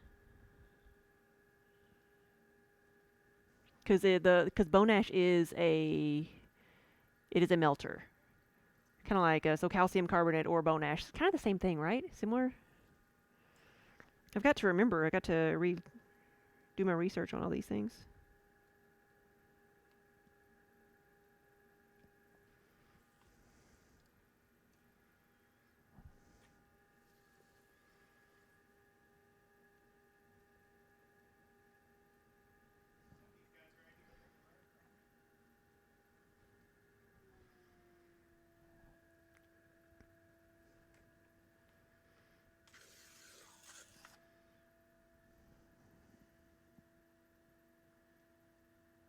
Yeah, thank you, Colleen. Yeah, there's the shop. You can find some of them. We have some 20-ounce mugs in stock, or you can custom order one.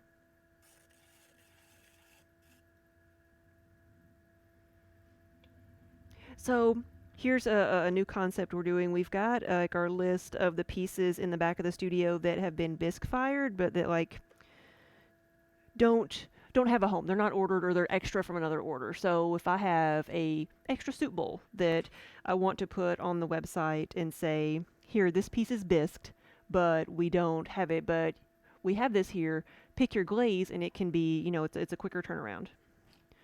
Instead of it being, custom made, as long as you don't want anything special on it, just pick a color and it'll ship quicker. We want to start that type of section, but we're trying to decide like how to do that because we really don't want to take pictures of every single piece of bisque.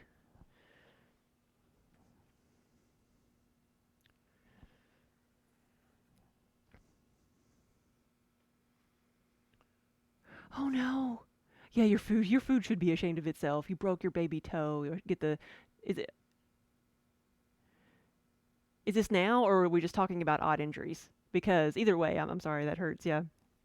Daniel broke his baby toe.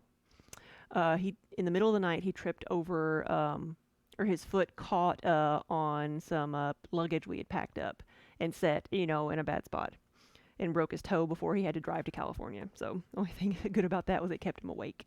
But the funny part about it is that I did the same thing, except I didn't break my toe. I tripped over the luggage and hurt my foot, but I didn't break anything going to the bathroom. And he laughed at me. And he laughed at me. And then he gets up to go to the bathroom and he breaks his toe.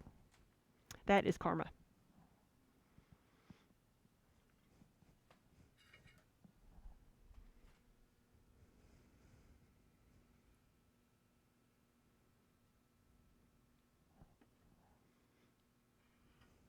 Oh no, it's yes. Yeah, I'm so sorry. Yeah, because there's nothing you can do for that except just let it heal. Is it turning colors?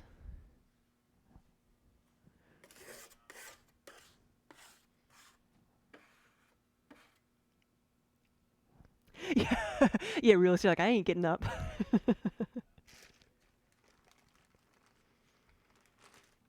I don't blame you. Ooh, when you broke something, it was because the swing broke. Oh, that's scary.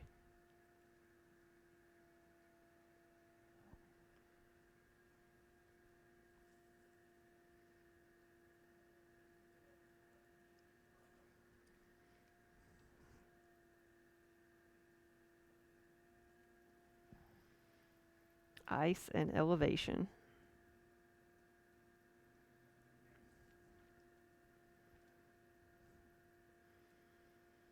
So right now we have like a list of the things we have in the back of the studio. We're gonna call it the half-baked section. What do you think of that? Half-baked.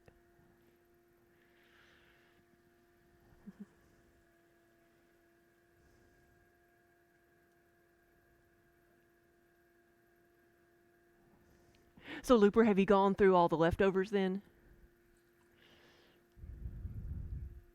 Yeah.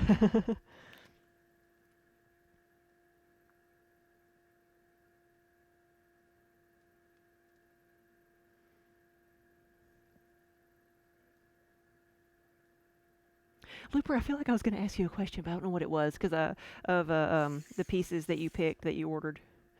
Now I can't remember what it is. I got to go back and look at my emails.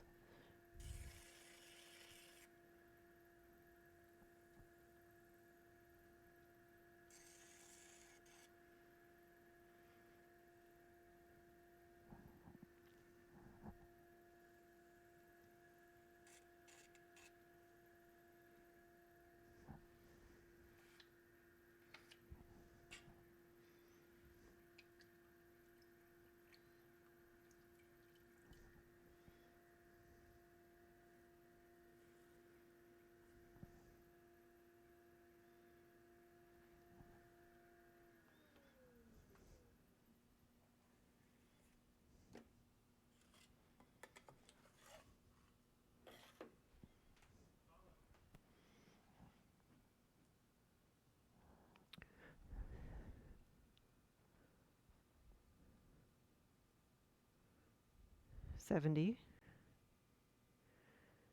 91, 95. 95 mugs. 10 more to go.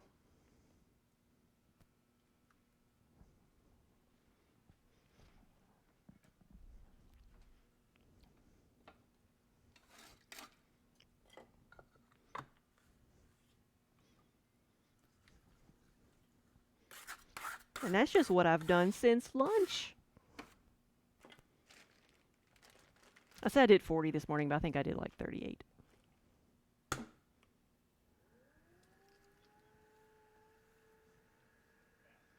I did 19 plus 6, 25.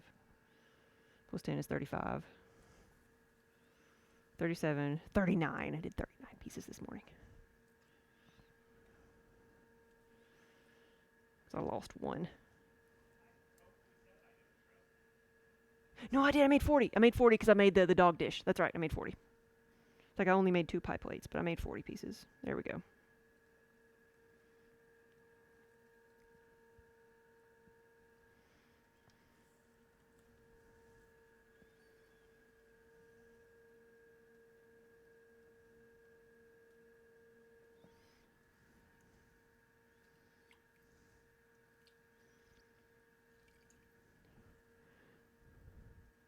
Yeah, we've been on early the last couple of days because we were trying to participate in the virtual Rhinebeck, which was like a total flop.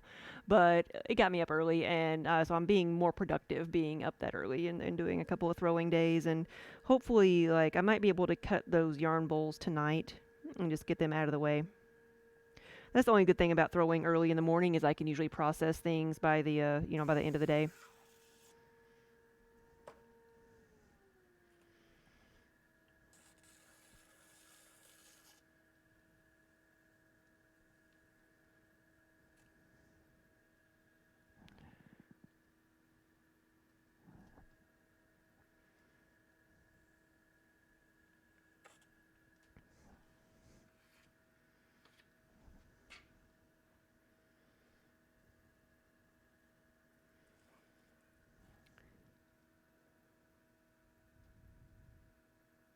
Is it generally quicker or slower to color each piece? Well, the glazing itself does not take long. Like the actual application of glaze is very quick. It is you just I dip them in a bucket seriously, and then I layer the colors by dipping them in different colored buckets. Yeah, no, wrong way, wrong way.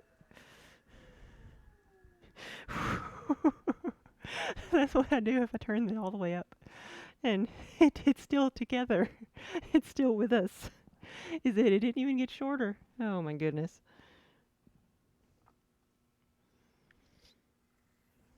Whew. I have clay in my eye now, though. Splattered everywhere. Whew. People ask, what's it like if I turn it all the way up? Now you've seen it.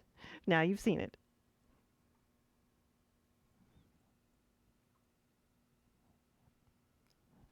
But like so the coloring of the pieces doesn't take that long. It's the prep. It's the preparing, like making sure they're wiped down, they're sanded, they're smooth, and that they have wax on them, and making sure the like for pieces that have like the medallions, making sure that I put the glaze in the medallions and that it's thick enough, and then making sure I wipe down the bottoms and everything, make sure everything's covered properly in glaze, and then put it in the kiln. So it's usually for doing like 100 pieces, which is the average of what I put in the kiln. It's a full day process.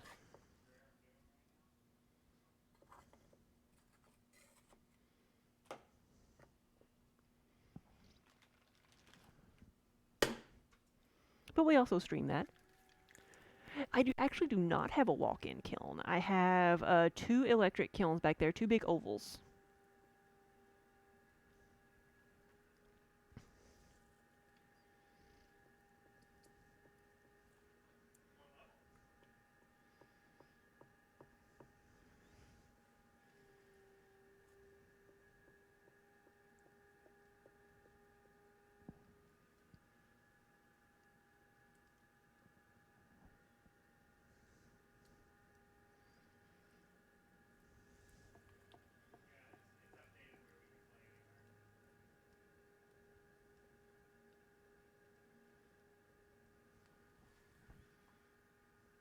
So how are the fur babies today? We have I actually don't know where they are. They're inside, but I think they're taking a nap.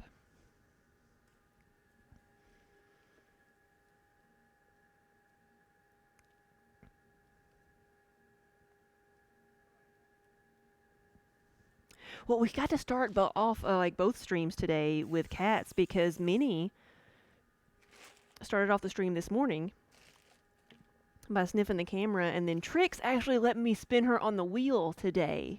She did.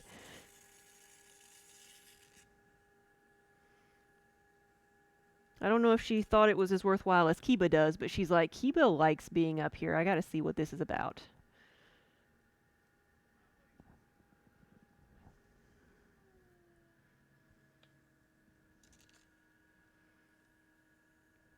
She's like, Kiba likes sitting up here, so I must take it from him.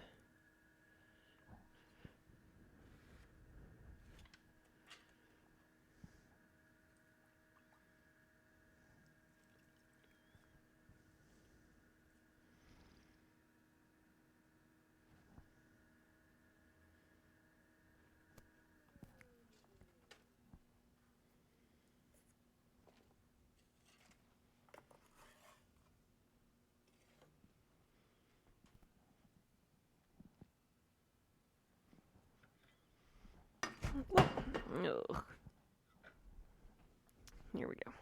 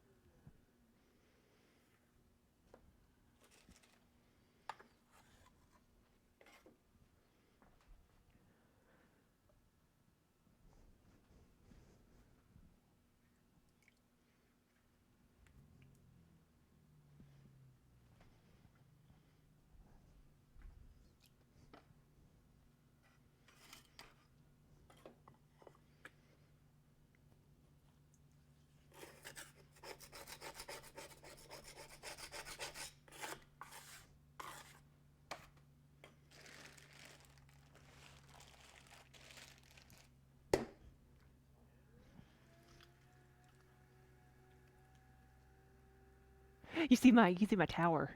My tower of clay. I forgot to move the camera back, I guess.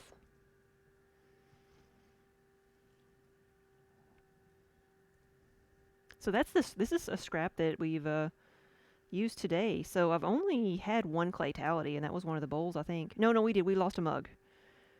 We did. I did. I lost one of the 10-ounce mugs. That's right.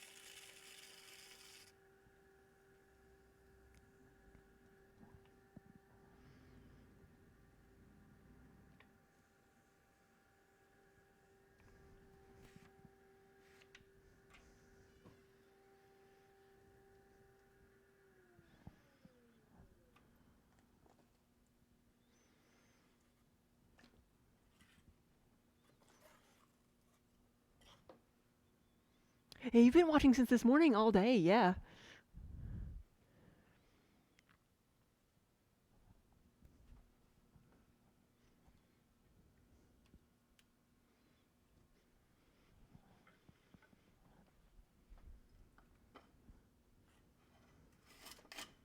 Yep, almost done though. When I do, I think I've got 6 more to do. At least I've got room for 6 more. Once I do these, we will definitely take a supper break.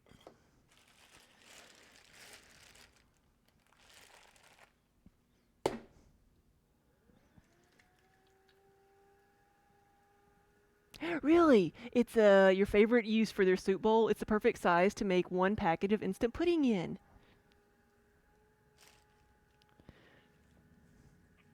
There you go.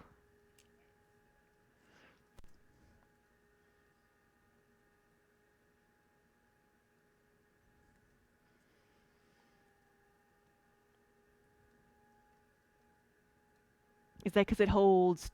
You add 2 cups of milk to that, or yeah, just 2 cups. Yeah, that's a good idea.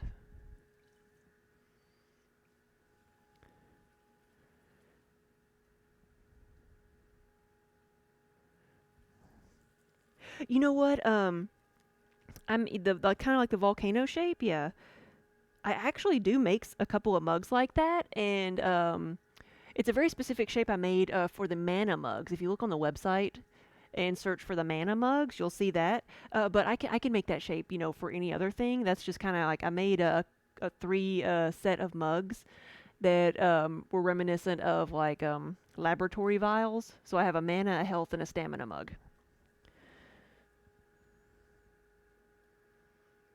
But that shape is sometimes called something like a captain's mug or like a ship's mug because it's a wide bottom mug, so it's hard to knock over.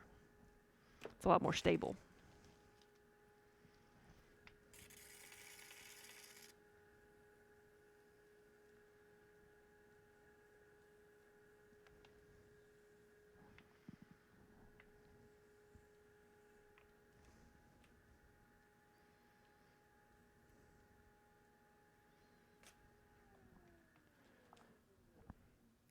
That's what you need, yeah.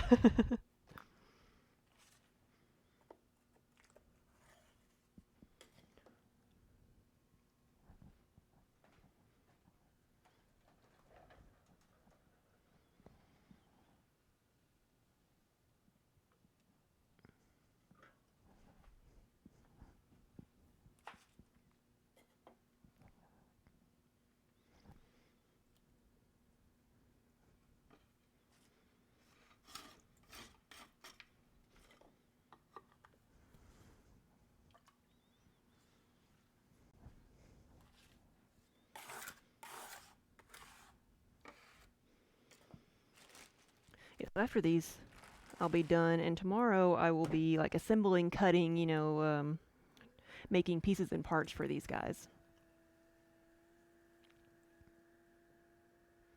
But I'm not going to be on at 8:30 in the morning tomorrow.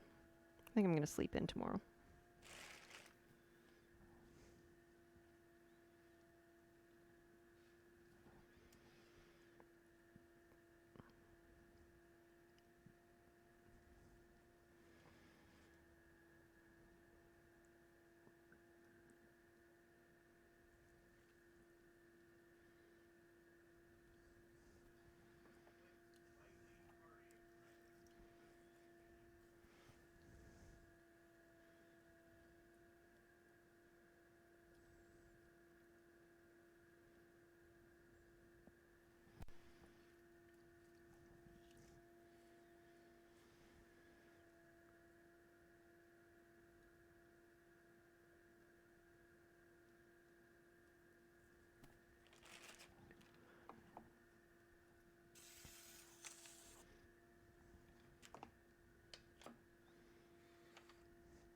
Like I say, I don't feel like I'm getting tired. I don't feel like I'm working when I'm doing this because it is very relaxing. And especially having people to talk to and stuff, it makes the time go by. Like, I don't even think about what I'm doing here. But I know I'm getting tired.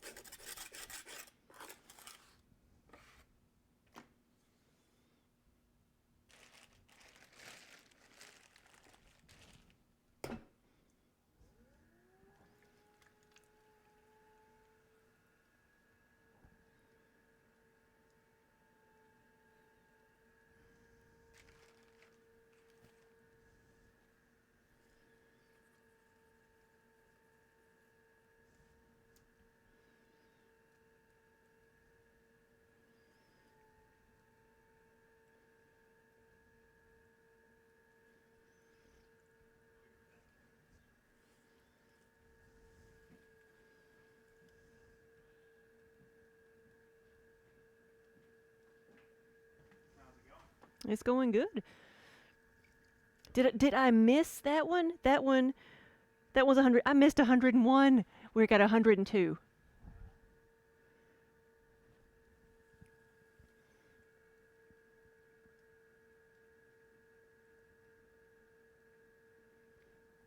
No, that's 101. So that was 101. So it's only special to me because I say 101 Dalmatians, but I forget about it.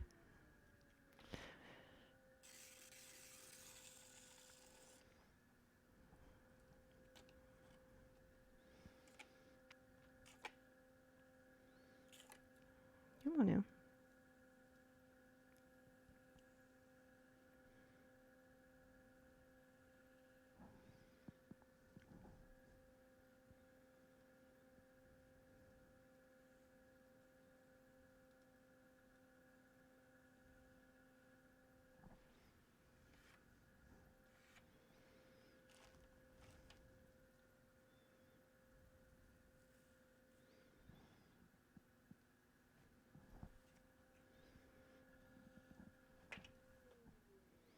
All right, and this is 102.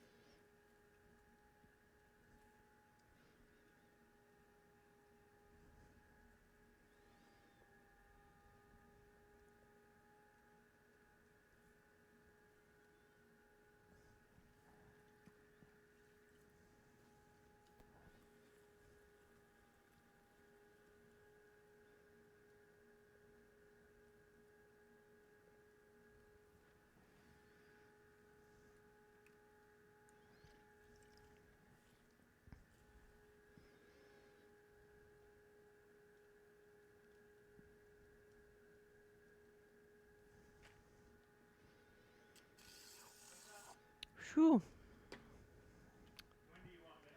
When I get these last 2.5 mugs done.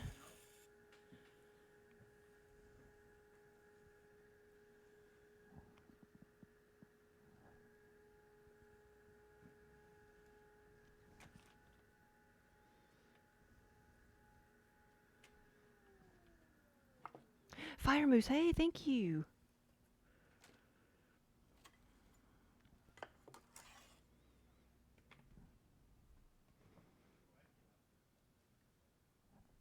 I need 2 more tiles.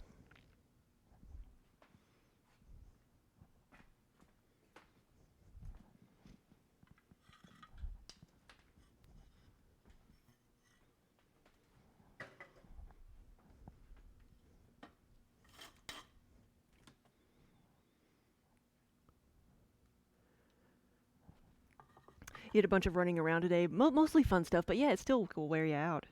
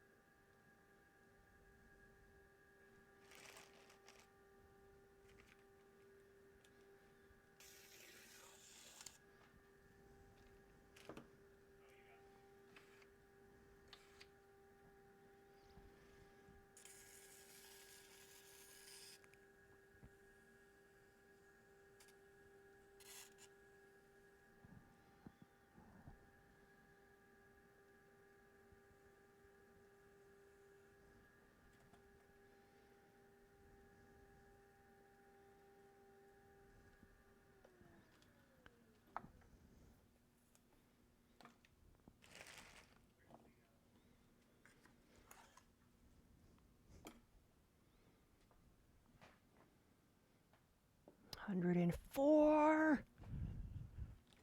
One more. Actually, so 104, but it's actually 144 from what I did this morning.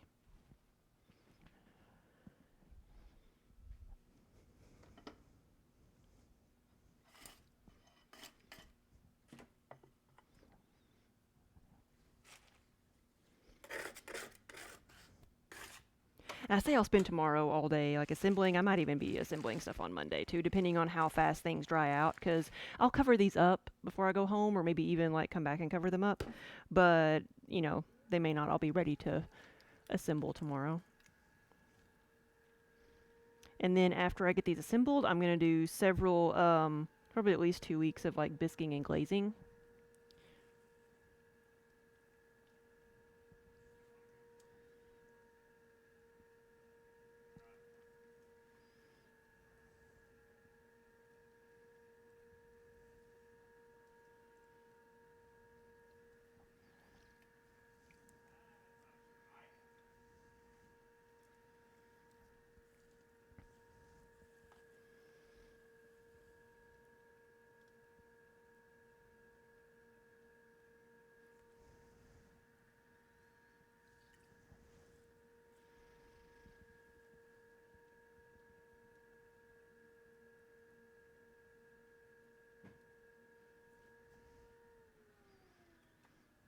All right, last one. 105, 145. What's my record? Isn't it like, is it 165 or 185? Something like that. I'm not going to try to break my record tonight, but I just didn't know how close I was to it. That would be exhausting.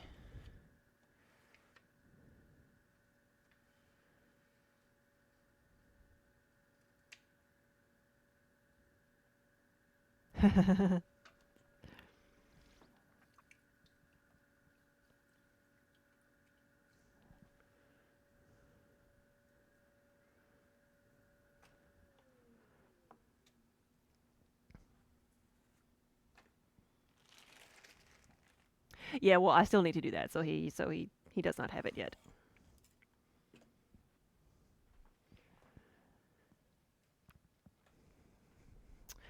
There we go.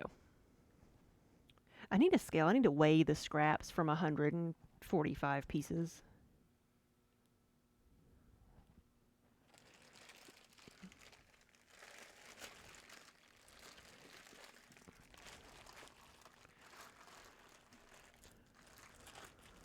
There's my scraps from the pieces today. We only lost 2 pieces. One of them was a 4-pound piece, so it's all in there.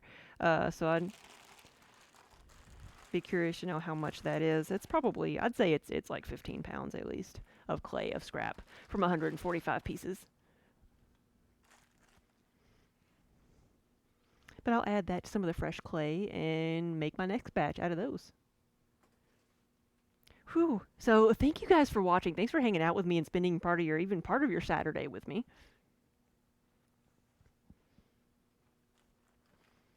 And I might be back tomorrow, but I'm probably gonna spend tomorrow with an audiobook. But I might stream for a little bit tomorrow, but not at 8:30 in the morning. I'm gonna sleep in tomorrow. But guys, thank you so much for watching. Have a wonderful evening, and if I don't see you again tomorrow, enjoy the rest of your weekend, and I will see y'all later. We are going to raid, who is it? We're going to raid Young Khan. They're on tonight, so go say hello to them. They're going to be working on some emotes for us again sometime soon. Have a good night, everybody.